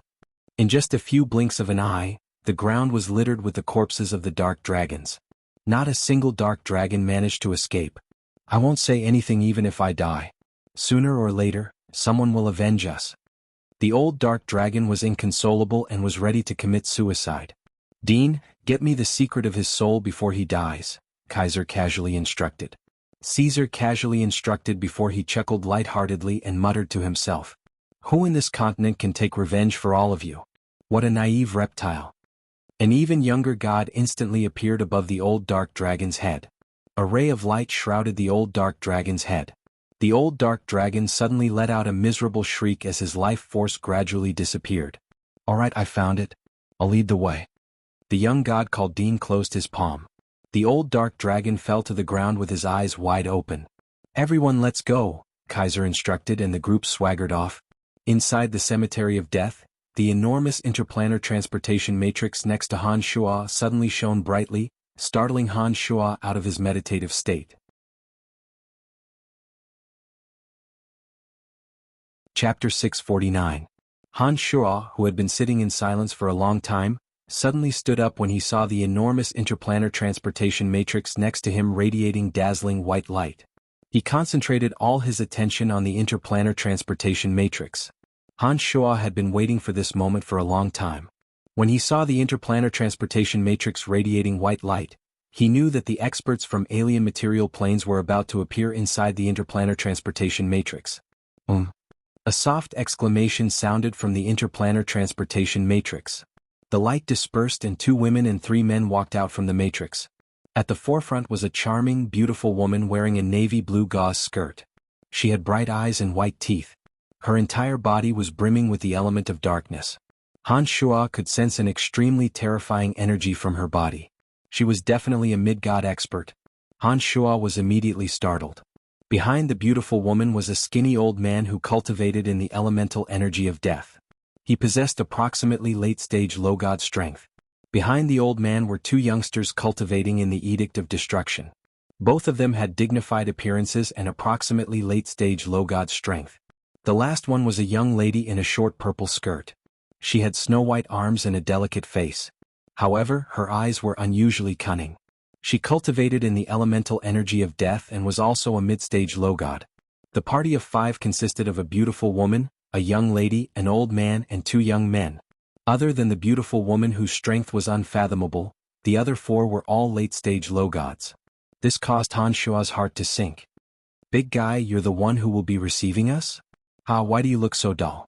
The young lady rolled her eyes and her quick-witted eyes landed on Han Shuo. She chuckled rudely.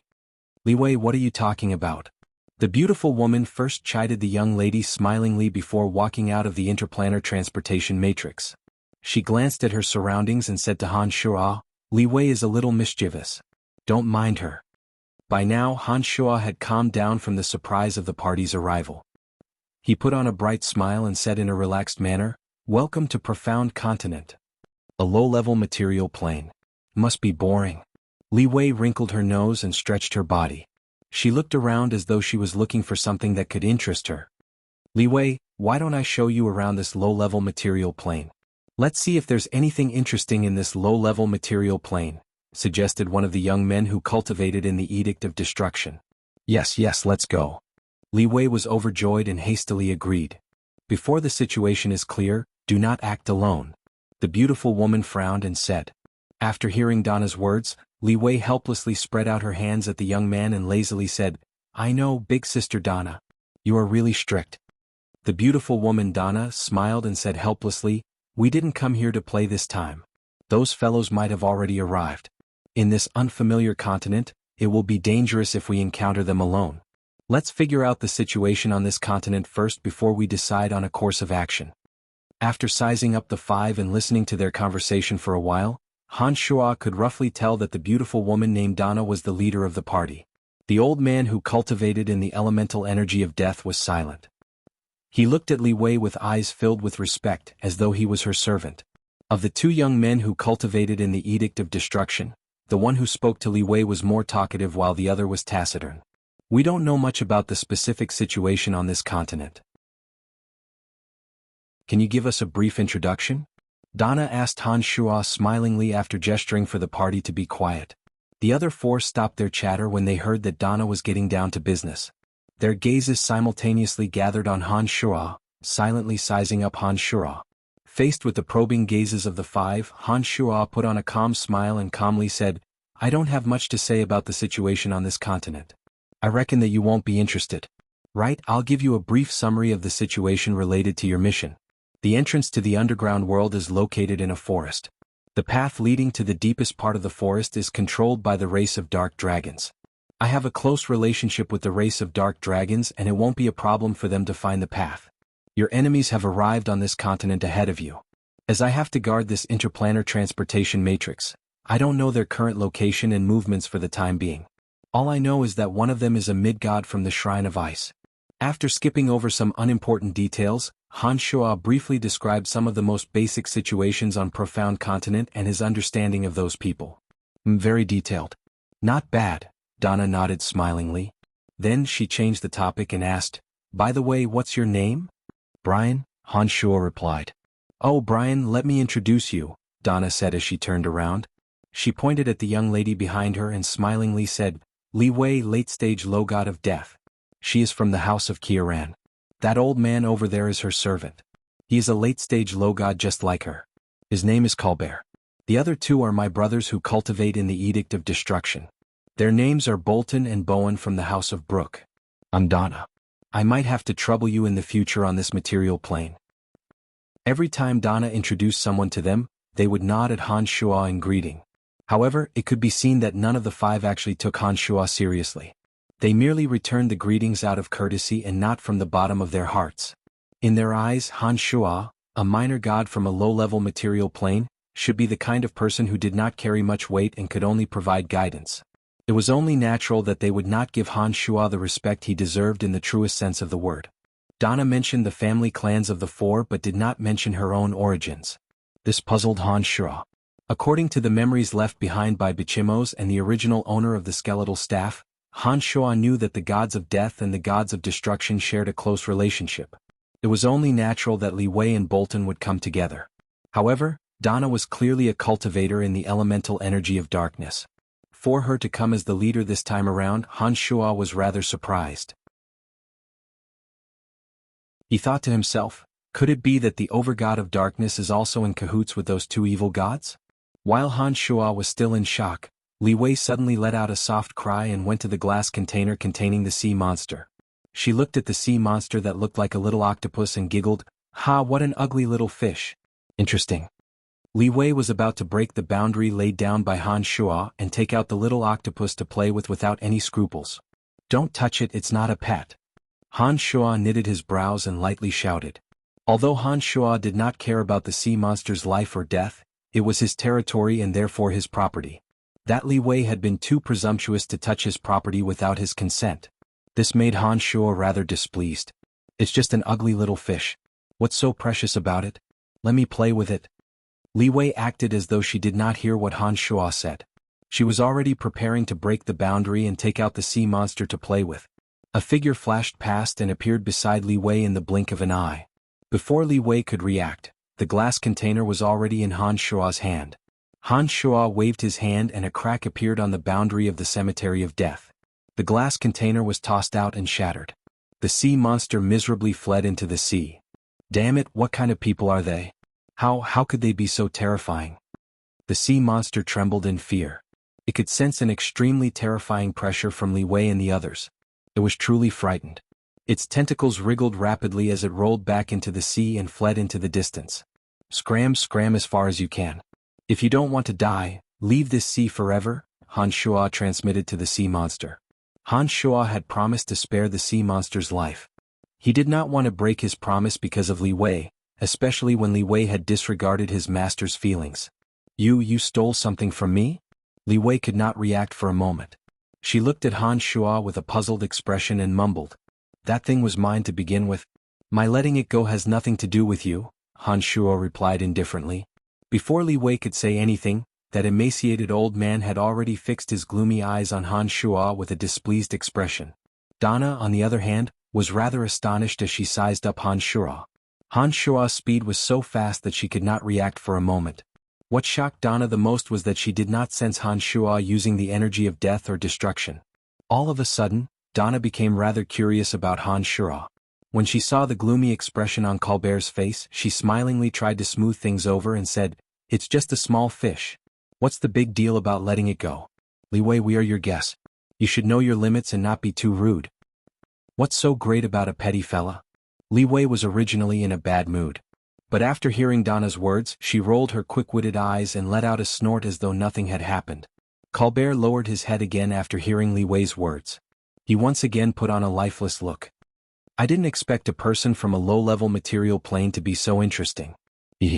Bolton, who had been talking to Li Wei previously, mumbled to himself with a low chuckle.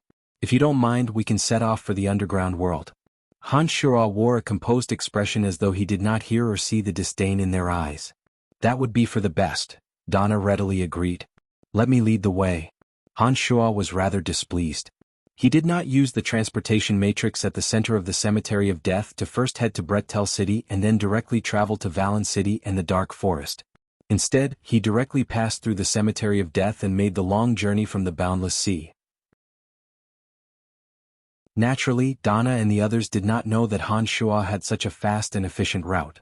Therefore they did not say much and followed him towards the Dark Forest. "Oh right, how did you know that a mid-god has come to the Shrine of Ice?" Donna seemed to be a bit interested in Han Shuo as they flew through the clouds towards the Dark Forest. She looked at Han Shuo for a while and felt that he was a bit odd. She thought for a bit and asked, "I've seen him." Han Shuo was rather polite to Donna. He turned his head and replied with a smile. "Shameless boasting. If he was a mid-god, would you still be alive after seeing him? Especially when he knows that you have control over that interplanar transportation matrix." Li Wei ridiculed disdainfully. She seemed to be retaliating against Han Shuo for snatching the sea monster from her hands. Although Li Wei was caught off guard, she was still rather indignant that Han Shuo could snatch the sea monster from her hands. However, Li Wei was not as reckless as she appeared to be and she had to give face to Donna. Therefore she did not flare up on the spot and decided to settle the score slowly. However, Han Shuo actually dared to say that he had seen that mid-god right in front of them. This was too much of a boast. "Believe it or not, it's up to you." Han Shuo smiled and shook his head. He did not want to waste any more time with this young lady who was full of evil tricks. Donna was also very surprised, but she did not question Han Shuo's statement. Instead, she beat around the bush and asked, "Where did you see him? What happened?" "After I killed the guardian of this interplanar plane and destroyed the interplanar transportation matrix, I was blocked by him when I was about to leave the boundary. After escaping from that boundary, I nearly died from serious injuries. Unfortunately, I was still one step too late. If I had gone there a few days earlier, perhaps they wouldn't have been able to make it here." Han Shuo said regretfully. What? You have killed the guardian of this interplanar plane and destroyed the interplanar transportation matrix that he controlled?" At this moment, even the leader of the party, Donna, couldn't help but cry out in surprise. She sized up Han Shuo rather strangely. "Ha, to think that you could escape from the boundary of a mid-god. Friend, you are too good at boasting. I admire you." Bolton laughed heartily and said eccentrically. Han Shuo forced a smile and shook his head. He did not explain anything. "Brian, you said that you really destroyed the interplanar transportation matrix?" Donna's expression was solemn. She asked seriously, "Are you sure?" "Of course." Han Shuo said coolly, "If you don't believe me, you can let one of them go over and have a look. No matter how you destroyed the interplanar transportation matrix, if it is true, we will have the upper hand in this battle." "Yes, I will remember this credit. Don't worry, I won't mistreat you." Donna was overjoyed to see Han Shuo's affirmation. She did not expect to hear such good news so soon after arriving on this continent. The destruction of the interplanar transportation matrix meant that if there were any casualties on their side, they could return as soon as possible. Moreover, they could use the interplanar transportation matrix to mobilize experts to help. This was a great advantage. On the other hand, not only could they not continuously replenish their manpower, they might even have to go through a lot of trouble on their way back. Han Shuo shrugged and put on a carefree smile. He did not claim any credit or flatter. He appeared very relaxed. Donna nodded inwardly. Her opinion of Han Shuo improved a little. She felt that although Han Shuo's strength was lacking, his willpower and bearing were truly extraordinary. With that in mind, she had a favorable impression of Han Shuo. She shot a glance at old man Colbert, who was standing beside Li Wei, and knitted her brows.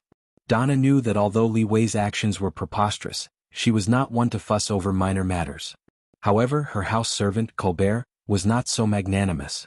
Given Colbert's strength, if he wanted to make Han Shuo suffer a little, Donna felt that Han Shuo would not be able to escape. Therefore she made some calculations.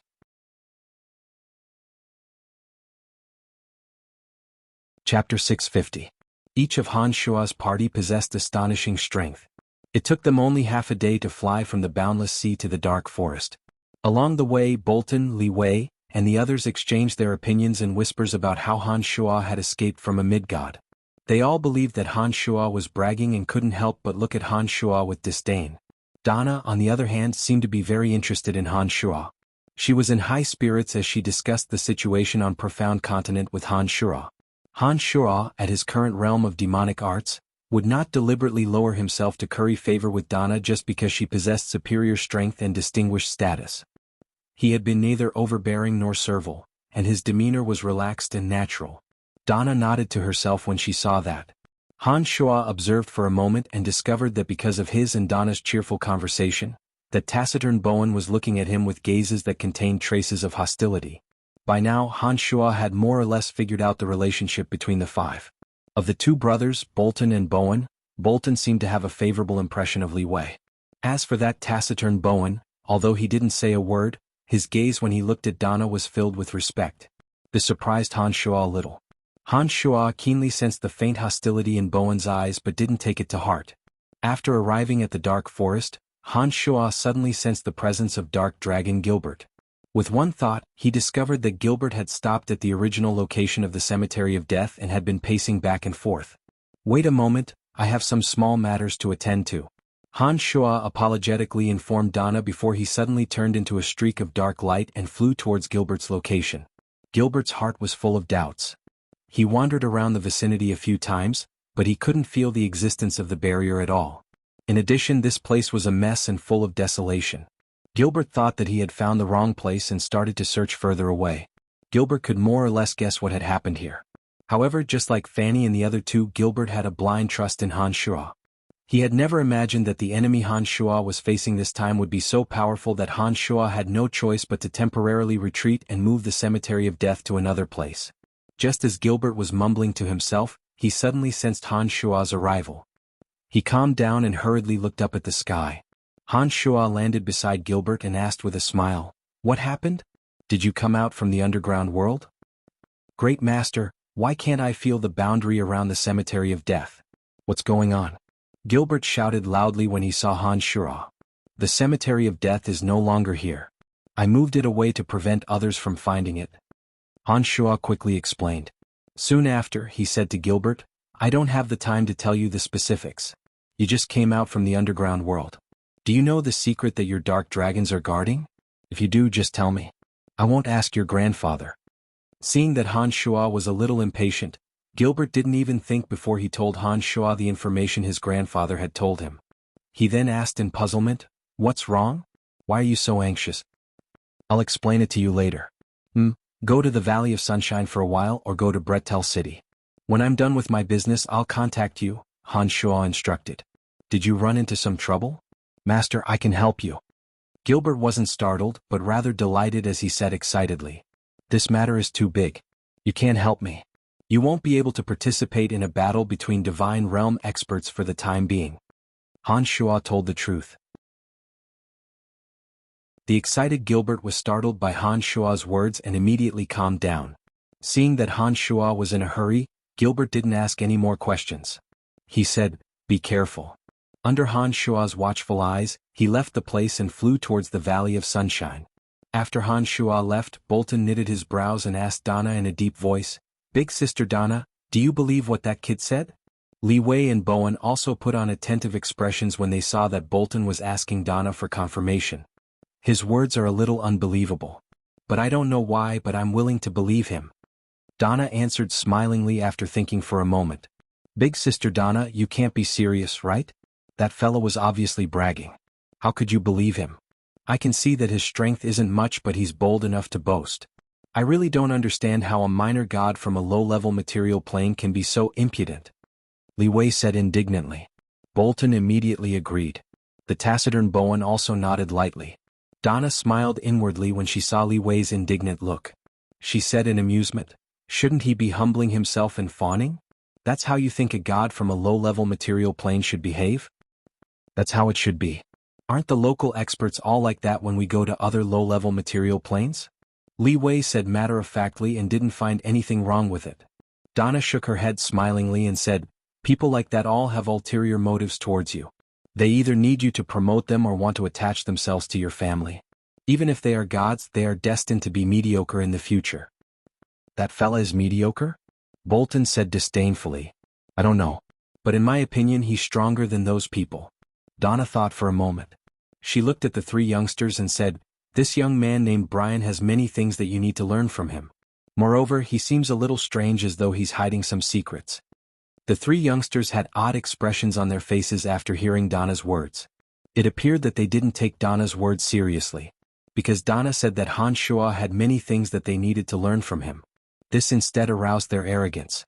They thought, what right does a powerless and insignificant character from a low-level material plane have for them to learn from him? Donna took in the expressions of the three youngsters. She sighed inwardly but did not say anything. These youngsters came from powerful families.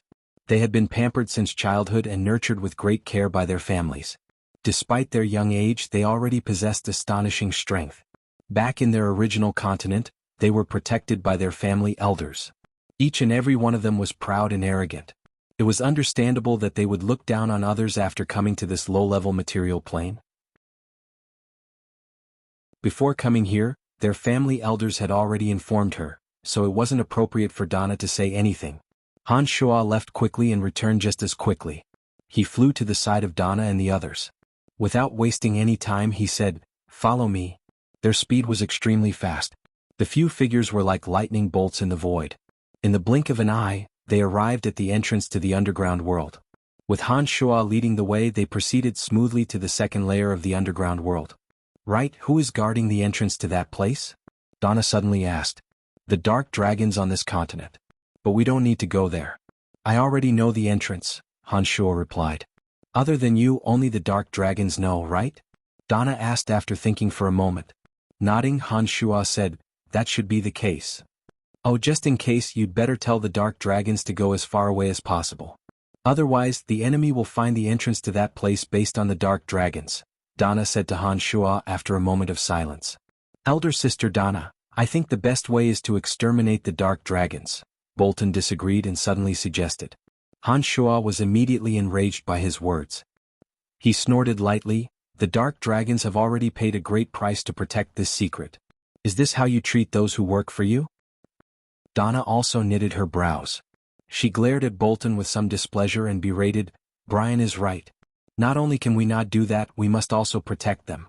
Otherwise, who would dare to work for us in the future?" Bolton could disregard Han Shuo, but he dared not neglect Donna.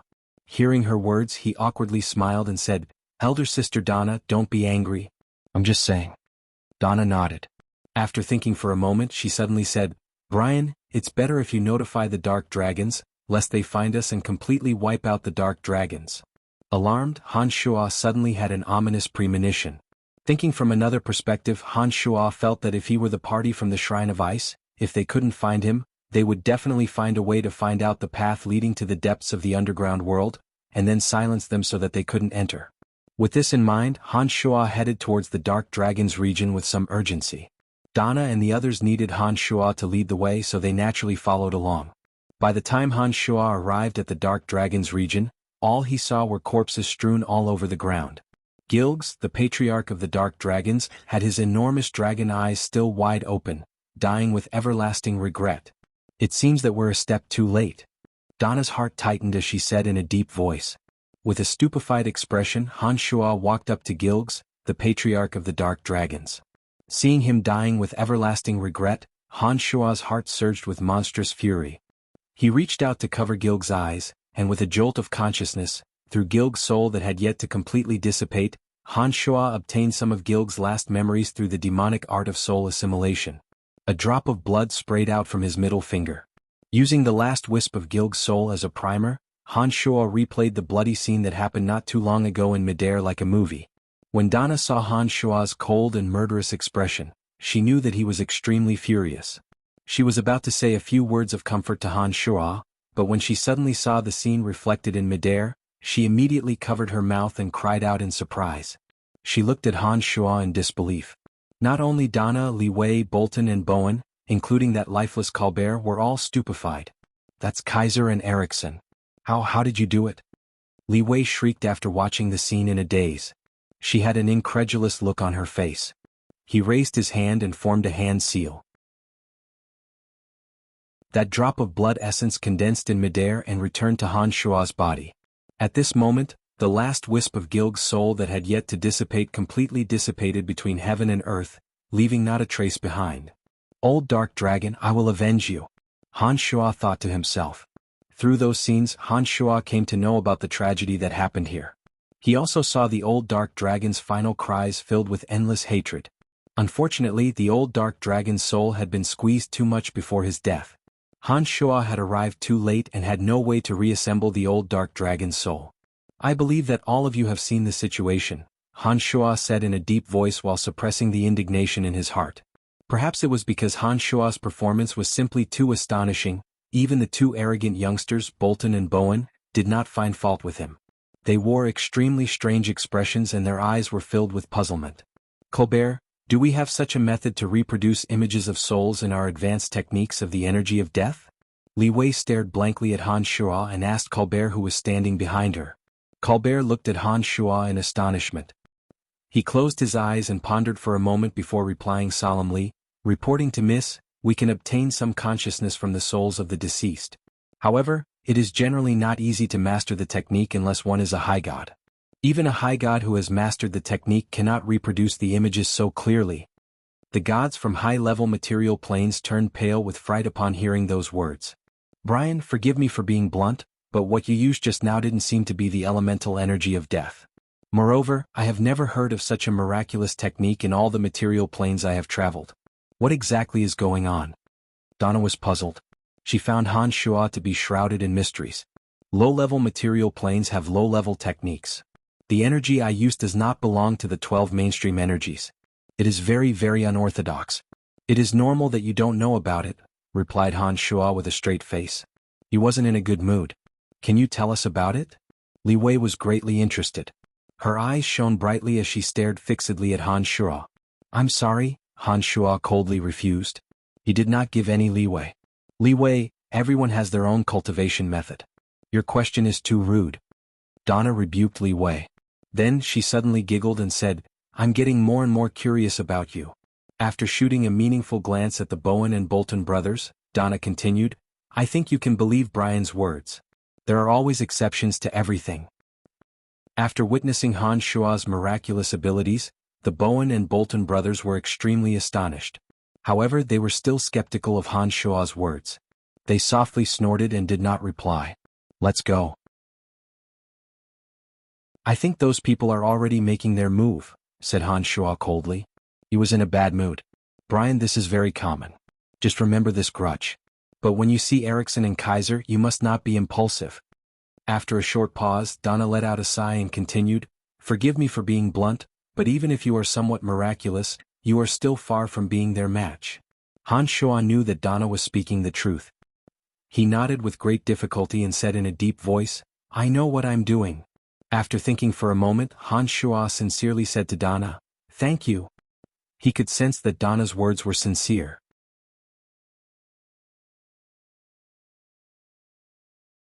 Chapter 651. Fortunately, Gilbert had left in advance. Otherwise he too would have died. It was because of Gilbert's escape that Han Shuo was able to learn the path to the depths of the third floor of the underground world. With Han Shuo leading the way, Donna and the others silently followed behind him. Along the way they all wore odd expressions and looked at Han Shuo with puzzled eyes. For a low god from a low-level material plane to be able to perform such a miraculous feat, this group of experts from a high-level material plane became rather curious about Han Shuo. Along the way the crafty Li Wei kept beating around the bush, hoping to get some information from Han Shuo. She suddenly showed great interest in Han Shuo. However, due to the tragedy of the Dark Dragons, Han Shuo was in a terrible mood and did not pay any attention to her. No matter how many questions she asked, Han Shuo kept a straight face and remained silent. In the end, Li Wei also grew bored and did not continue to stare fixedly at Han Shuo. Instead, she whispered to Donna and cast puzzled glances at Han Shuo from time to time. It was apparent that the topic of conversation between the two women was related to Han Shuo. The two brothers, Bolton and Bowen, recovered from their previous puzzlement. Their gazes towards Han Shuo were still faintly hostile. Perhaps the two pampered young men were displeased that the two women showed too much interest in Han Shuo. Han Shuo slowly adjusted himself along the way. It took him a while to regain his composure from the annihilation of the Dark Dragons. After attaining the Nine Changes realm, Han Shuo's ability to control his mind had significantly improved. On top of that, Gilbert did not die as a result. Therefore Han Shuo was able to recover so quickly. Following the directions provided by Gilbert, Han Shuo and the 5 experts from high-level material planes passed through many dangerous regions of the second floor of the underground world and headed towards a dark and damp region. In this layer of the underground world, other highly intelligent levels surpassing magical beasts lived besides the ancient colossal dragon clan. However, along the way none of the levels surpassing magical beasts dared to approach, perhaps because they sensed the abnormality in the space. As he got closer and closer to the path, Han Shuo found that there were no signs of life around him. After entering a narrow canyon, the air was damp, and there were no stones overhead to illuminate the area. Han Shuo, who had been advancing quickly, suddenly slowed down. When the people behind him saw that Han Shuo had slowed down, they all adjusted to the same pace as Han Shuo. "What's wrong?" Donna walked forward and asked softly. "It's not far from here. I believe that the group from the Shrine of Ice must have arrived a step ahead of us. Just in case, I think we should be careful so that we don't fall into someone else's trap." Han Shuo didn't even look behind him. He just carefully observed his surroundings and focused on moving forward. Donna immediately understood the meaning behind Han Shuo's words. She straightened her face and hastily instructed, "Everyone be careful. What's there to be afraid of? Erickson and the others have annihilated the entire race of dark dragons. Perhaps they think that we won't be able to find them." Bolton walked lazily. He didn't seem the least bit nervous. "That's right, don't make a fuss. They must have entered as soon as possible. How would they have the time to ambush us in the dark?" Li Wei agreed. Han Shuo had ignored her throughout the journey, and this had greatly infuriated her. "The few of you move to the back." Donna, as the leader, calmly instructed at this crucial moment. Li Wei, Bolton, and Bowen did not dare to retort after hearing Donna's words. They slowed down their pace and fell behind Donna, Han Shuo, and Colbert. Donna and Han Shuo walked shoulder to shoulder in front. Colbert and Li Wei followed closely behind. The two brothers, Bolton and Bowen, stayed vigilantly at the very back. "Be careful. Those guys might not be hiding in the dark, but they might deploy some concealment seals and boundaries. Kaiser and Erickson are both mid-gods. The traps they set won't be easy to break." Donna, who was beside Han Shuo, said softly to Han Shuo with her slender eyebrows slightly knitted. The two walked shoulder to shoulder and were very close to each other. Han Shuo could even smell the faint orchid fragrance emanating from Donna's body. It was a very pleasant scent, like the fragrance of orchids. But at this moment Han Shuo did not let his thoughts run wild. He focused his attention and silently sensed the changes in their surroundings together with Donna. Suddenly, Donna extended her hand and gently grabbed onto Han Shuo's right arm. She forcefully pulled back Han Shuo, who was about to take a step forward. Han Shuo staggered and his footsteps became somewhat unsteady. He turned around and looked at Donna with a puzzled expression. "Don't move around. Those guys have indeed deployed some traps just in case. We have indeed gained some advantages by coming in earlier," Donna softly exclaimed. She signaled for Han Shuo to take a few steps back. She suddenly extended her hand and pushed out her palm. Boundless darkness suddenly shrouded the entire canyon. Han Shuo could not see his surroundings with his naked eyes. He could only rely on his senses to sense that the temperature in the area where he was about to step forward had abruptly dropped to the extreme. The boundary of water that Erickson had deployed had probably been triggered. The boundless darkness came and went quickly. The canyon returned to normal in the blink of an eye. "All right, I'll walk in front while you show me the way." Donna smiled sweetly at Han Shuo and walked in front of Han Shuo. "All right." Han Shuo knew that Donna was indeed more skilled than him in this aspect due to her superior strength. Therefore he did not insist and immediately agreed. Han Shuo noticed that Donna was holding a crystal compass covered with magical symbols in her hand. Donna fiddled with the crystal compass as they walked. She seemed to be measuring something with it. Donna did not turn around, but she seemed to have noticed Han Shuo's interest in the crystal compass. She continued to walk forward while explaining to Han Shuo, "The crystal compass in my hand is a tool to measure elemental energy. It can detect abnormal elemental fluctuations within a certain range. Many seals and barriers require elemental energy, so there are bound to be some changes. With this crystal compass, I can discover hidden dangers in the surroundings." "Not bad. It's a very useful tool," Han Shuo softly replied. "Humph, what a discerning fella. You must have no idea how precious this crystal compass is," Li Wei said disdainfully. Han Shuo could not be bothered with her. He did not respond to her and merely followed behind Donna in silence. The crystal compass is indeed very precious because the materials used to smelt it are very rare. Not many people know how to smelt it, Donna said with a faint smile while paying attention to the front. The entrance to the third layer of the underground world was only a few thousand meters away from where Han Shuo was standing. However, Han Shuo and his party proceeded with extreme caution. Using the crystal compass in Donna's hand, they discovered 3 more traps laid by Kaiser and Erickson within such a short distance. After spending half an hour, the gods finally arrived at the entrance. The entrance was, in fact, a dilapidated cave covered by densely packed vines. If one did not know the specific location, it would be difficult to detect that there was a cave leading to the third layer of the underground world behind the densely packed vines. Upon arriving at the entrance, Han Shuo observed for a moment and discovered that the vines were broken. He understood that Erickson and Kaiser's party must have entered the cave ahead of them. "It's here. Check if there are any traps at the entrance," Han Shuo asked Donna for confirmation as he pointed to the back of the vines. "No, they didn't lay any traps at the entrance. I'm sure they don't want anyone to discover the entrance through the traps," Donna explained to Han Shuo as she fiddled with the crystal compass. Upon hearing Donna's words, Han Shuo immediately moved the densely packed vines away and revealed the seemingly bottomless cave. Han Shuo turned around to look at Donna and the others. He then took a step forward and gestured for them to follow him.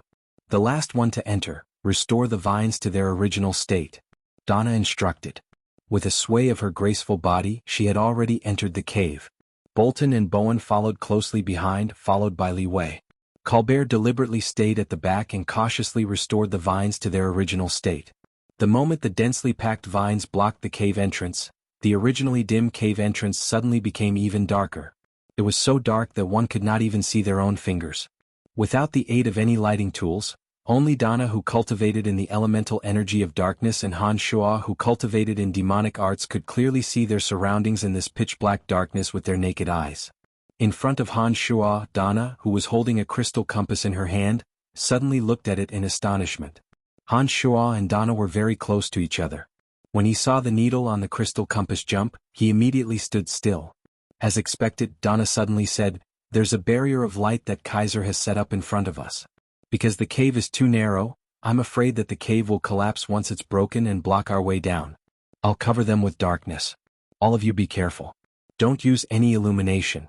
As long as there's a ray of light here, no matter what it is, it will trigger the barrier." Upon hearing those words, the few behind him who were about to take out their lighting tools immediately stopped what they were doing and cautiously moved forward in the pitch-black darkness. Han Shuo turned around and took a glance.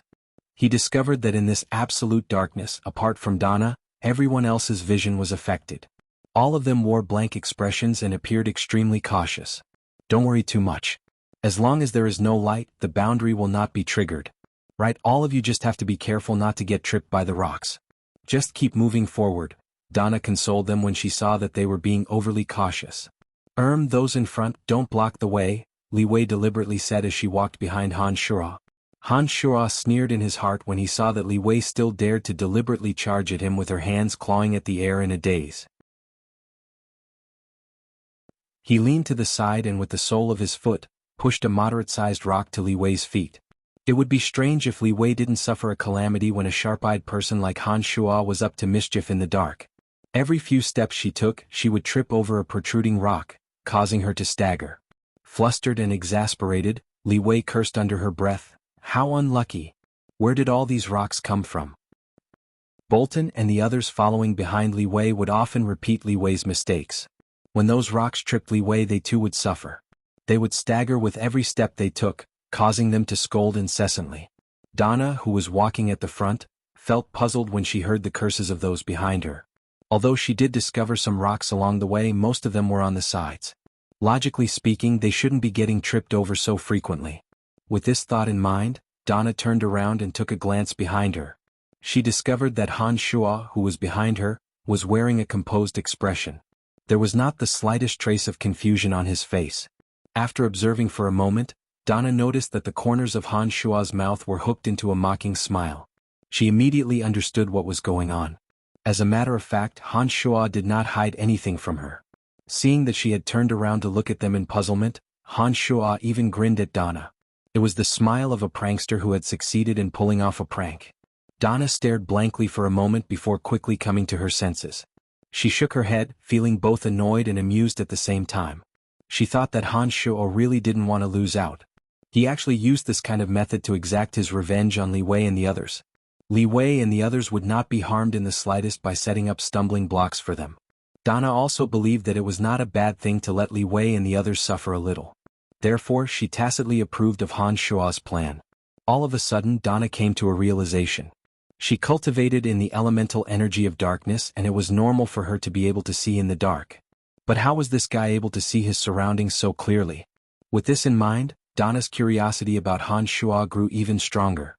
Seeing that Donna had tacitly approved of his actions, Han Shuo became even more brazen.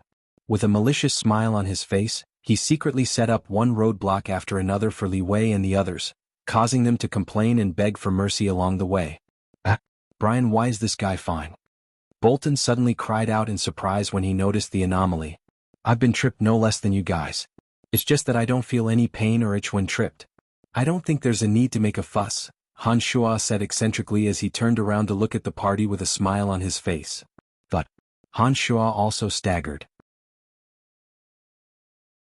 He subconsciously let out a cry of surprise. Soon after, he realized what he had just said and felt incredibly embarrassed. "Hey, who's that? Did I hear wrongly?" Li Wei had obviously heard Han Shuo's cry of surprise. She immediately launched a complacent attack. With Han Shuo's cry of surprise, the group of youngsters rejoiced in Han Shuo's misfortune. None of them suspected that Han Shuo was up to no good.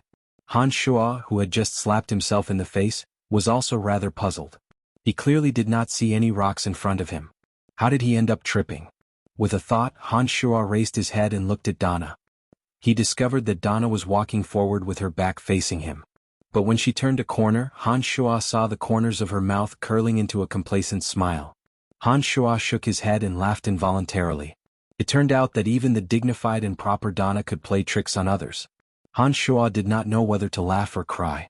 But of course he could not say anything.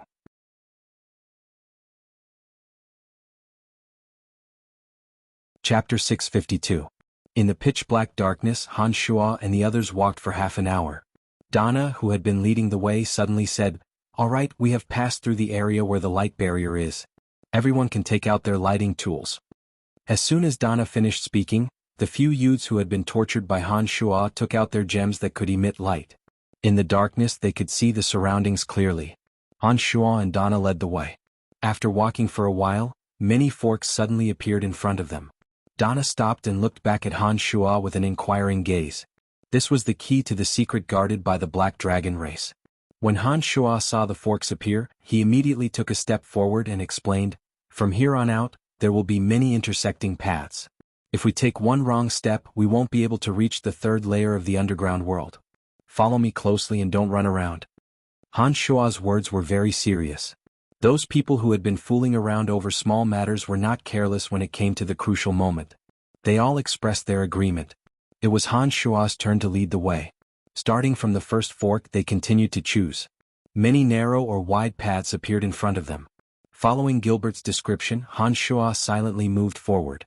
After changing directions a few dozen times in the complicated cave, Han Shua finally brought them to a stop in front of a huge, dark pit. In front of them was a bottomless pit that led straight to the depths of the underground. "Alright, let's go down from here. This will take some time. Everyone be careful and pray for your own luck," Han Shua said indifferently. He turned his head to look at Donna and took the lead to land in the huge pit. There shouldn't be any danger, but everyone should be careful. Donna smiled and comforted the youths. She followed behind Han Shua and landed. Once inside the deep pit, Han Shua was once again in pitch-black darkness. But he wasn't nervous at all. He just released his consciousness and silently sensed the changes in his surroundings. Suddenly, Han Shua recalled that when he entered the abyss back in the abyss realm, he had also experienced a similar situation. In the abyss, he had encountered many dangers on the way down, and it wasn't as peaceful as this place. Although the speed of their descent was extremely fast, Han Shua could still see the surrounding scenery. There were only some very sparse and ordinary stones. Nothing could attract his attention. After Donna and the others landed, they were not far above Han Shua's head. Through the prying of his consciousness, Han Shua could clearly sense the position of Donna and the others. The entire descent took half an hour. When Han Shua's feet touched the ground, his body slightly trembled before he could even look at the scenery. A cold and sinister aura filled every corner, giving Han Shua a very familiar and comfortable feeling. After carefully sensing for a moment, Han Shua suddenly discovered that there was a faint presence of mystical Yin aura in the air. This surprised and puzzled him at the same time. Mystical Yin aura was the purest form of energy left behind after the death of a soul. Generally speaking, this kind of energy would gradually dissipate between heaven and earth as time passed. Only in some special natural environments, or when demonic arts cultivators deployed mystical Yin formations, could it gather. The reason why Han Shua was surprised was that mystical Yin aura could be converted into demonic yuan, which was unimaginably beneficial to his cultivation. The mystical Yin aura had the same effect on Han Shua as the 5 elemental yuan energy did on the 5 elite zombies. It was a wondrous energy that could increase the rate at which Han Shua cultivated his demonic yuan by more than 10 times. As soon as he landed, Han Shua sensed the mystical Yin aura that filled his surroundings.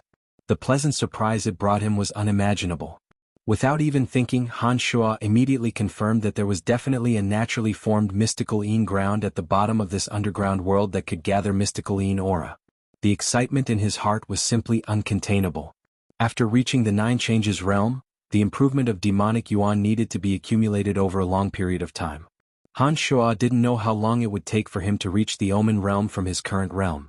Thanks to the memories left behind by Chu Kanglin, Han Shua had a path to follow in improving his mental state. However, the process of accumulating demonic yuan required a long period of time. However, with such a mystical Yin ground, as long as he cultivated here and gathered the mystical Yin aura for his own use, he could shorten this long period of time by 10 times, or even more than 10 times. Wild with joy, Han Shua almost couldn't help but cheer out loud. However, he abruptly sensed that someone was descending from above and forcibly suppressed his excitement. There is indeed something strange about this place. Why is there a strange energy? This energy doesn't seem to belong to any of the 8 elemental energies. Donna cried out in surprise as she immediately sensed the strange energy that filled the surroundings as she landed. Whoosh whoosh whoosh. Several figures landed beside Han Shua one after another. Each and every one of them was greatly astonished as they curiously sized up their surroundings. After his initial joy, Han Shua shifted his attention to other places. He discovered that this layer wasn't much different from the one above. There were glowing rocks high above his head, making this layer appear less dusky. Looking into the distance, the scenery was the same as the one above. There wasn't much difference. The only difference was that when Han Shua unfolded his consciousness and spread it in all directions, he couldn't sense any trace of life. There wasn't even a bug to be found. It was deathly still, so quiet that it made one's heart flutter. How do we proceed from here? Donna suddenly asked Han Shua after closing her eyes and silently sensing for a moment. Han Shua shook his head and explained in a deep voice, "I'm not sure either. The dark dragons only know the path that leads to this place. They don't know how to proceed after entering the 3rd layer of the underground world." Upon hearing Han Shua's words, Donna knitted her brows as though pondering over where to go next. "Big Sister Donna, I have my grandfather's notebook. Let me take a look. At this moment, Li Wei suddenly spoke. Without waiting for Donna and the others to respond, she took out a dilapidated notebook and began to quickly read through it. The moment Li Wei took out the notebook, Han Shua's attention fell on Li Wei. With one thought, an invisible spirit demon cautiously flew out from his body. Han Shua secretly observed Donna's expression.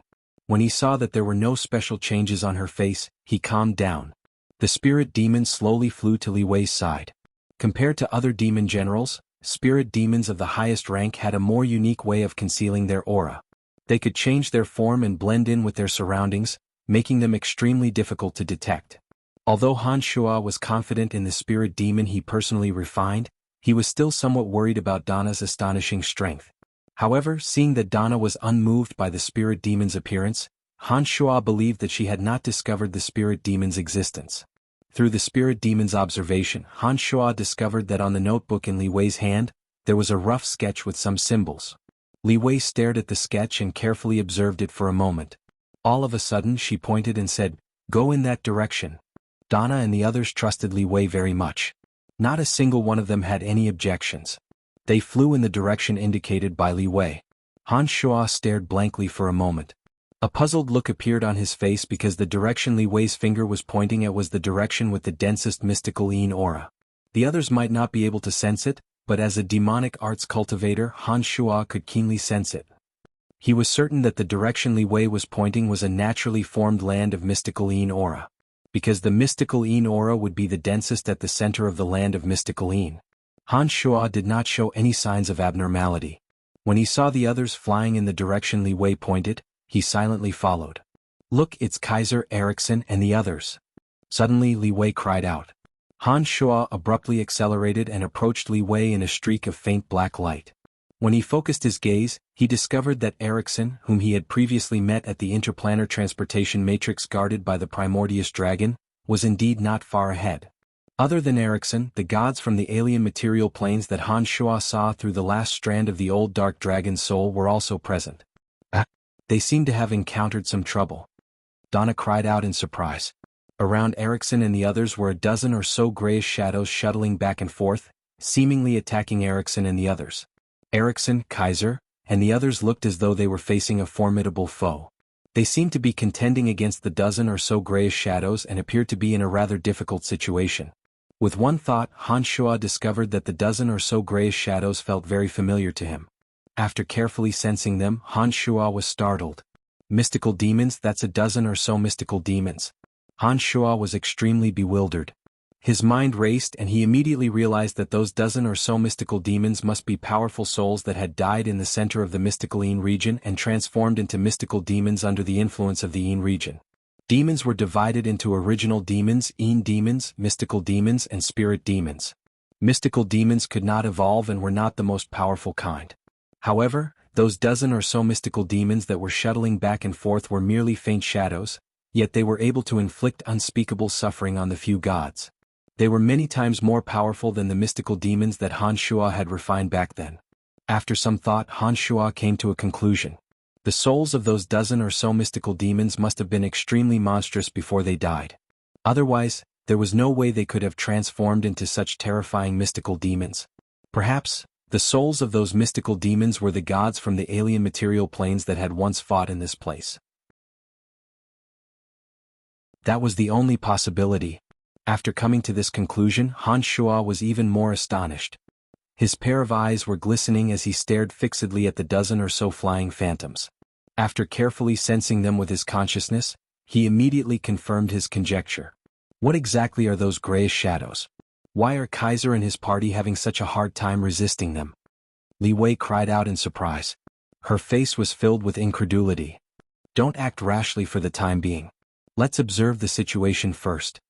Donna shouted and hastily instructed. It's too late. Get ready to defend. Han Shua cried out with a bitter smile. Wow, what do you mean? Donna panicked and looked at Han Shua in confusion.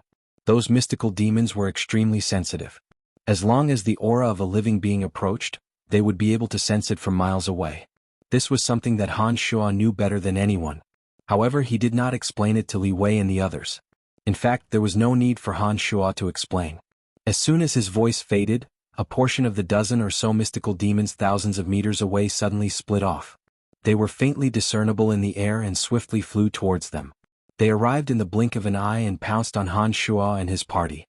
In an instant, Donna and her party were thrown into a state of confusion. Mystical demons had an extremely unique way of living. They did not have a physical body and many physical attacks were ineffective against them. Donna and the others were unaware of the characteristics of mystical demons. Each and every one of them had a hard time resisting. Some of the mystical demons disappeared in a flash and immediately entered their bodies to attack their flesh and soul. What the hell is this? Li Wei shrieked in panic and fear when a mystical demon entered her body. Even Donna, who had always been calm and composed, was panicking like never before.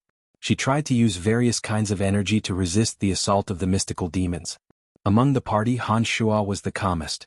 No one understood the characteristics of mystical demons better than he did. He was well aware of their strengths and weaknesses. If Han Shuo were to utilize some demonic arts, he could even deploy a formation to refine these mystical demons and have the spirit demons he refined devour the energy of the mystical demons. However, he could not do so at this moment. But compared to the others, Han Shuo was much more relaxed. Unlike spirit demons, mystical demons were not able to evolve. They were afraid of high temperatures and could be fatally wounded by some special soul attacks. Although Han Shuo's strength wasn't on par with Donna and the others, by relying on his understanding of the characteristics of mystical demons, he was able to raise the temperature of his body by secretly utilizing the mystical glacial spellfire. At the same time, he used his consciousness to form a unique attack method, using soul undulations to strike the mystical demon. Han Shuo did not describe the advantages and disadvantages of mystical demons to his allies in detail because he did not know if these people would become his enemies in the future. Moreover, the spirit demons he refined also possessed such characteristics. Therefore, he did not reveal the slightest bit about the characteristics of mystical demons. Han Shuo was indifferent to Li Wei's shrieks of terror and her hands were tied against the mystical demons. Instead, he was secretly delighted. In truth, if Li Wei was proficient in necromancy magic, it would not be difficult for her to protect herself by attacking the mystical demons with soul attacks. Unfortunately, she knew nothing about mystical demons that had mutated from the mysticaline land. Therefore, her attacks were futile and she could only bitterly circulate her divine energy to resist the assault of the mystical demons. Han Shuo pretended to scream as he stealthily flew the spirit demon in the direction where the mysticaline aura was the densest. As the spirit demon did not have sufficient energy, it was not powerful despite its high level. However, its life form was somewhat similar to that of mystical demons. Those mystical demons could sense that Han Shuo had released a spirit demon that was even more concealed. However, they treated the spirit demon as one of their kind and paid no attention to the spirit demon that flew away. While pretending to make a fuss, Han Shuo maneuvered the spirit demon to fly towards the destination he sensed in his mind. Moments later, Han Shuo's eyes abruptly blossomed with an incredulous light. Due to the overwhelming shock, his body swayed unnaturally and the mystical demon nearly seized the opportunity to invade his soul. Through the spirit demon, he discovered to his astonishment that the so-called mysticaline land was not naturally formed at all. Instead, it was a gigantic ninth realm mysticaline harvester.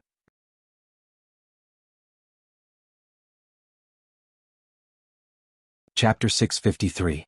The ninth realm mysticaline harvester was a wondrous formation used to gather mysticaline aura. Even in Han Shuo's memories, there were only records of the formation, but not the detailed method of deployment.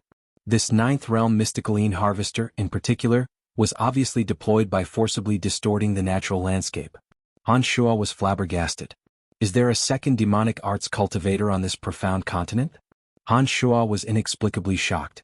He immediately thought of Chu Kanglin and wondered if Chu Kanglin had also survived the soul transmigration and arrived on this continent just like him. After carefully thinking about it, Han Shuo immediately rejected this conjecture. Judging from the scale and profoundness of this enormous ninth realm mysticaline harvester, it was not something that an expert at the Nine Changes realm could deploy. As far as Han Shuo knew, Chu Kanglin was merely at the Nine Changes realm before his death. Deep in his memories, he could not find the method to deploy the ninth realm mysticaline harvester either. Regarding the ninth realm mysticaline harvester, Chu Kanglin's memories only briefly described the situation. In addition, it was explained that this kind of abstruse formation that could forcibly alter the laws of heaven and earth could only be deployed by a demonic arts cultivator who had ascended to a higher realm. What the hell is going on? Han Shua's heart was filled with disbelief and astonishment. His consciousness constantly warped and shifted, repelling a mystical demon that was closely following him like a shadow. His thoughts raced in silence. That spirit demon paced back and forth around the enormous ninth realm mysticaline harvester but did not dare to venture too deep. Not only could the ninth realm mysticaline harvester forcibly alter the laws of heaven and earth, but it also possessed all kinds of miraculous effects. Han Shua knew a little about this from Chu Kanglin's memories. It wasn't easy for him to refine that spirit demon. If it were to be destroyed by the ninth realm mysticaline harvester with the slightest carelessness, Han Shua would be on the verge of tears. While the spirit demon paced back and forth around the ninth realm mysticaline harvester, silently observing the changes in the legendary Great Formation, Han Shua was still cautiously fending off the mystical demon that was besieging him. Ah! Li Wei suddenly cried out in alarm. Her voice was filled with incomparable fear. Han Shua was startled.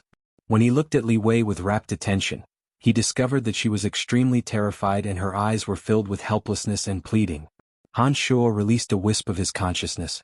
After a brief observation, he discovered that the mystical demon besieging her had penetrated her physical defenses and was eroding her soul. Idiot!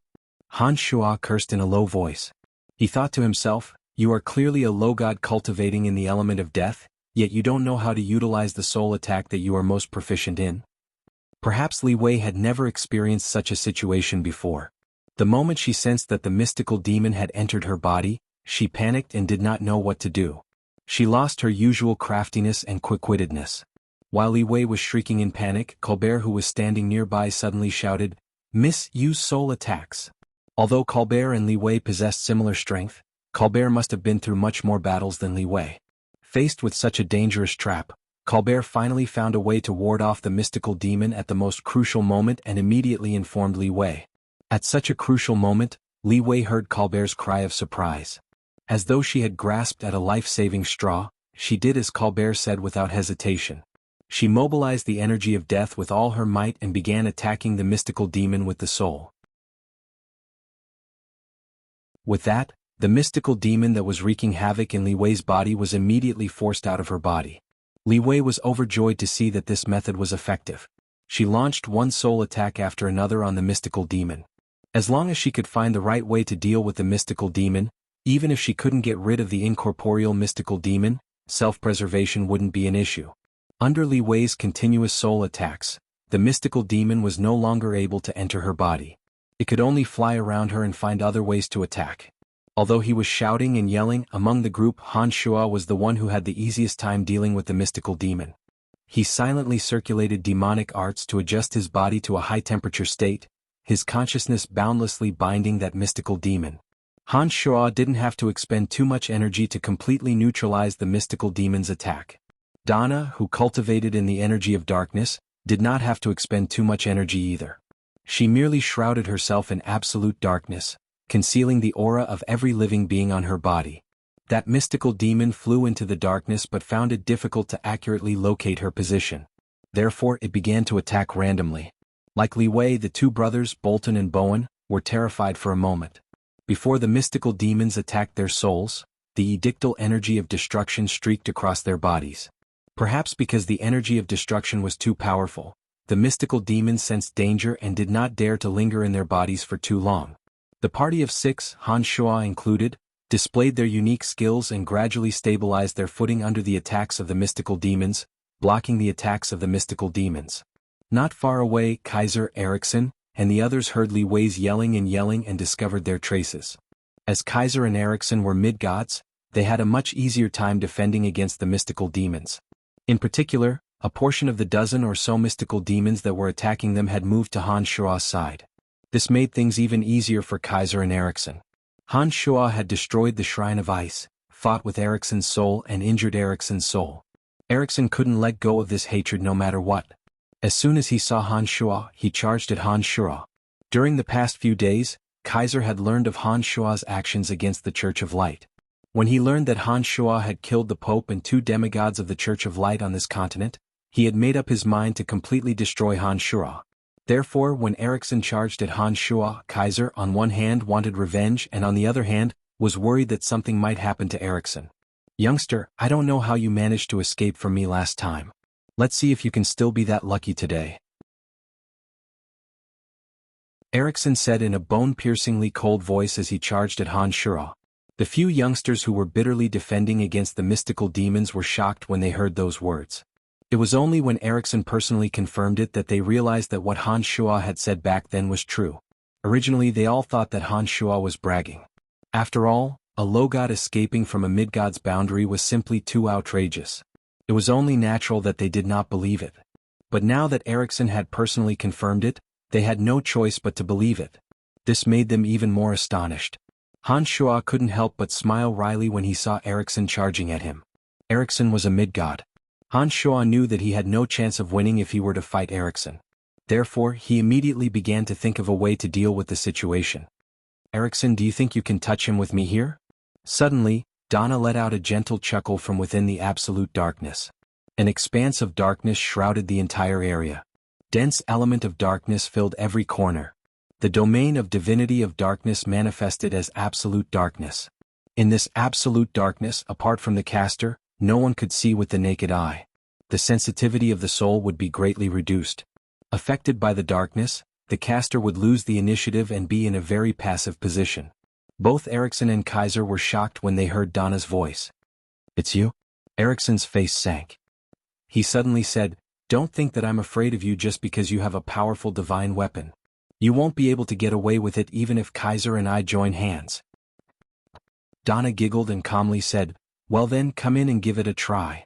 After hearing Donna's words, Erickson didn't dare to go any deeper and forcibly stopped midway.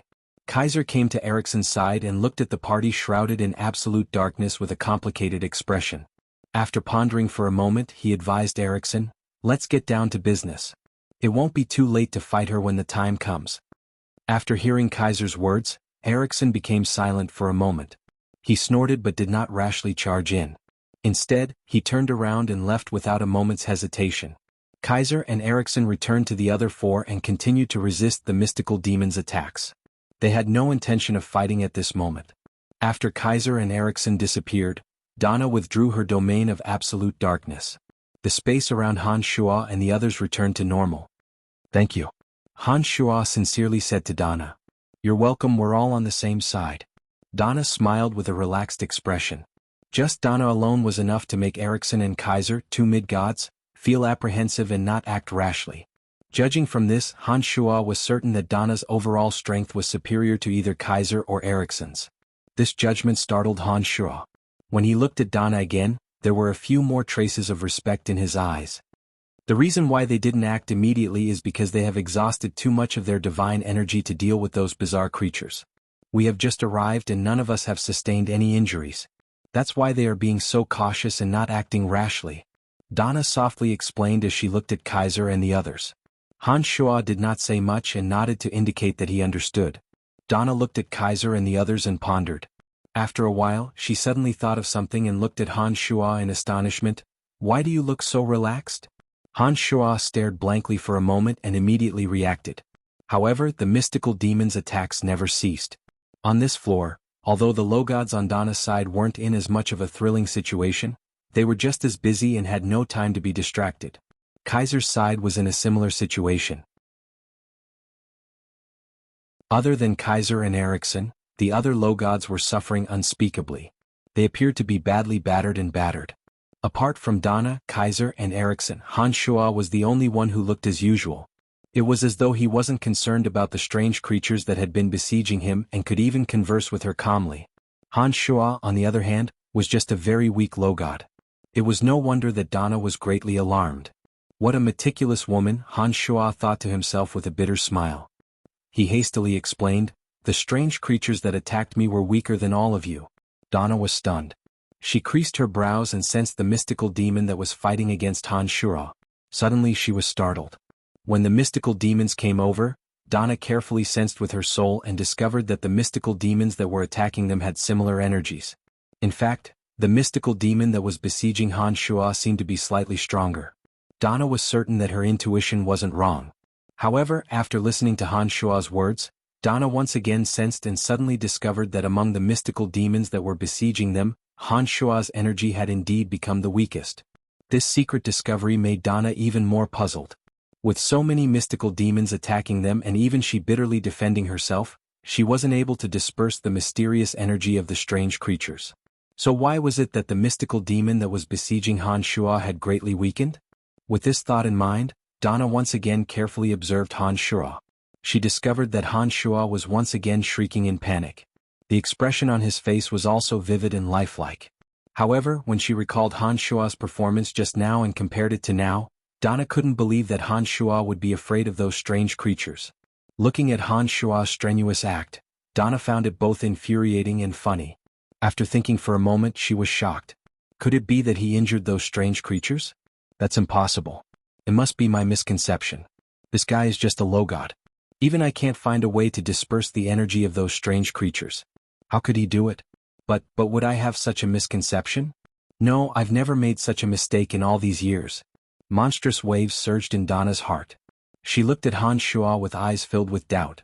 She sensed that Han Shua was hiding an enormous secret, but she didn't know what that secret was.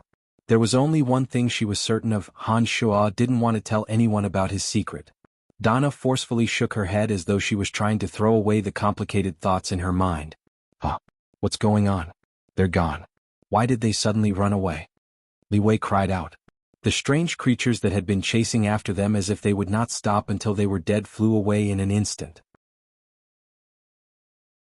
They turned into gray shadows and disappeared in the blink of an eye. Time's up. The mystical demons have returned to the ninth realm. Mysticaline Harvester, Han Shua thought. Kaiser and his party heaved a sigh of relief. One of the beautiful women grumbled, "Damn it, they're finally gone again." Han Shua's ears twitched and he heard their conversation. Based on the beautiful woman's judgment, Han Shua knew that they had encountered this situation before. After pondering for a moment, Han Shua gradually guessed the situation of the mystical demons based on his understanding of the ninth realm. Mysticaline Harvester. They have consumed much more divine energy than we have. This is a golden opportunity. If they don't move, we'll take the initiative and attack. Donna softly shouted and suddenly commanded, "Attack! I will hold Kaiser and Erickson back. The rest of you find your targets and kill."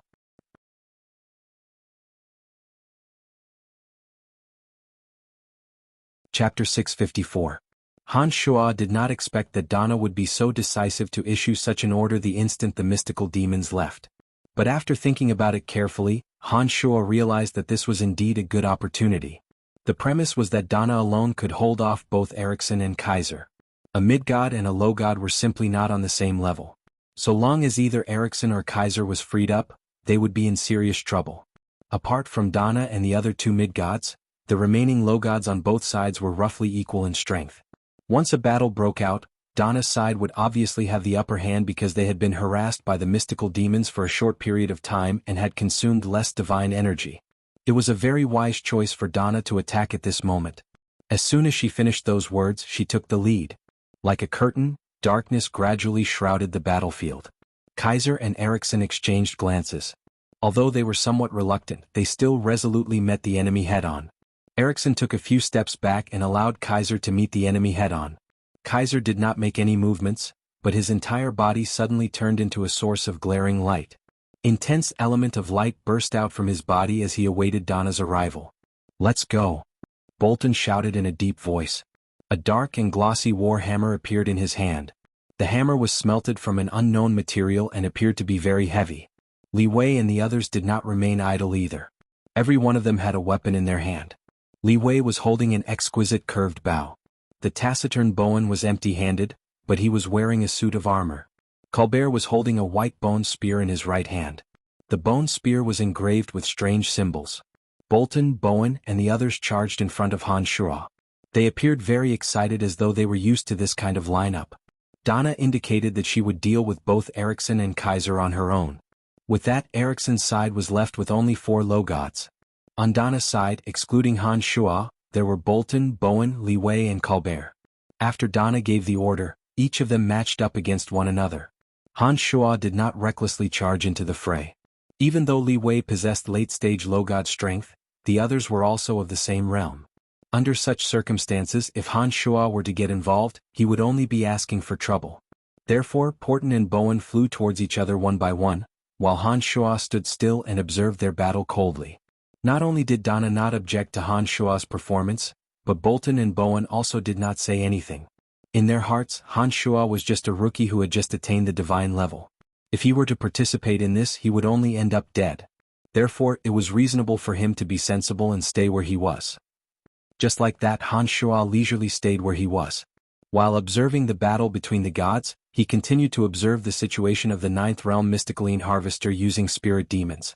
While the gods of the four material planes were engaged in battle, the dozen mystical demons flew into the ninth realm mysticaline harvester and disappeared without a trace in the blink of an eye. In an instant, the entire area turned gloomy. Sand and pebbles were sent flying. The domains of divinity collided with one another, producing incessant rumbling and explosions. These people had come from foreign material planes for the secret of this place. To Han Shuo, be they friend or foe, they were all outsiders. He wished that they could all die here. The only person that Han Shuo somewhat approved of was Donna. At the very least, Donna was very friendly towards him. The majority of Han Shuo's attention was also focused on Donna. Within her domain of divinity, the area that Kaiser's powerful light could cover was limited. Within that limited area, Kaiser and Erickson stood close to each other and solemnly dealt with Donna's attacks. It was as though Donna was wielding an extraordinary divine weapon. By borrowing the miraculous energy of that divine weapon, Donna's energy of darkness had been greatly enhanced. As mid-gods, Han Shuo speculated that Donna's realm might be slightly higher than Kaiser and Erickson's. Otherwise, she wouldn't have been able to deal with the two of them with such ease. Han Shuo calmly observed the people standing together and continued to observe the changes of the ninth realm mysticaline harvester through his spirit demons while thinking of ways to deal with Kaiser and his party. Even if he cast aside his hatred towards the race of dark dragons, Han Shuo couldn't let Kaiser and his party off. On this continent, Han Shuo had offended the Church of Light and the Shrine of Ice. Not to mention that he had once injured Erickson's soul. Han Shuo understood that it was either one of them or the other. Of course, Han Shuo didn't want to die. Therefore, he must kill Kaiser and Erickson first. With this in mind, Han Shuo hastily racked his brain for ways to kill the two. However, he discovered that his own strength was far from enough to kill Kaiser and Erickson. All of a sudden, Han Shuo's heart jolted. Through the spirit demon that was hovering around the ninth realm mysticaline harvester, Han Shuo discovered that there were a few more concealed evil magic formations with extraordinary destructive power in the vicinity of the ninth realm mysticaline harvester. Those demonic formations seemed to have been concealed by some kind of energy.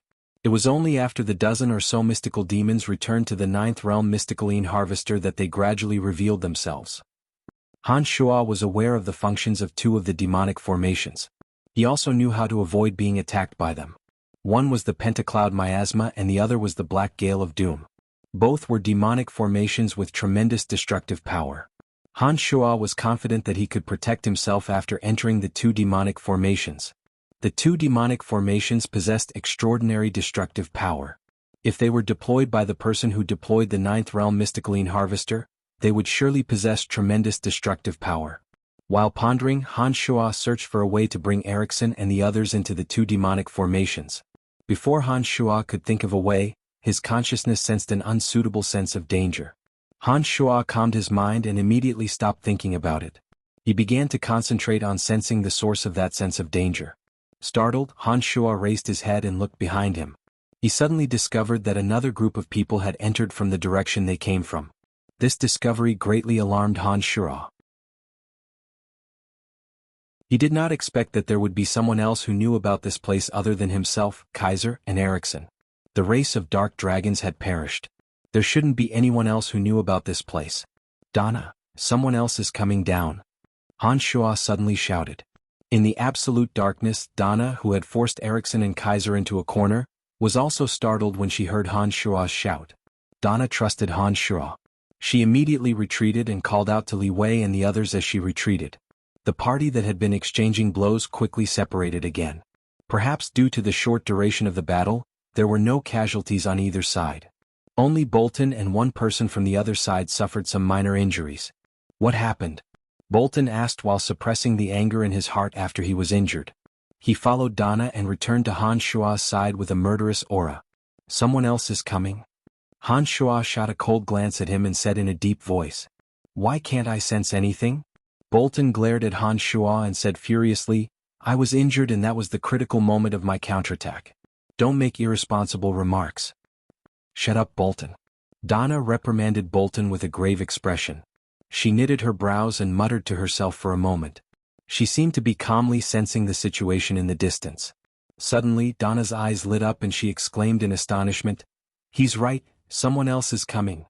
Before knowing if the newcomers were friends or foes, Donna calmly stopped Bolton and the others from acting rashly and silently looked back at the path they had come from. Kaiser, Erickson, and the others also sensed the abnormality at this moment. They cautiously looked in that direction, their hearts restless. The interplanar transportation matrix controlled by the primordious dragon had been destroyed by Han Shua.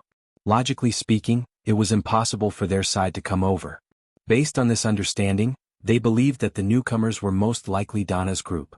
After all, the interplanar transportation matrix controlled by Han Shua was still there. Donna was equally perturbed. The difference in strength between the two sides was not too great and her side could even faintly hold the upper hand. If the newcomers were enemies, the balance might be broken and her side would fall into a disadvantageous position. As the leader of this side, Donna knew that her side shouldn't have sent people over without receiving her message. Therefore, she was astonished and even began to doubt whether Han Shua was telling the truth when he said that he had destroyed the interplanar transportation matrix. "Kid, you said that you destroyed their interplanar transportation matrix. You're not lying, are you?" Unlike Donna, Bolton didn't have a favorable impression of Han Shua. Therefore, he immediately voiced his doubts. Han Shua shot a cold glance at Bolton and said nothing with a gloomy face. "If we lose this battle because of your lies, you'll pay for it later," Bolton said angrily when he saw Han Shua scowl. Donna did not say a word. She focused all her attention on observing the people approaching from behind. Two silhouettes gradually became clearer. One of them was an old man that Han Shua was very familiar with. He was Demigod Kelly, who fought alongside Han Shua back in Kasi Empire. He was from the Druidic Order. Standing beside Kelly was a middle-aged man with a gentle temperament and a genial smile.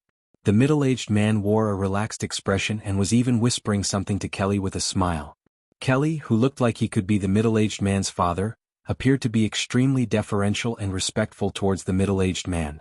Donna, who had been calm and collected ever since she arrived on Profound Continent, suddenly bunched her brows tightly. She looked at the middle-aged man as though she was facing a formidable foe. When Kaiser and Erickson saw the appearance of the middle-aged man, they exchanged glances and forced a smile. "Hey Kaiser and Erickson, did you not want me to come here? You even destroyed the transportation matrix. I had to go through untold hardships, passing through multiple material planes, and finally embarking on an arduous interplanar journey to get here," the middle-aged man said warmly as he looked at Kaiser and Erickson with a faint smile on his face. Kaiser and Erickson explained from a distance with bitter smiles on their faces.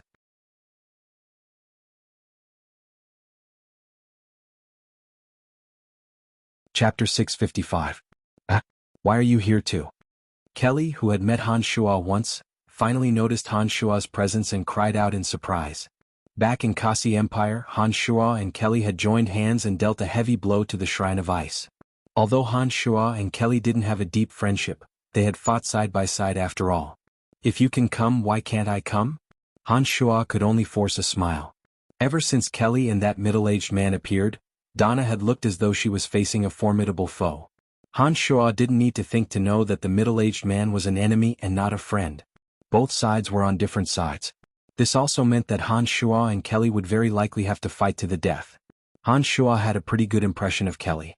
The Druidic Order was Lancelot Empire's most important business partner. No matter how one looked at it, Han Shua didn't want to become enemies with Kelly. But judging from Donna's expression, Han Shua knew that he had no choice and felt somewhat helpless. Kelly sighed. He too was aware of the current situation. He didn't seem too willing to make an enemy out of Han Shua, but he was just as helpless as Han Shua. "What are you all standing here for? You didn't come all the way here just to enjoy the scenery, did you?" The middle-aged man who came with Kelly saw that everyone was staring blankly at him and didn't do anything. He looked at the crowd and asked with a smile, "What's the matter? I didn't expect Lord Old to come. This is getting more and more interesting." Donna suddenly relaxed and said with a smile, "My main purpose in coming here is to find the remains of my ancestor. Of course, I also want to take a look at the wonders of this place. After all, it seems that my ancestor died because of this strange place. The middle-aged man named Old explained with a smile and a nod to Dana. Hearing Old's words, Han Shuo suddenly had a thought. Could the tree of life at the bottom of a deserted island in the boundless sea be the ancestor that Old was looking for? From the moment Old appeared, Han Shuo, who cultivated in the element of death, felt somewhat uncomfortable. Just like how gods of darkness would be especially sensitive to gods cultivating in the element of light, Han Shuo's avatar cultivating in the element of death would only be sensitive to gods cultivating in the edict of life. The tree of life at the bottom of the deserted island was obviously transformed from a very powerful god cultivating in the edict of life. After hearing Old's words, Han Shuo immediately made the connection and guessed that the remains he buried might be the one that Old was looking for. However, Han Shuo would only bury these thoughts in his heart and would never reveal them at this moment. That area was too close to the cemetery of death. If Old knew the location of that place, he would very likely know the location of the cemetery of death as well. As a cultivator of the edict of life, Old should be very sensitive to the elemental energy of death. Han Shuo was a cautious person and naturally would not say anything. Old's words not only made Donna's party, but even Kaiser and Erickson didn't seem to believe him. Lord Old, if you don't mind, we can discuss it together. Kaiser invited with a sunny smile on his face. That would be great. I was just worrying about the situation here. Old readily agreed and walked towards Kaiser's party. As he approached Han Shuo's party, Han Shuo noticed that Donna was staring at him vigilantly as though she was ready to deal with Old's attack at any moment. Old stopped in front of Donna and chuckled, "Miss Donna, there's no need to be so nervous. I'm just here to take a look at the situation. As long as you don't intend to destroy all life on this continent, I won't do anything to you." If that's the case, then that's for the best. Donna was still very cautious and guarded against Old. She pretended to be relaxed. As cultivators of the edict of life, we are all people who love life. We won't put others to death unless we have no other choice. The reason why we had such a big fight with those people last time was because they wanted to destroy all life on the continent. My ancestors had no choice but to intervene. As long as you don't have such intentions this time, I believe that both of us will have a very pleasant journey. Old said with a beaming smile. Although his attitude was very gentle, his tone still carried a deep meaning. Donna did not say much and only nodded silently. No one knew what she was planning. "Hey, you're Brian, right?" Old suddenly glanced at Han Shuo with a look of interest. Han Shuo was startled. He didn't understand how Old knew him. He looked at Old in puzzlement and nodded woodenly. "I've heard some things about you from Kelly. You're quite interesting. Not a bad lad. However, it's a pity that you've chosen to cultivate in the elemental energy of death." Old said with a smile as he gave Han Shuo a few deep glances. Han Shuo was stunned. He didn't know what Old meant. He didn't try to act smart and answer. Donna, Bolton, and Bowen looked at Old with astonishment and then looked at Han Shuo strangely. They couldn't understand why Old would be interested in a nobody like Han Shuo. "You're on your own." Old didn't express too many thoughts. He nodded at Han Shuo and walked towards Kaiser and his party with a smile.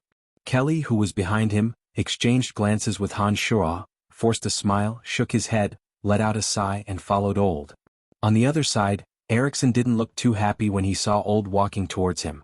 He let out a soft groan but didn't voice his dissatisfaction. On Profound Continent, the Shrine of Ice and the Druidic Order had been fighting openly and covertly for a long time over the supply of believers. The grudges between the gods in the mortal world had also affected the gods in charge. It was only natural that they didn't get along well with each other. "Come on, let's continue inside," Kaiser softly exclaimed. He then shot a glance at Donna from afar and said, "Lord Old, if you don't mind, how about you guide us?" "No, I'm just following you." "Haha, you don't need to mind me too much." Old rejected Kaiser's proposal and replied smilingly, "All right then, let's go." Kaiser didn't insist and took the initiative to lead the way. He secretly gave Erickson, who was putting on a sour face, a few meaningful glances, hinting that he shouldn't spoil the plan at this juncture. The party seemed to have suddenly forgotten the existence of Donna, Han Shuo, and the others. They headed straight for the 9th realm Mysticaline Harvester. Han Shuo, who was standing beside Donna, could tell that Donna heaved a sigh of relief when Old rejected Kaiser's proposal. After Kaiser and his party had walked some distance away, Donna solemnly instructed the few youngsters behind her, "This time, if it's not necessary, try not to provoke that Old." He's notorious for being a troublemaker. As long as he doesn't make an enemy out of us, we don't have to worry about him." It was evident that Donna was very wary of Old. The group of haughty youngsters also expressed their agreement after hearing those words. It appeared that they all knew about Old's background. Among the party, Han Shuo was the only one who knew nothing about Old. He couldn't help but ask, "Is this Old very difficult to deal with?" Donna forced a smile and nodded. She explained, "Old is notorious for being a busybody. His strength is also extraordinary. In our Elysium, Old is a very strange fellow among mid-gods. Generally speaking, he won't be particularly interested in anything. But when he does, he won't let go and won't stop until he achieves his goal. It's a real headache." Elysium. This was the first time Han Shuo had heard Donna mention their background. He was shocked. Han Shuo had heard a little about Elysium through various channels. Both Bichimos and that person inside the Holy Grail had mentioned Elysium on more than one occasion. According to Han Shuo's understanding, Elysium should be the highest level material plane out of all the material planes. Legend had it that Elysium was the material plane where the supreme creator deities resided. The elemental energies on Elysium were denser than any other material plane. It was the most suitable place for gods to comprehend elemental edictal energy. Elysium had the most energy ores, the most powerful gods, and the most ancient family clans. Legend had it that Elysium was boundless and filled with countless mysterious tales. It was the center of all material planes and the home of the gods. In short, according to what Bichimos and that person in the Holy Grail said, the Elysium was the birthplace of the gods. It was also the central place where the gods of numerous material planes gathered. Almost all the overgods resided on the Elysium. There were all kinds of forces on Elysium. The most powerful forces were, of course, the 12 major forces with overgods. Many ancient family clans pledged allegiance to the 12 overgods. Many of the ancient family clans on Elysium were not only engaged in incessant wars on Elysium, they were also engaged in battles on other material planes. In this vast universe, more than 90% of the low, medium, and high-level material planes were controlled by those ancient family clans and the 12 overgods on Elysium. Having heard so many legends about Elysium, Han Shuo knew what Elysium signified. Now that he had confirmed from Donna that they were from Elysium, Han Shuo finally understood why youngsters like Bolton and Li Wei would feel so superior after arriving on Profound Continent. Elysium. When I finish my business on Profound Continent, I will personally go and see what Elysium is like, Han Shuo thought to himself. Come on, let's follow them. Donna instructed while Han Shuo was making up his mind. Kaiser, Old, and the others were nowhere to be found. Donna, Han Shuo, and the others hastily followed after them. They did not encounter any other anomalies along the way. Following the location that the spirit demon had previously scouted, Han Shuo, Donna, and the others arrived at the 9th realm mystical Een harvester that was shrouded in dense mist of mystical Een aura. Standing there and sensing the extremely dense mystical Een aura in the surroundings, Han Shuo greedily took a few deep breaths. He could feel the mystical Een aura entering his chest and abdomen, slowly filtering through his muscles, meridians, and bones before being absorbed and transformed by his demonic infant. It was a wonderful feeling. As he gazed into the distance, Han Shuo discovered that a few towering mountains and rivers had been moved to this place by someone with extraordinary energy. The marvelous 9th realm mystical Een harvester had been transformed into the most miraculous 9th realm mystical Een harvester. Han Shuo could not be more astonished. Having arrived at this place and looking at the incredible scenery around him, Han Shuo was so impressed by the person who deployed the 9th realm mystical Een harvester that he didn't know how to express himself. Such a vast and majestic project was not as simple as moving mountains and draining seas. It required the alteration of numerous laws of heaven and earth. To be able to accomplish such a magnificent feat, the terrifying strength that Han Shuo dared not imagine was beyond his imagination. This is too miraculous. This seems to be man-made. Who in the world would have the courage to accomplish such a magnificent feat? Old cried out in disbelief. Could it be that some overgod came to this material plane by chance and expended his divine energy to create such a magnificent formation? Kaiser was extremely astonished as he muttered to himself. That's impossible. Nothing here can be accomplished by elemental energy or edictal force. Perhaps only a few overgods could create such a magnificent spectacle. Erickson said in a deep voice. Everyone shook their heads and smiled wryly at his words. They understood that those overgods would not be so senseless. The overgods had always held grudges against each other, so it was impossible for them to join forces. However, everything here seemed to be made by someone. They racked their brains but still couldn't figure out what was going on. This is too incredible. Donna couldn't help but cry out in surprise as she looked at the towering mountains and rivers that seemed to have been twisted into a strange pattern by someone. Han Shuo noticed that the mountains and rivers were distorted as though they were transformed by some kind of demonic art. Some of the traces on the mountains gave Han Shuo a sense of déjà vu. However, when he thought about it carefully, he couldn't figure out what was going on. The scene here was beyond Han Shuo's imagination. Han Shuo was speechless as he gazed at the huge ninth realm mystical Yin harvester that was formed by the rips of the earth and the mountains as the eye of the formation. I think that we can only figure out what's going on here after we reach the deepest part. Old suddenly became excited after sighing for a while. Not only Erickson and Kaiser, but also Donna and the others were hesitant when they heard Old's words. Before coming here, they had vaguely learned about the dangers of this place based on what their ancestors had told them. Therefore, they began to worry about their own safety when they heard that Old wanted to enter. Before they even reached this place, they had already been beaten to a pulp by a dozen mystical demons. As long as they used their brains to think, they would know that the most mysterious area would definitely be the most dangerous. Therefore, they didn't dare to advance recklessly. You fellows, what are you afraid of? Didn't you come here to enter? Why are you all hesitating now that you're right in front of us? Old sneered. Let's go. Han Shuo suddenly spoke. He was the first to enter. After entering, he turned around and smiled at Donna. Come, follow me. I don't think there'll be any big problems.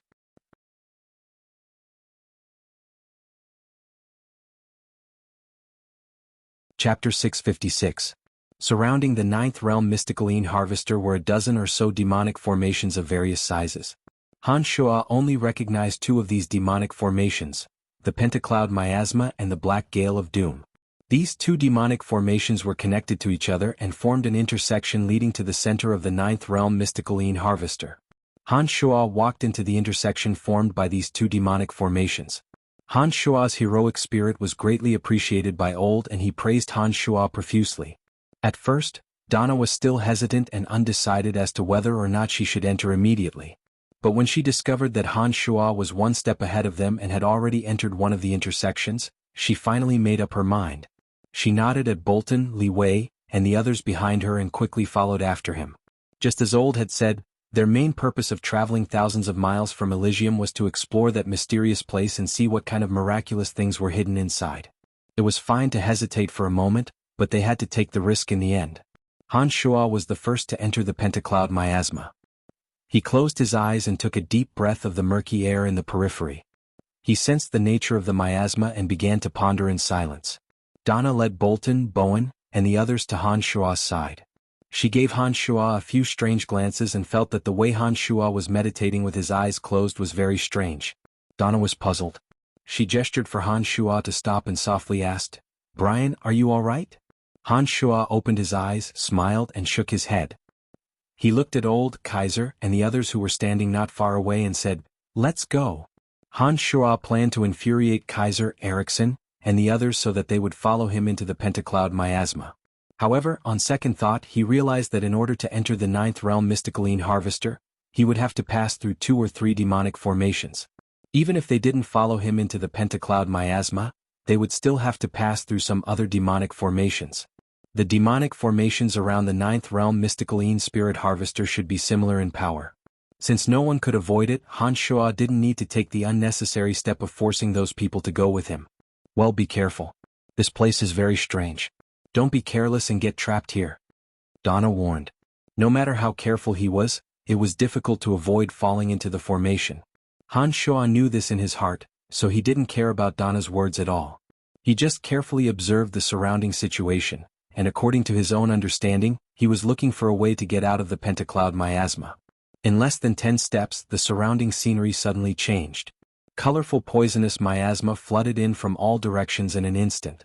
The poisonous miasma must have been refined using a special method. It was extremely corrosive.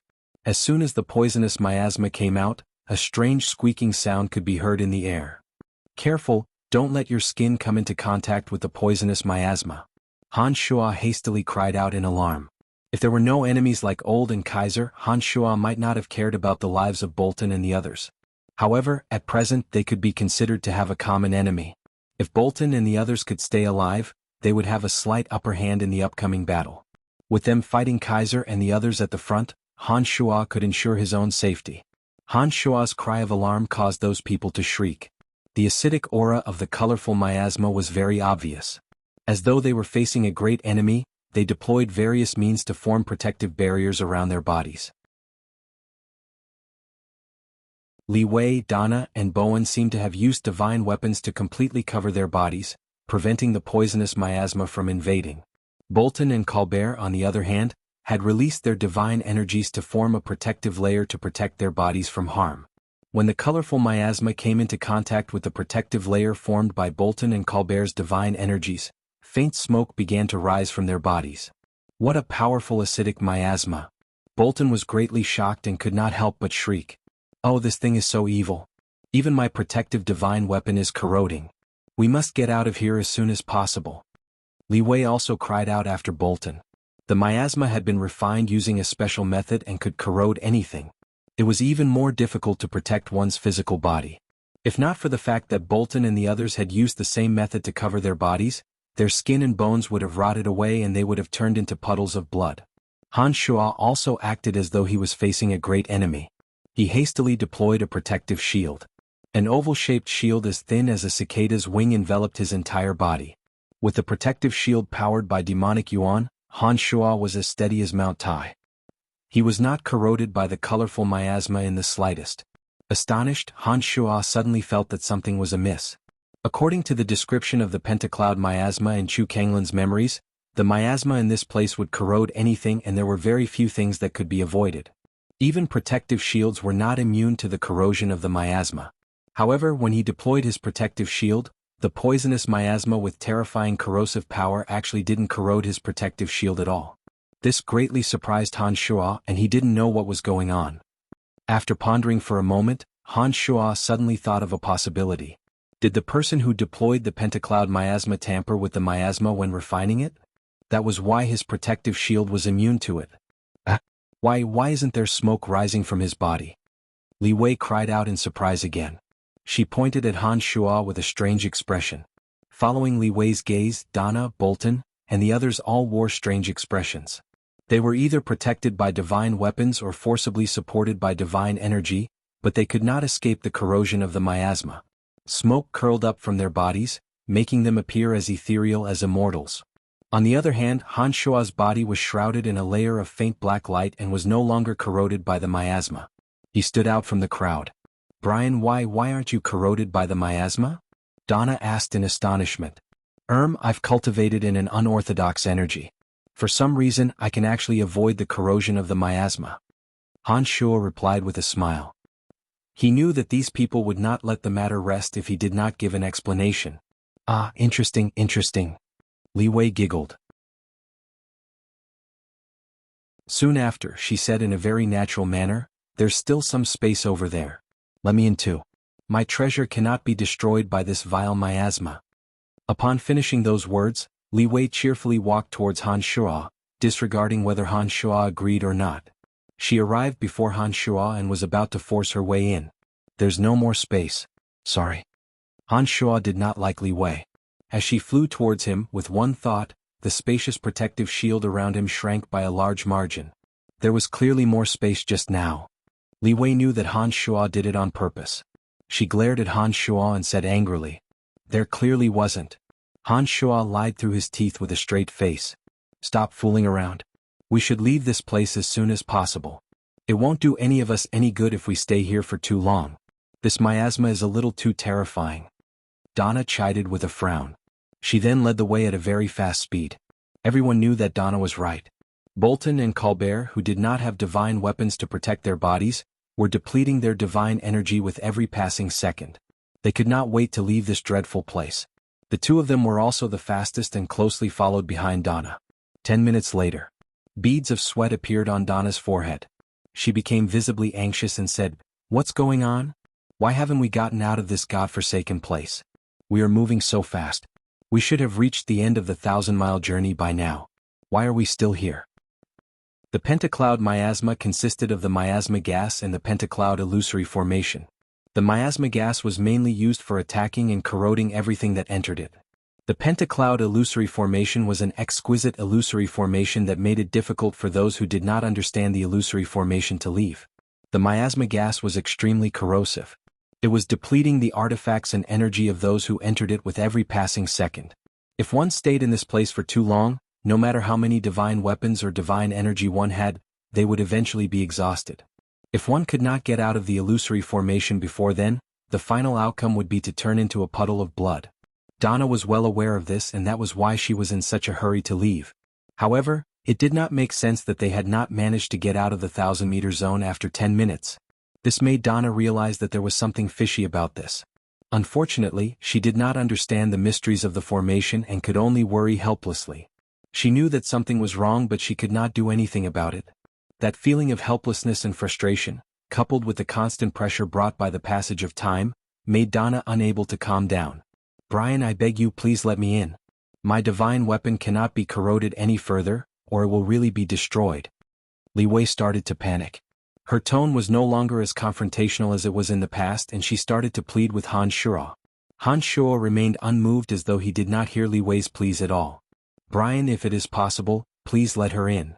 Although Donna was distraught, her good upbringing did not cause her to lose her rationality. She pleaded with Han Shuo on Li Wei's behalf.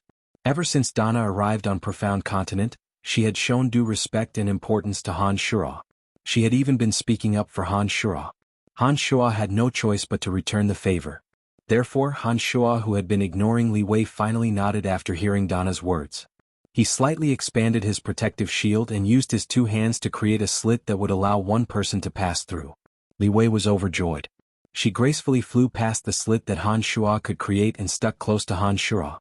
"Oh, there seems to be some space," Donna softly exclaimed. She put on a pleasant smile and said to Han Shuo, "Brian, I think it won't be a problem to add one more person." Han Shuo was speechless. "Since you're not saying anything, that means you agree. I thank you in advance." Donna pursed her lips into a smile. She was the second person to enter Han Shuo's protective shield after Li Wei and similarly stuck close to him. "No, there's no more space." When Han Shuo saw that Bolton, Bowen, Colbert, and Bolton were all looking at him with scorching gazes, he hastily tried to shrink his protective shield while at the same time preventing them from entering. The shrinking of Han Shuo's protective shield caused Li Wei to make a big fuss. She hastily leaned even closer to Han Shuo. In order to avoid exposing herself to the poisonous gas, Donna had no choice but to stick close to Han Shuo as well. With that, Han Shuo remained motionless while the two women threw themselves at him, allowing him to enjoy the bliss of being surrounded by multiple lovers. Meanwhile, outside the protective shield, Bolton, Bowen, Colbert, and Bolton had to endure the poisonous gas's assault at all times. Bolton and Colbert especially were using their divine energy to sustain themselves. Their faces were flushed red and they looked extremely miserable. On Han Shuo's side, the beauties threw themselves at him as though they were afraid that they wouldn't be close enough. On the other hand, Bolton and the other two were miserably resisting the poisonous gas's corrosion. They were in agony every second. The difference in treatment between the two parties was simply too great. One was heaven and the other was hell. "There's something strange about this place. I can't find a way to leave this place for the time being, but the poisonous gas's corrosion hasn't stopped. Bolton, Bowen, Colbert, it might be troublesome for you to stay here. Why don't you go back the way you came? We'll call you back when we find the exit." Donna appeared very apologetic. But she had to say that for the sake of the three. The three's faces were full of bitterness as they looked at Han Shuo, who was enjoying the bliss of having multiple lovers. They clenched their teeth and were about to turn back when they suddenly heard Han Shuo shout, "No! You brat, don't go too far. Are you only satisfied if we stay here and die from the poisonous gas?" Bolton was furious. If it weren't for Donna, he would have dragged Han Shuo out to suffer together with him. Seeing Han Shuo hugging the beauties left and right, he was filled with rage. "Brian, they'll die if they stay here." Donna was also a little surprised. She turned her head with some difficulty, her red lips very close to Han Shuo's ear as she spoke. "They'll die if they go back. Haven't you noticed that we've been circling around the same area all along? In my opinion, there's no way out once we've entered this place.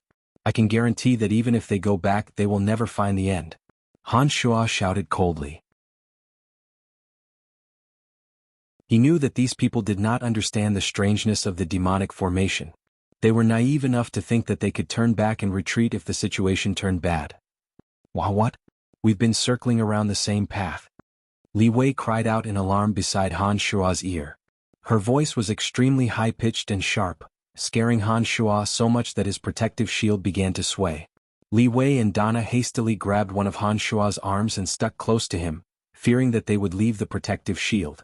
After being reminded by Han Shua, Dana, who was the strongest among them, carefully recalled and suddenly mumbled, That seems to be the case. There's no way out once we've entered. We have no choice but to walk out. Otherwise we'll all die. Han Shua said coldly. Upon hearing those words, the faces of Bolton and the others who still had hope of leaving turned ashen. If you observe carefully, you'll notice that this place filled with colorful miasma has some peculiar patterns. I think that as long as I can find the right pattern, I should be able to leave this place. Han Shua suddenly put on a faint smile when he saw their faces filled with despair and panic.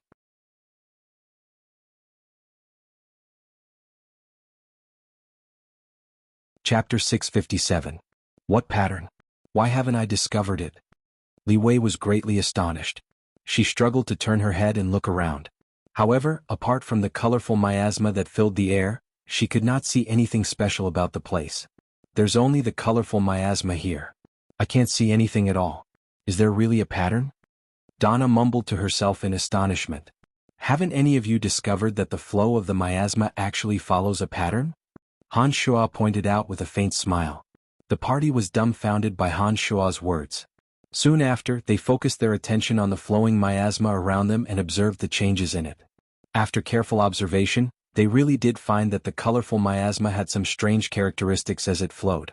The miasma was divided into 5 colors: red, blue, green, purple, and black. The 5 colors did not interfere with one another, nor did they mix together. As they flowed around them, the 5 miasma seemed to have a tacit understanding. Every time, one of the miasma would come over and stay for a period of time before automatically dispersing. Then, another miasma would continue to corrode them. Oh, there really seems to be a pattern. Li Wei was very excited. Then, she looked at Han Shua, who was right in front of her, and asked, Could it be that our way out has something to do with the miasma? I think so. Han Shua replied indifferently. The pentacloud hallucination formation borrowed the miasma. As long as they could grasp the pattern of the miasma's flow, they would be able to figure out the way out of this place. Alright, let's all observe carefully. Dana, who had great trust in Han Shua, hastily shouted. Upon hearing those words, the party who had been stuck in the pentacloud miasma for a long time began to observe the pattern of the miasma, hoping to find a way out of this place. Unfortunately, after observing for a while, they did more or less figure out the pattern of the miasma's flow. However, they did not understand the pentacloud hallucination formation at all. Even if they knew the pattern of the miasma's flow, they could not find a way out. I can't hold on much longer. Bolton's face was flushed red. He had consumed too much of his divine power, causing him to feel fear. Although Li Wei's servant Colbert did not utter a word, his aged face was pale and he appeared to be on the verge of death. Li Wei, let's go. Let's give our seats to Colbert and Bolton. At this critical moment, Dana decisively ordered Li Wei. Soon after, she turned to Han Shua and said, Brian, we should work together at this moment. Taking a deep breath, Han Shua suddenly smiled and said, You don't have to go out. What? Colbert is dying. Even if the divine weapon is damaged, I can't just watch him die. I'm going out, don't stop me. Li Wei said anxiously when she saw that Colbert's face was turning paler and paler. In the distance, when Colbert heard Li Wei's words, a trace of gratitude emerged in his lifeless eyes. When he saw that Li Wei was about to come out, he hastily said, Young lady need not worry about this old slave. This old slave's life is for the sake of protecting young lady and not for young lady to sacrifice herself for me. What are you talking about? If you can live, then live well. Dana berated. I said we don't have to go out, so we don't have to go out. Han Shua thought to himself that Li Wei wasn't completely devoid of redeeming qualities when he saw that she was so attentive at such a critical moment. Seeing that everyone's gazes were once again focused on him, Han Shua confidently said, I have found the pattern. Follow me, I will lead you out. Are you sure? Bolton shouted with a mixture of surprise and delight when he heard Han Shua's words at this moment of despair. There shouldn't be a problem. Han Shua nodded and instructed, Line up behind me. If I go fast, you go fast. I go slow, you go slow too. Don't fall behind by a single step. Otherwise, don't blame me if you get lost and can't make it out alive. Donna was not at ease either.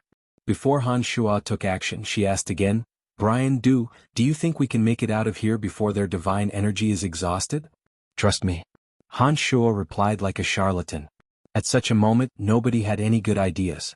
But when they saw that Han Shuo was so confident, they came to a tacit understanding and moved to Han Shuo's side one after another.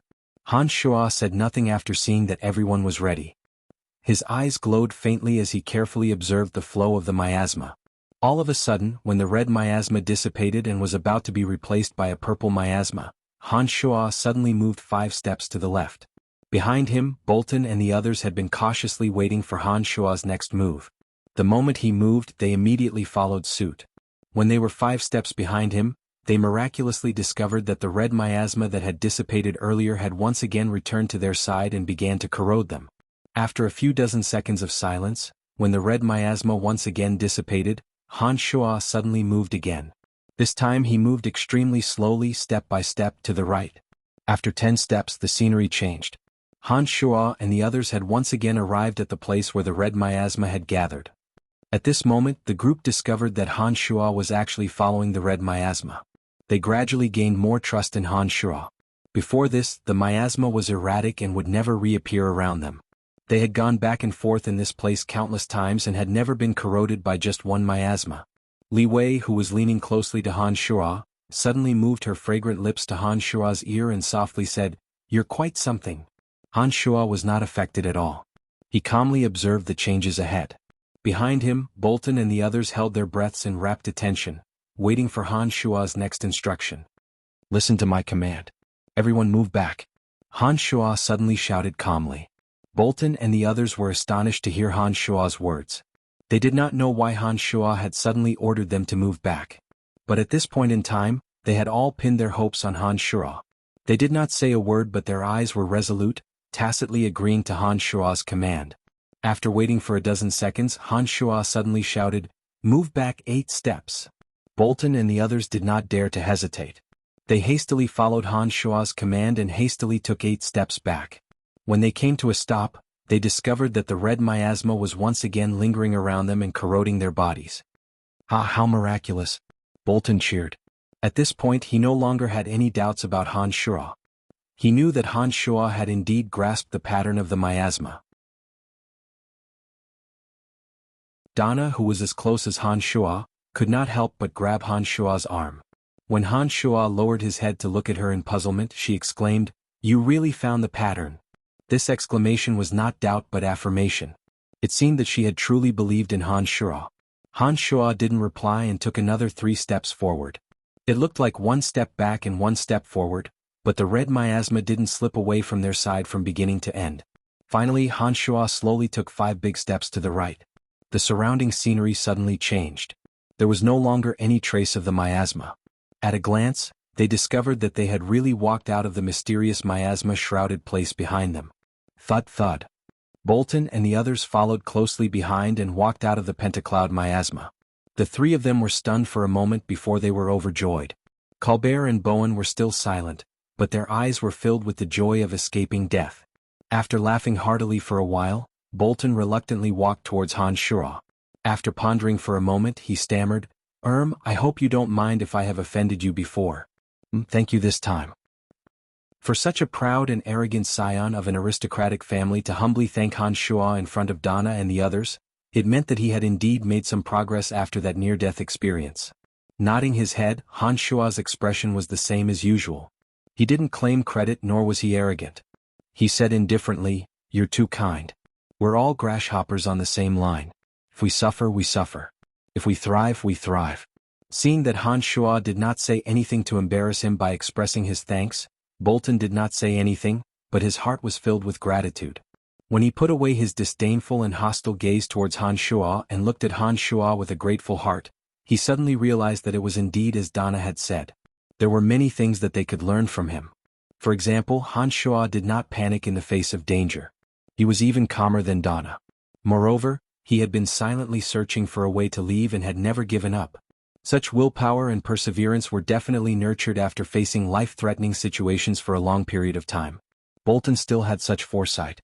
From the looks of it, Bolton realized that although Han Shua's strength was not particularly strong, there were some qualities about Han Shua that determined that Han Shua would not be an unknown minor character in the future. Bolton was not a mediocre person to be able to come here. After he redefined Han Shua, his attitude towards Han Shua underwent a drastic change. It's all thanks to you this time. Otherwise, Bowen and I would not have been able to escape this calamity. Words cannot express our gratitude. After this mission, Brian, I hope that you will visit our family as a guest. We brothers will definitely thank you properly. The sudden change in Bolton's attitude towards Han Shua left everyone dumbfounded. The taciturn Bowen was even more puzzled. He could not understand why his elder brother had suddenly become so amiable. Donna nodded inwardly and shot a surprised glance at Bolton. She thought that this fellow wasn't completely useless after all. After hearing Bolton's words, Han Shua took a deep look at Bolton. Seeing the sincerity on Bolton's face, Han Shua pondered for a moment and roughly guessed Bolton's thoughts. He chuckled and said, "There will be a chance. And our family, Brian. You've also saved us. On behalf of our family, I would also like to formally invite you to our family as a guest." Li Wei giggled and similarly extended an invitation. Han Shua was stunned. He suddenly realized that he seemed to have become a hot commodity. For a moment, Han Shua was not used to these two fellows who had been hostile to him from the very beginning becoming so cordial.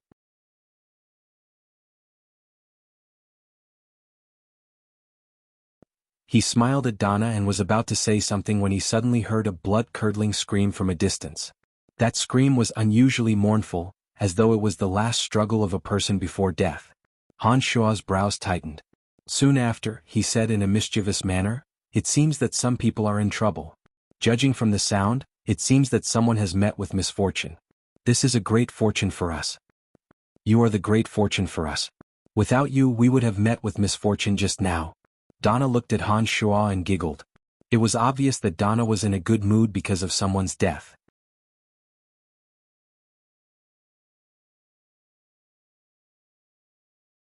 Chapter 658. There were many large and small demonic formations arranged around the ninth realm mystical harvester in a complicated and intricate manner. From what Han Shua could tell, those demonic formations weren't weak at all. The pentacloud miasma alone was enough to make Donna and her party suffer unspeakably. It was likely that the others had also encountered demonic formations of great destructive power. A miserable shriek sounded, disrupting the minds of those who were recovering. Bolton and Bowen woke up with a start. Their faces were filled with shock. As though to bring them more surprises, yet another ear-piercing shriek sounded from afar. This shriek belonged to a woman. Everyone immediately knew that the young married woman must have suffered as well. That's too frightening. Two are already dead. Li Wei looked at the black gale of doom before her with a face filled with panic. When Donna, who was rejoicing in others' misfortune, saw that Li Wei was staring fearfully ahead, the smile on her face gradually disappeared and was replaced by a solemn expression. Donna knitted her brows and pondered in silence for a moment. Then she suddenly said, "All of you have heard the two miserable shrieks just now. I'm sure all of you know what they mean. All of you have experienced the previous perilous situation and should understand that such a mysterious place is full of dangers. I'm certain that the next trial will be even more difficult." Everyone listened to Donna in silence. She took a deep breath and continued, "Perhaps one of us will die like them at the next trial. If any of you want to back out, it's not too late to do so. Although it's not very honorable to back out at the last minute, it's at least a little more acceptable than death. Given the strength of your families, you should be able to bear the consequences. Think about it." The three youngsters fell silent after hearing Donna's words. Their faces were filled with hesitation, as though they were having a hard time making a decision. Colbert and Han Shua, however, did not have such worries. Colbert, who did not value his own death, was prepared to follow closely behind Li Wei. Han Shua was determined to enter and find out what was going on inside. Naturally, he would not back out at the last minute. Besides, Han Shua had a certain understanding of the black gale of doom. He was confident that he would be able to deal with it. It's hard to break through without experiencing danger. I want to try again. Bolton was the first to make a decision. His expression was resolute. Even a coward like Bolton dares to go in. Why should I be afraid? Li Wei clenched her teeth and said resolutely. Bowen followed Bolton's lead. He had always agreed with Bolton's decisions, and this time was no exception. Li Wei's death was more important to Colbert than anything else. Naturally, he would follow her closely. Even if he didn't say anything, Donna understood this. All right then, I'll give you a little more time. After a while we'll enter together. This time, when you die, I will tell your family about your bravery. Your family will also be proud of you. Donna nodded and praised. Without another word, Bolton and the other three seized the time to recover their divine power amidst the tense atmosphere. Brian, I'm suddenly very curious about you. You must have experienced many life and death situations on this continent, right? Donna suddenly smiled. She looked at Han Shuo with interest as though she wanted to see what kind of person Han Shuo was. Han Shuo stared blankly for a moment. He pretended to think seriously and nodded with a smile. You can put it that way. Low-level material planes aren't peaceful either. You have to fight for whatever you want. Facing death head-on is a common thing. No wonder. Donna agreed with Han Shuo. Then she suddenly changed the topic and asked, "What kind of energy are you cultivating? Why is it so strange? I've been training on various continents for a long time, but I've never come across a similar energy." After a moment of silence, Han Shuo put on a faint smile and indifferently said, "It's normal that you don't know about unorthodox energy that can't be shown in public. It's really nothing. You don't have to be so curious." Donna could tell that Han Shuo didn't want to talk too much about demonic arts. She hesitated for a moment and nodded with a faint smile. She finally stopped asking. "I'm rather interested in Elysium. Can you tell me more about it?" While the others were cultivating, Han Shuo and Donna happened to be free. Han Shuo was very curious about Elysium and where Donna came from. It was a good opportunity for him to ask about it. Bichimos and the being in the Holy Grail had also described Elysium to Han Shuo. However, as the two had been trapped for many years, their descriptions of Han Shuo were from a long time ago. Therefore, there must be many discrepancies in their descriptions. Elysium was Han Shuo's next target. He wanted to have a more detailed understanding of it before he entered it. It's hard to explain in a few words. Once you're there, you'll understand that it's the center of all material planes. Almost all of the 12 overgods are cultivating on Elysium. From this, you should be able to see the uniqueness of Elysium, right? Donna smilingly said. Han Shuo nodded indifferently and did not ask any further questions.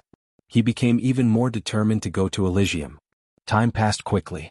After a short while, Bolton and the others woke up from the recovery of their divine energy after hearing Donna's shouts. "It's about time. I can't give you too much time. Otherwise, by the time we reach our destination, Kaiser and the others might have already beaten us to it." Donna took a deep breath. Seeing that the others understood what she meant, she took the lead and walked inside. "Everyone be careful. It's best to be on guard right from the start."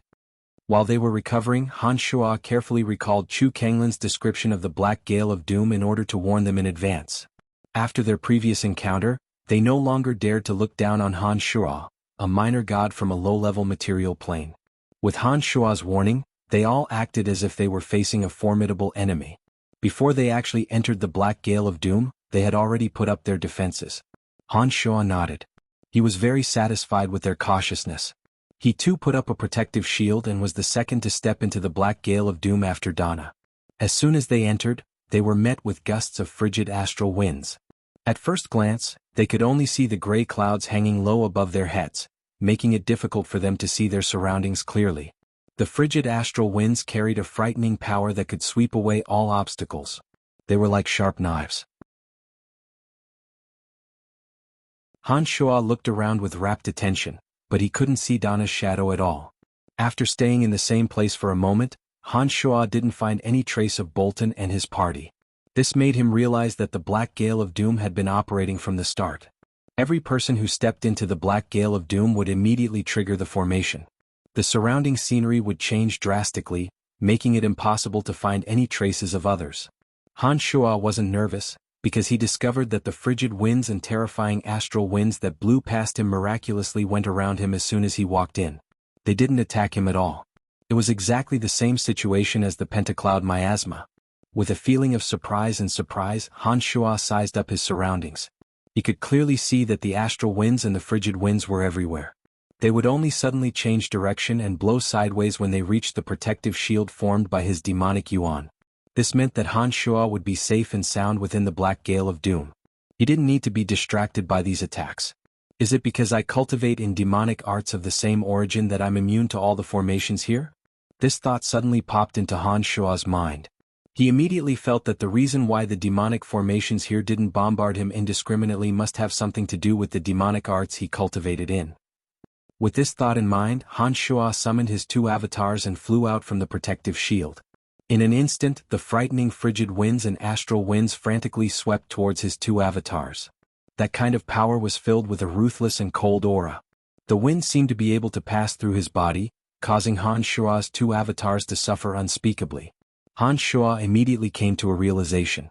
With a thought, the energy of destruction within his avatar of destruction was withdrawn and transformed into the form of the demon's lair edge. Traces of demonic yuan from Han Shua's body circulated within the demon's lair edge. A bizarre change occurred once again. All the frigid winds and astral winds suddenly changed direction and blew around the demon's lair edge. That avatar of death transformed from the skeletal staff only had the divine energy of death in its body. It was constantly being ravaged by the frigid winds and astral winds and was in a very bad situation. As expected, Han Shua understood.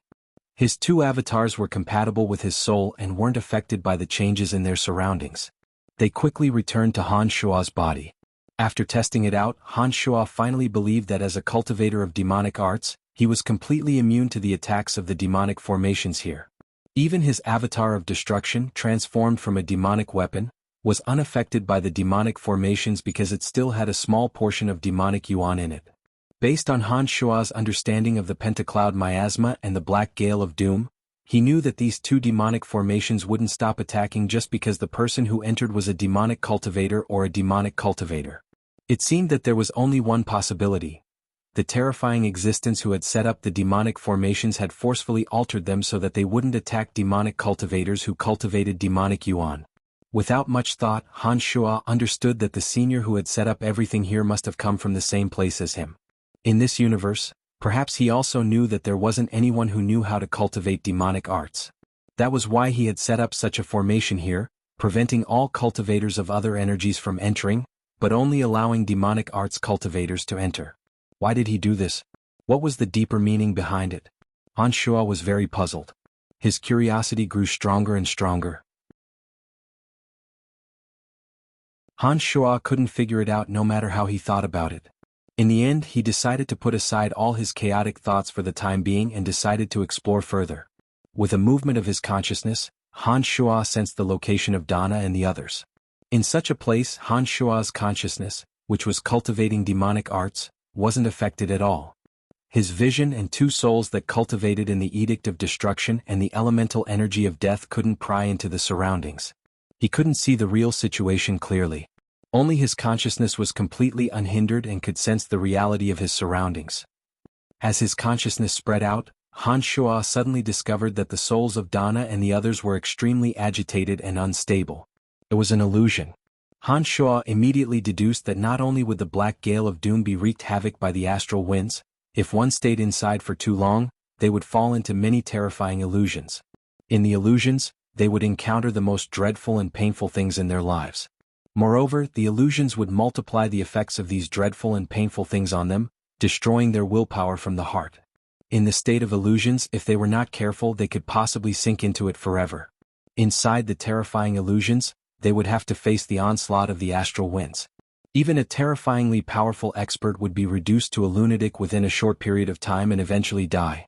Unlike the Pentacloud Miasma, the Black Gale of Doom did not require any pattern to walk out of this place. That was because anyone who entered this place would immediately face the onslaught of the astral winds and the astral winds.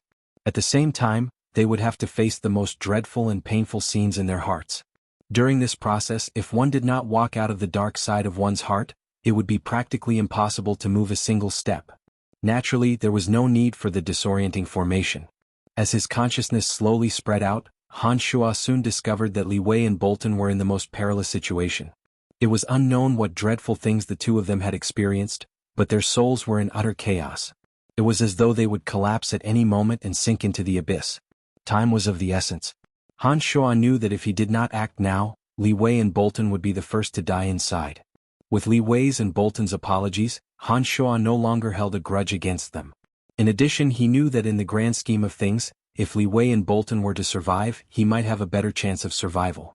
Therefore Han Shuo let bygones be bygones and immediately took action.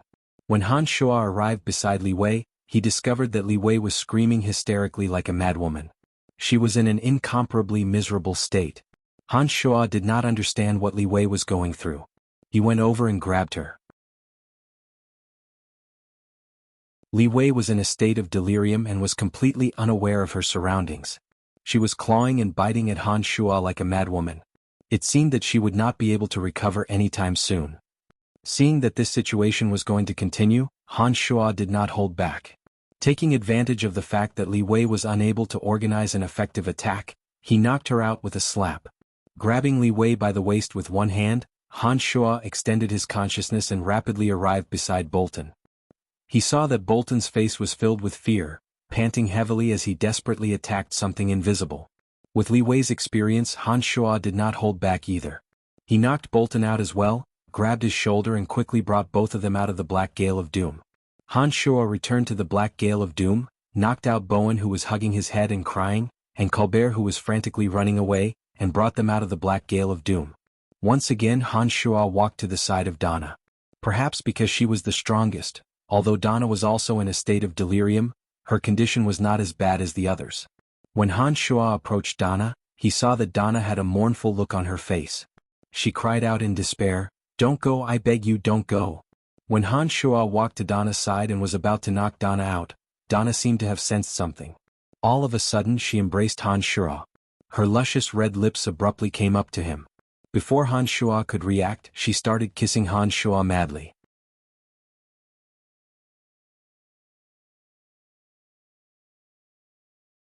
Chapter 659. Caught off guard, Han Shuo immediately felt that his mouth was filled with fragrance. Donna was brimming with passion. She was like a completely different person from her usual solemn self. Recalling Donna's desperate cries, Han Shuo realized that Donna had lost control of her mind in the illusory realm and had mistaken him for someone else. That was why she acted so rashly. Han Shuo did not sink deeper into Donna's passionate kiss. He clearly knew that as Donna kissed him, Donna's soul was becoming more and more unstable. At this rate, even Donna might be in danger. The influence of an illusory realm on a person had little to do with the strength of the person affected. Rather, it forced the person to face the painful past that they were most unwilling to recall. Moreover, the influence of those memories on the person would intensify. Once the person was unable to overcome the knot in their heart, they would sink deeper and deeper into the illusory realm until they were unable to extricate themselves. Judging from Donna's behavior, her mind must have been disturbed by an unforgettable relationship. In the illusory realm, she had mistaken Han Shuo for a man that she could not forget and could not bear to part with. That was why she was acting so preposterously. After a brief moment of astonishment, Han Shuo quickly came to his senses. While maintaining the posture of forcing Donna to kiss him, Han Shuo suddenly slapped the back of Donna's head. She softly fainted. Han Shuo wrapped his arm around Donna's willowy waist and felt her soft and supple body. Without thinking too much, Han Shuo identified the direction and quickly walked out of the formation with Donna. As soon as he walked out of the formation, Han Shuo saw Li Wei, Bolton, and the others staring at him with their eyes wide open. There were traces of confusion in their eyes. Although Han Shuo had knocked them out one by one, he did not use any demonic yuan. As they were low gods with extraordinary strength, as long as they were not affected by the formation, they would quickly regain consciousness. Having just woken up, they were still in a daze as if they couldn't tell the difference between illusion and reality. But when they saw Han Shuo walking out of that terrifying formation with his arm around Donna's slender waist, their dazed eyes gradually regained clarity. Li Wei stared blankly for a moment before she suddenly said, "Brian, did you save us again?" The scene of Han Shuo bringing Donna out of the array had already explained the real situation, which was why she asked this question. "Yes, you were affected by the illusion earlier. I saw that the situation was not good, so I knocked you out one by one and brought you out." Since they had all seen it, Han Shuo had no need to hide it. Just as he was about to put Donna down, he heard Donna make a soft, "oh" sound. She had already woken up. Donna cried out in surprise when she saw that Han Shuo had his arm around her slender waist. Her mind quickly turned and she quickly recognized the situation. She immediately asked, "Brian, did you save me?" Han Shuo smiled when he saw that Donna had woken up. He put her down and apologetically said, "You were also bewitched by the illusion just now. I saw that your emotions were very unstable, so I knocked you out. It's all right. Thank you. Donna smiled sweetly. Suddenly her tender and beautiful face blushed. She seemed to have recalled something and her bright, limpid eyes glanced at the corner of Han Shua's mouth. Ahem. Han Shua immediately understood something from the direction of Donna's gaze. He hastily wiped the corner of his mouth with his sleeve. When he lowered his head to take a look, he discovered that there were indeed traces of red on his sleeve. It was the powder Donna applied on her lips. You guys? Li Wei's sharp eyes noticed the strange expressions on Han Shua and Donna's faces. She covered her mouth and cried out in surprise. Disbelief was written all over her face. With Li Wei's soft exclamation, the others pondered for a moment and soon realized what was going on. Each and every one of them wore strange expressions. Among them, Bowen's face was especially gloomy. His gaze towards Han Shua became even more hostile. It's not what you guys think. Donna's face turned even redder as she hastily explained. Han Shua also felt somewhat awkward. When he saw that everyone's gaze was focused on him again, he coughed once again and pretended to be natural as he said, Miss Donna was lost in the illusion and mistook me for someone else. I was in a hurry to rescue her and did not expect that she would do such a thing while she was in a daze. Enough. Donna embarrassedly interrupted Han Shua. She swept a glance at Bolton and the others with her bright eyes and chuckled. She then jokingly scolded, You brats, why are your minds so dirty? Li Wei let out a cry of grievance and complained in a low voice, We didn't say anything. All right. Donna glared at Li Wei and said to Han Shua apologetically, Anyway, thank you. Please don't take it to heart if I offended you in any way. Of course not. Han Shua replied in a deadpan manner. He thought to himself, What can I say if you forcefully kissed me? Am I supposed to forcefully kiss you back? It's all thanks to Brian this time. It seems that Brian is truly our lucky star. Bolton once again sighed emotionally. His gaze on Han Shua grew even more intense. If Han Shua did not know that Bolton was straight, he would have felt his hair stand on end. What a mysterious fella. He actually saved us again. Li Wei muttered as she stared deeply at Han Shua. The first rescue could be considered a fluke, but the second time was no longer an accident. After hearing Li Wei's words, Donna and the others looked at Han Shua with different gazes. Han Shua was unruffled. He did not claim credit nor was he arrogant. He merely smiled and did not say a word. He knew that these people were extremely curious about him. They wondered why he was able to rescue them from such a mysterious and dangerous place time and time again. They wondered why a god from a low-level material plane like him could perform so many miraculous feats. What should we do next? Donna mumbled to herself as she gazed ahead. In front of them, there were no other demonic formations other than the enormous ninth realm mystical harvester that was formed by several mountains. Looking at the majestic mountains in front of him and sensing the extremely dense mystical aura, Han Shua felt as though he could see the magnificent feat of a demonic senior with profound magical power altering the laws of heaven and earth with the power to topple mountains and overturn seas. Han Shua was momentarily absent-minded as his imagination ran wild. His heart was filled with admiration for that person. Brian, do you think we should go in next? Donna called out softly when she saw that Han Shua didn't respond and asked him by name. Han Shua stared blankly for a moment before he looked at Donna in surprise. He forced a smile and said, Why are you asking me? You're our leader, so we'll do whatever you say. Donna was rather taken aback by Han Shua's words. She thought, that's right, why would I ask him? I'm the one giving the orders. After thinking about it carefully, Donna suddenly realized that her impression of Han Shua had unknowingly changed due to the 2 times that Han Shua had rescued her. Although Han Shua's strength was not strong, for some reason she had begun to view Han Shua as a peer who could assist her. You always have some astonishing feats.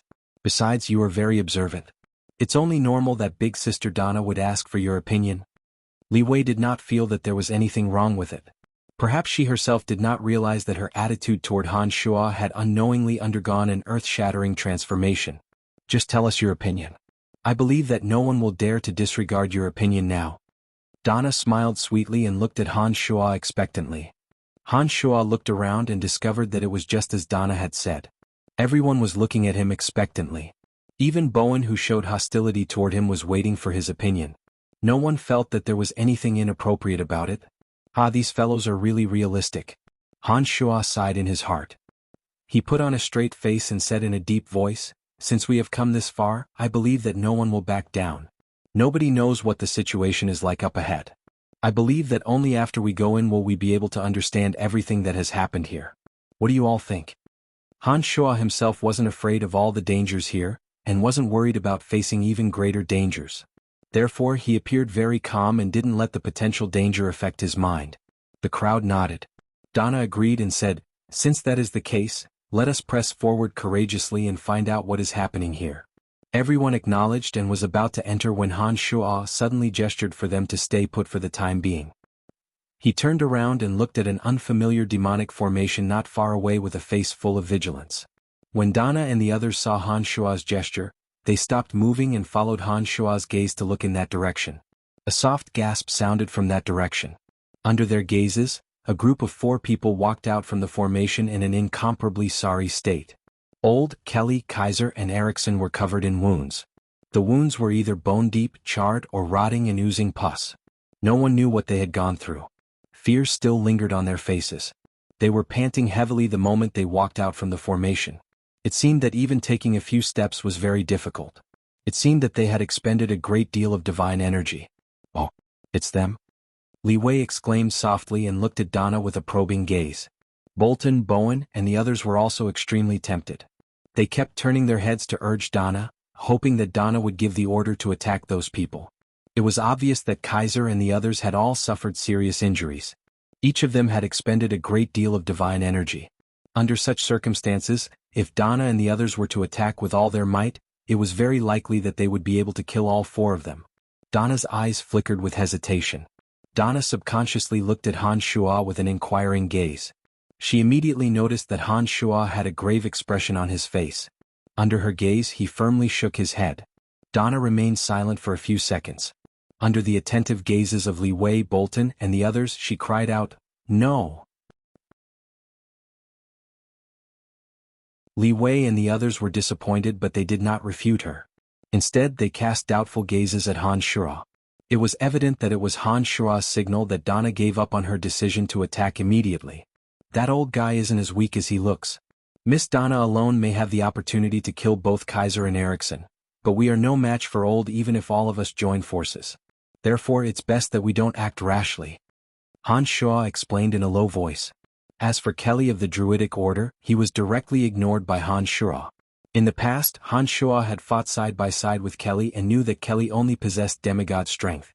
After his strength advanced by leaps and bounds, Han Shuo no longer paid any attention to Kelly's demigod strength. What Han Shuo was certain of was that Kelly was only able to walk out alive thanks to Old's protection. Otherwise, there was no way Kelly, who was only a demigod, would have survived until now when the 4 low gods who came with Kaiser and Erickson were all gone.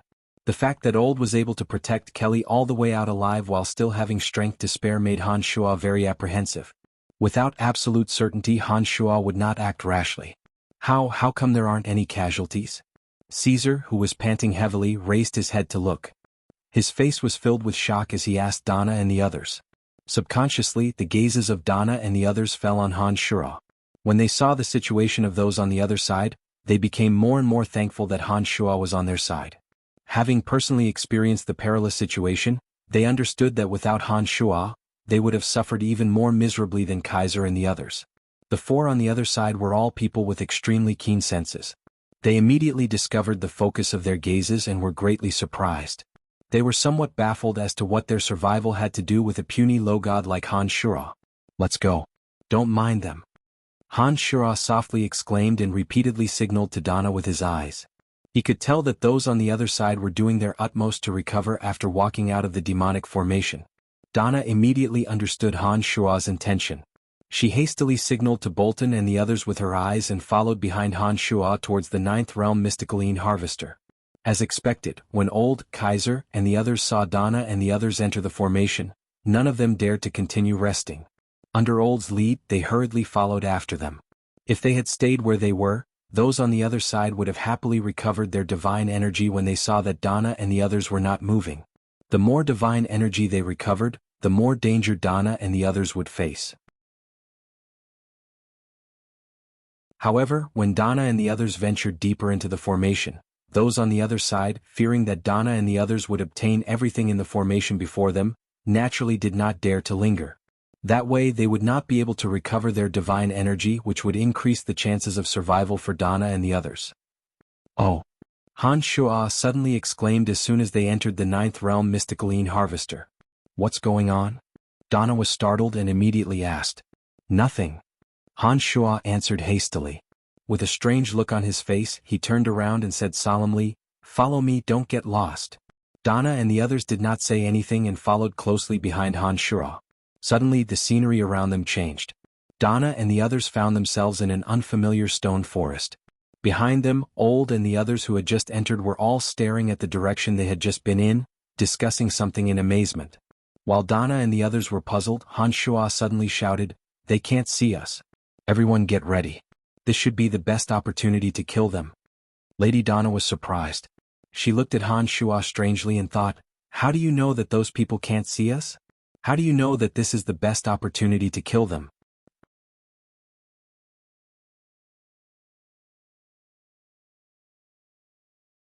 Chapter 660. The ninth realm Mysticaline Harvester was capable of gathering Mysticaline aura.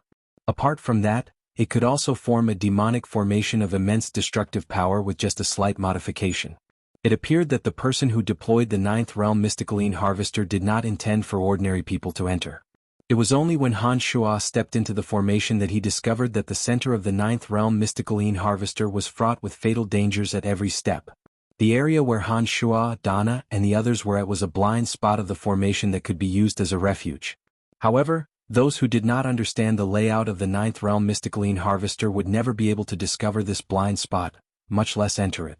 Han Shuo had carefully chosen every step he took. He had paced back and forth many times before he was able to reach this spot. The sudden disappearance of Han Shuo and his party shocked Old and the others. They stared in the direction where Han Shuo and his party disappeared but did not dare to venture any further. After the painful experience they had just gone through, they truly realized how terrifying this place was. The four low gods were all dead. They had also been struggling between life and death from time to time to reach where they were with great difficulty. This made them understand that every step they took could potentially bring them greater danger. Therefore, the moment the party of four disappeared, they naturally believed that the party of four had met with a calamity. "Brian, they really can't see us. What's going on?" Li Wei was pleasantly surprised and exclaimed. Dana and the others also stared at Han Shuo with puzzled expressions, their eyes full of incomprehension. "There are patterns in this place. If you don't pay attention to your surroundings, you won't be able to discover them." Han Shuo casually explained as he stared at Old and his party. "What patterns? It's just a few mountains. I can't see anything different about them." Li Wei mumbled in disbelief. Han Shuo turned his head around and put on a faint smile. He pointed at Old's direction and explained, "If you pay attention, you'll notice that there's a faint mist lingering there. It's constantly drifting around several mountains and rivers in a regular pattern, and..." Han Shuo was very familiar with the ninth realm Mysticaline Harvester. He was able to grasp the crux of the matter with just a casual point. "Tiske. It's true." Following Han Shuo's instructions, Li Wei was startled to find that every word Han Shuo said was accurate and accurate. With that, when Li Wei looked at Han Shuo again, her eyes were filled with admiration. She asked respectfully, What kind of person are you? To be able to observe such minute changes in the surroundings so clearly." Li Wei was not the only one. Everyone, including Dana, turned pale with fright. They looked at Han Shuo with eyes filled with respect. Some of the rules that Han Shuo had mentioned just now were absolutely difficult for ordinary people to notice. Even some people who were abnormally sensitive to their surroundings would probably not be able to notice everything. They would not even be able to see the layout of some strange trees clearly. However, Han Shuo had said it so casually. This had a great impact on their conventional understanding. What kind of person was he? He was actually able to understand every single peculiar change in his surroundings like the back of his hand? What does the pattern have to do with this place? Why can't they see us? The more Dana spent time with Han Shuo, the more she felt that Han Shuo was hard to understand. She had memorized all the descriptions of the patterns in the surroundings, but she still could not understand how it had anything to do with their current situation. It's a bit more profound when it comes to this. This includes the right time, the right place, the weather, and some of the characteristics of all living things. Han Shuo had the air of a professional charlatan as he used some ambiguous words and some knowledge of the physics and chemistry of the last world to spout nonsense to Dana. His attitude was quite serious as well. Donna, Li Wei, Bolton, and the others who were listening attentively to Han Shua's explanation wore puzzled faces. The more they listened, the more confused they became. They looked at each other in puzzlement. It would be a miracle if you could understand me. I don't even know what I'm talking about. Han Shua found it funny and began to explain to them in an even more serious manner. Occasionally, he would mix in some professional jargon from the previous world as he explained to Donna in a very sincere and serious manner. Donna and the others stared at Han Shua with their eyes wide open. They were all dumbfounded and speechless. If Han Shua hadn't performed so miraculously, if Han Shua hadn't brought them to such a mystical area, if Han Shua's description of the patterns in the surroundings was incorrect, then they would definitely think that Han Shua didn't know what he was talking about. In fact, Han Shua was indeed talking nonsense. However, it was precisely because so many strange things had been verified and Han Shua's actions seemed to be completely in line with a certain pattern that none of them thought that Han Shua was talking nonsense when they listened to Han Shua's unusually profound explanation. Instead, they felt ashamed of their own inferiority. They felt that it was because their intelligence was too low that they couldn't understand Han Shua's earnest explanation. After listening for half a day, they really couldn't understand a single thing. Looking at the earnest expression on Han Shua's face as he tried his best to make them understand, even Donna suddenly felt that her ability to understand was too poor. She even suspected that there was something wrong with her intelligence. We've met an expert. Bolton and Li Wei exchanged glances and looked at Han Shua with admiration. Their determination to rope in Han Shua grew even stronger. Do you understand what I'm saying? Han Shua asked as he looked at them seriously. Yes, a little bit, but not really. Li Wei felt a little guilty when she saw Han Shua's gaze. She hastily nodded in order not to appear particularly stupid. After hearing Li Wei's words and looking at Han Shua's expectant gaze, Bolton, afraid that Han Shua would treat him as an idiot, pretended to nod and pondered as though he had understood something. Han Shua laughed maniacally in his heart. He looked at Donna with even more expectant eyes. Under Han Shua's attentive gaze, Donna put on a strange expression. She sized up Li Wei and Bolton and saw that they seemed to have understood something. Her heart was filled with astonishment and confusion. If she were to admit that she knew nothing at this moment, wouldn't that mean that she was even more of an idiot than Bolton and Li Wei? Donna put on a sweet smile and nodded reservedly. She said, although it's a little profound, I can understand some of it. Ahem, ahem. Han Shua coughed repeatedly to stop himself from bursting into laughter. Seeing that the three of them thought themselves to be clever, Han Shua suddenly felt that the three from Elysium could not escape some of the bad habits of mortals. In fact, vanity and self-righteousness were even worse. What about you two? Han Shua asked Bowen and Colbert while suppressing his urge to burst into laughter. The two fellows looked at each other, their faces full of embarrassment. They repeatedly shook their heads, indicating that they didn't understand. They looked very ashamed and didn't dare to look at Han Shua's sincere gaze. You two are too stupid, Li Wei said disdainfully. Bolton nodded in agreement and secretly rejoiced at his own cleverness. Ah! Han Shua could no longer hold it in and burst into wild laughter. Brian, what are you laughing at? Shouldn't you be laughing at them? Donna thought that Han Shua was laughing at Bowen and Colbert. She knitted her brows and reprimanded him. No, I didn't mean to laugh at them. Seeing that Bowen and Colbert had become even more embarrassed, Han Shua hastily explained, I just thought that it's very funny that we can see Old and the others but they can't see us. Ah, don't you think so? Upon hearing Han Shua's words, the crowd laughed in agreement and repeatedly agreed that this was indeed the case. Han Shua shook his head, not knowing whether to laugh or cry. He thought to himself that the honest ones were indeed at a disadvantage. Bowen and the others were the ones with low intelligence. These fellows were indeed interesting. All right, let's talk about how we should deal with them. Due to our disappearance, these fellows are very cautious and don't dare to take another step forward. It seems that they have been scared out of their wits by the strangeness of this place.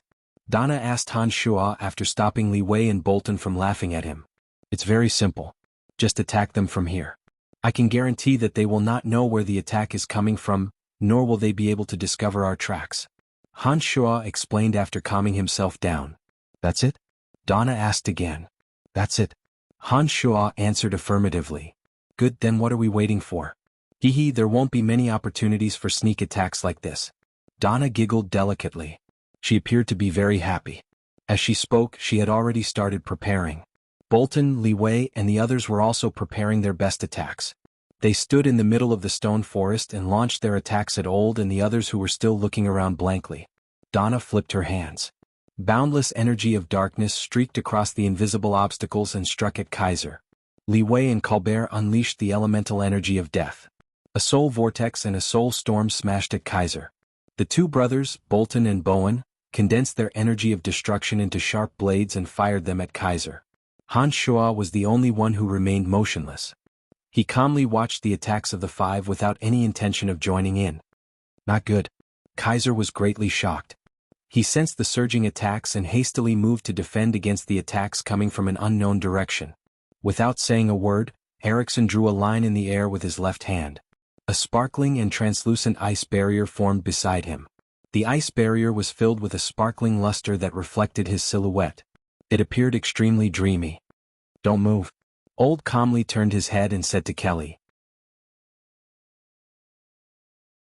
He didn't seem to make any movement, but the destructive energy that the Bowen and Bolton brothers launched towards him was completely blocked, unable to advance a single step. Kelly seemed to have grown accustomed to Old's protection along the way. He had absolute confidence in Old and was not nervous in the slightest. He quietly hid behind Old and did not exert any strength. "Bolton, Bowen, don't attack Old. Your attacks won't do him any harm." Donna hastily shouted when she saw that Old had effortlessly neutralized the attacks of Bolton and Bowen. Bolton and Bowen repeatedly responded. Like Donna and Li Wei, they focused their attacks on Kaiser and Erickson, ignoring Old altogether. Donna and the other four brothers got into action. They unleashed all kinds of attacks that dazzled Han Shua's eyes. One after another, they passed through the unobstructed, invisible barrier and shot at Kaiser and Erickson. Those people attacked in all sorts of bizarre ways. Some used weapons, some utilized the divine energy within their bodies, and some borrowed the elemental energies of heaven and earth before mixing their own energy into the attacks. There was also Donna, who activated the special energy of her domain of divinity and attacked in a way that Han Shuo could not comprehend. After attacking for a while, Han Shuo discovered that although Kaiser and Erickson had consumed a large amount of divine energy, as they were mid-gods, the attacks from Bolton and the other three low-gods did not have much effect on them. It was only Donna's attacks that made Kaiser and Erickson feel as though they were facing a formidable foe. Bolton and the others also realized that their strength was insufficient to deal a fatal blow to Kaiser and Erickson. Therefore they followed up Donna's attacks with their own. They waited until Donna tore apart their defensive line before taking advantage of the opening to attack. Only then did they truly cause trouble for Kaiser and Erickson. After a series of indiscriminate bombardments, Kaiser and Erickson were on the verge of death. They were so battered that they almost wanted to flee. From the beginning to the end, Old did not help Kaiser and Erickson defend against the attacks. He merely knitted his brows and observed the surroundings with rapt attention, as though trying to figure out where the attacks were coming from. The person who had set up this gigantic ninth realm mysticaline harvester was many times more powerful than Old. It was a cultivation method from another universe that Old could not comprehend. Although he had been constantly observing with rapt attention, it was all in vain. "Huff, huff, these two fellas are really tenacious," cursed Bolton in a low voice after exhausting a lot of his divine energy. "Hey Brian, why haven't you made a move yet?" asked Bolton when he suddenly noticed Han Shuo, who was coldly staring at them from the side. Upon hearing his question, everyone also took the time to look at Han Shuo. Han Shuo did not feel awkward under everyone's gazes. He laughed mischievously and said, "I'm weak, so I won't embarrass myself." At this point, even if Han Shuo said that he was powerless, they would not dare to look down on Han Shuo. After hearing Han Shuo's words, they did not blame him. Bolton even took the initiative to excuse him. "You don't need to make a move. You just need to keep your head clear. With your smart brain here, we can save a lot of energy." Everyone agreed. "Brian, you just need to observe your surroundings. That's enough. We need your help in too many ways in this regard. Just leave the rough work of killing to us." Bolton continued. "That's for the best. Truth be told, I really don't like killing and arson." Han Shuo laughed pretentiously. He pointed in the direction of Kaiser and Erickson and reminded, "You just need to attack Erickson alone. Old and Kaiser are friends and he might help Kaiser in the end. But he definitely doesn't have any friendship with Erickson, and he certainly wouldn't care about Erickson's life or death. Moreover, Kaiser would only care about himself at such a critical moment and would not risk his life for Erickson. I want to kill Erickson alone." The crowd was astounded but soon became overjoyed. They immediately prepared to kill Erickson alone as Han Shuo suggested. And you say you don't like killing and arson? I think you're worse than anyone else. Li Wei giggled and rolled her eyes at Han Shuo. You're tuning in to the Han Li's Wuxia Adventures YouTube channel. We're so grateful for your support, and don't forget to subscribe to join us on this incredible journey through captivating stories. Your generosity through donations truly makes a world of difference, as it's the primary source of revenue that allows me to expand and enhance this channel for you. Thank you from the bottom of my heart for being a part of this adventure.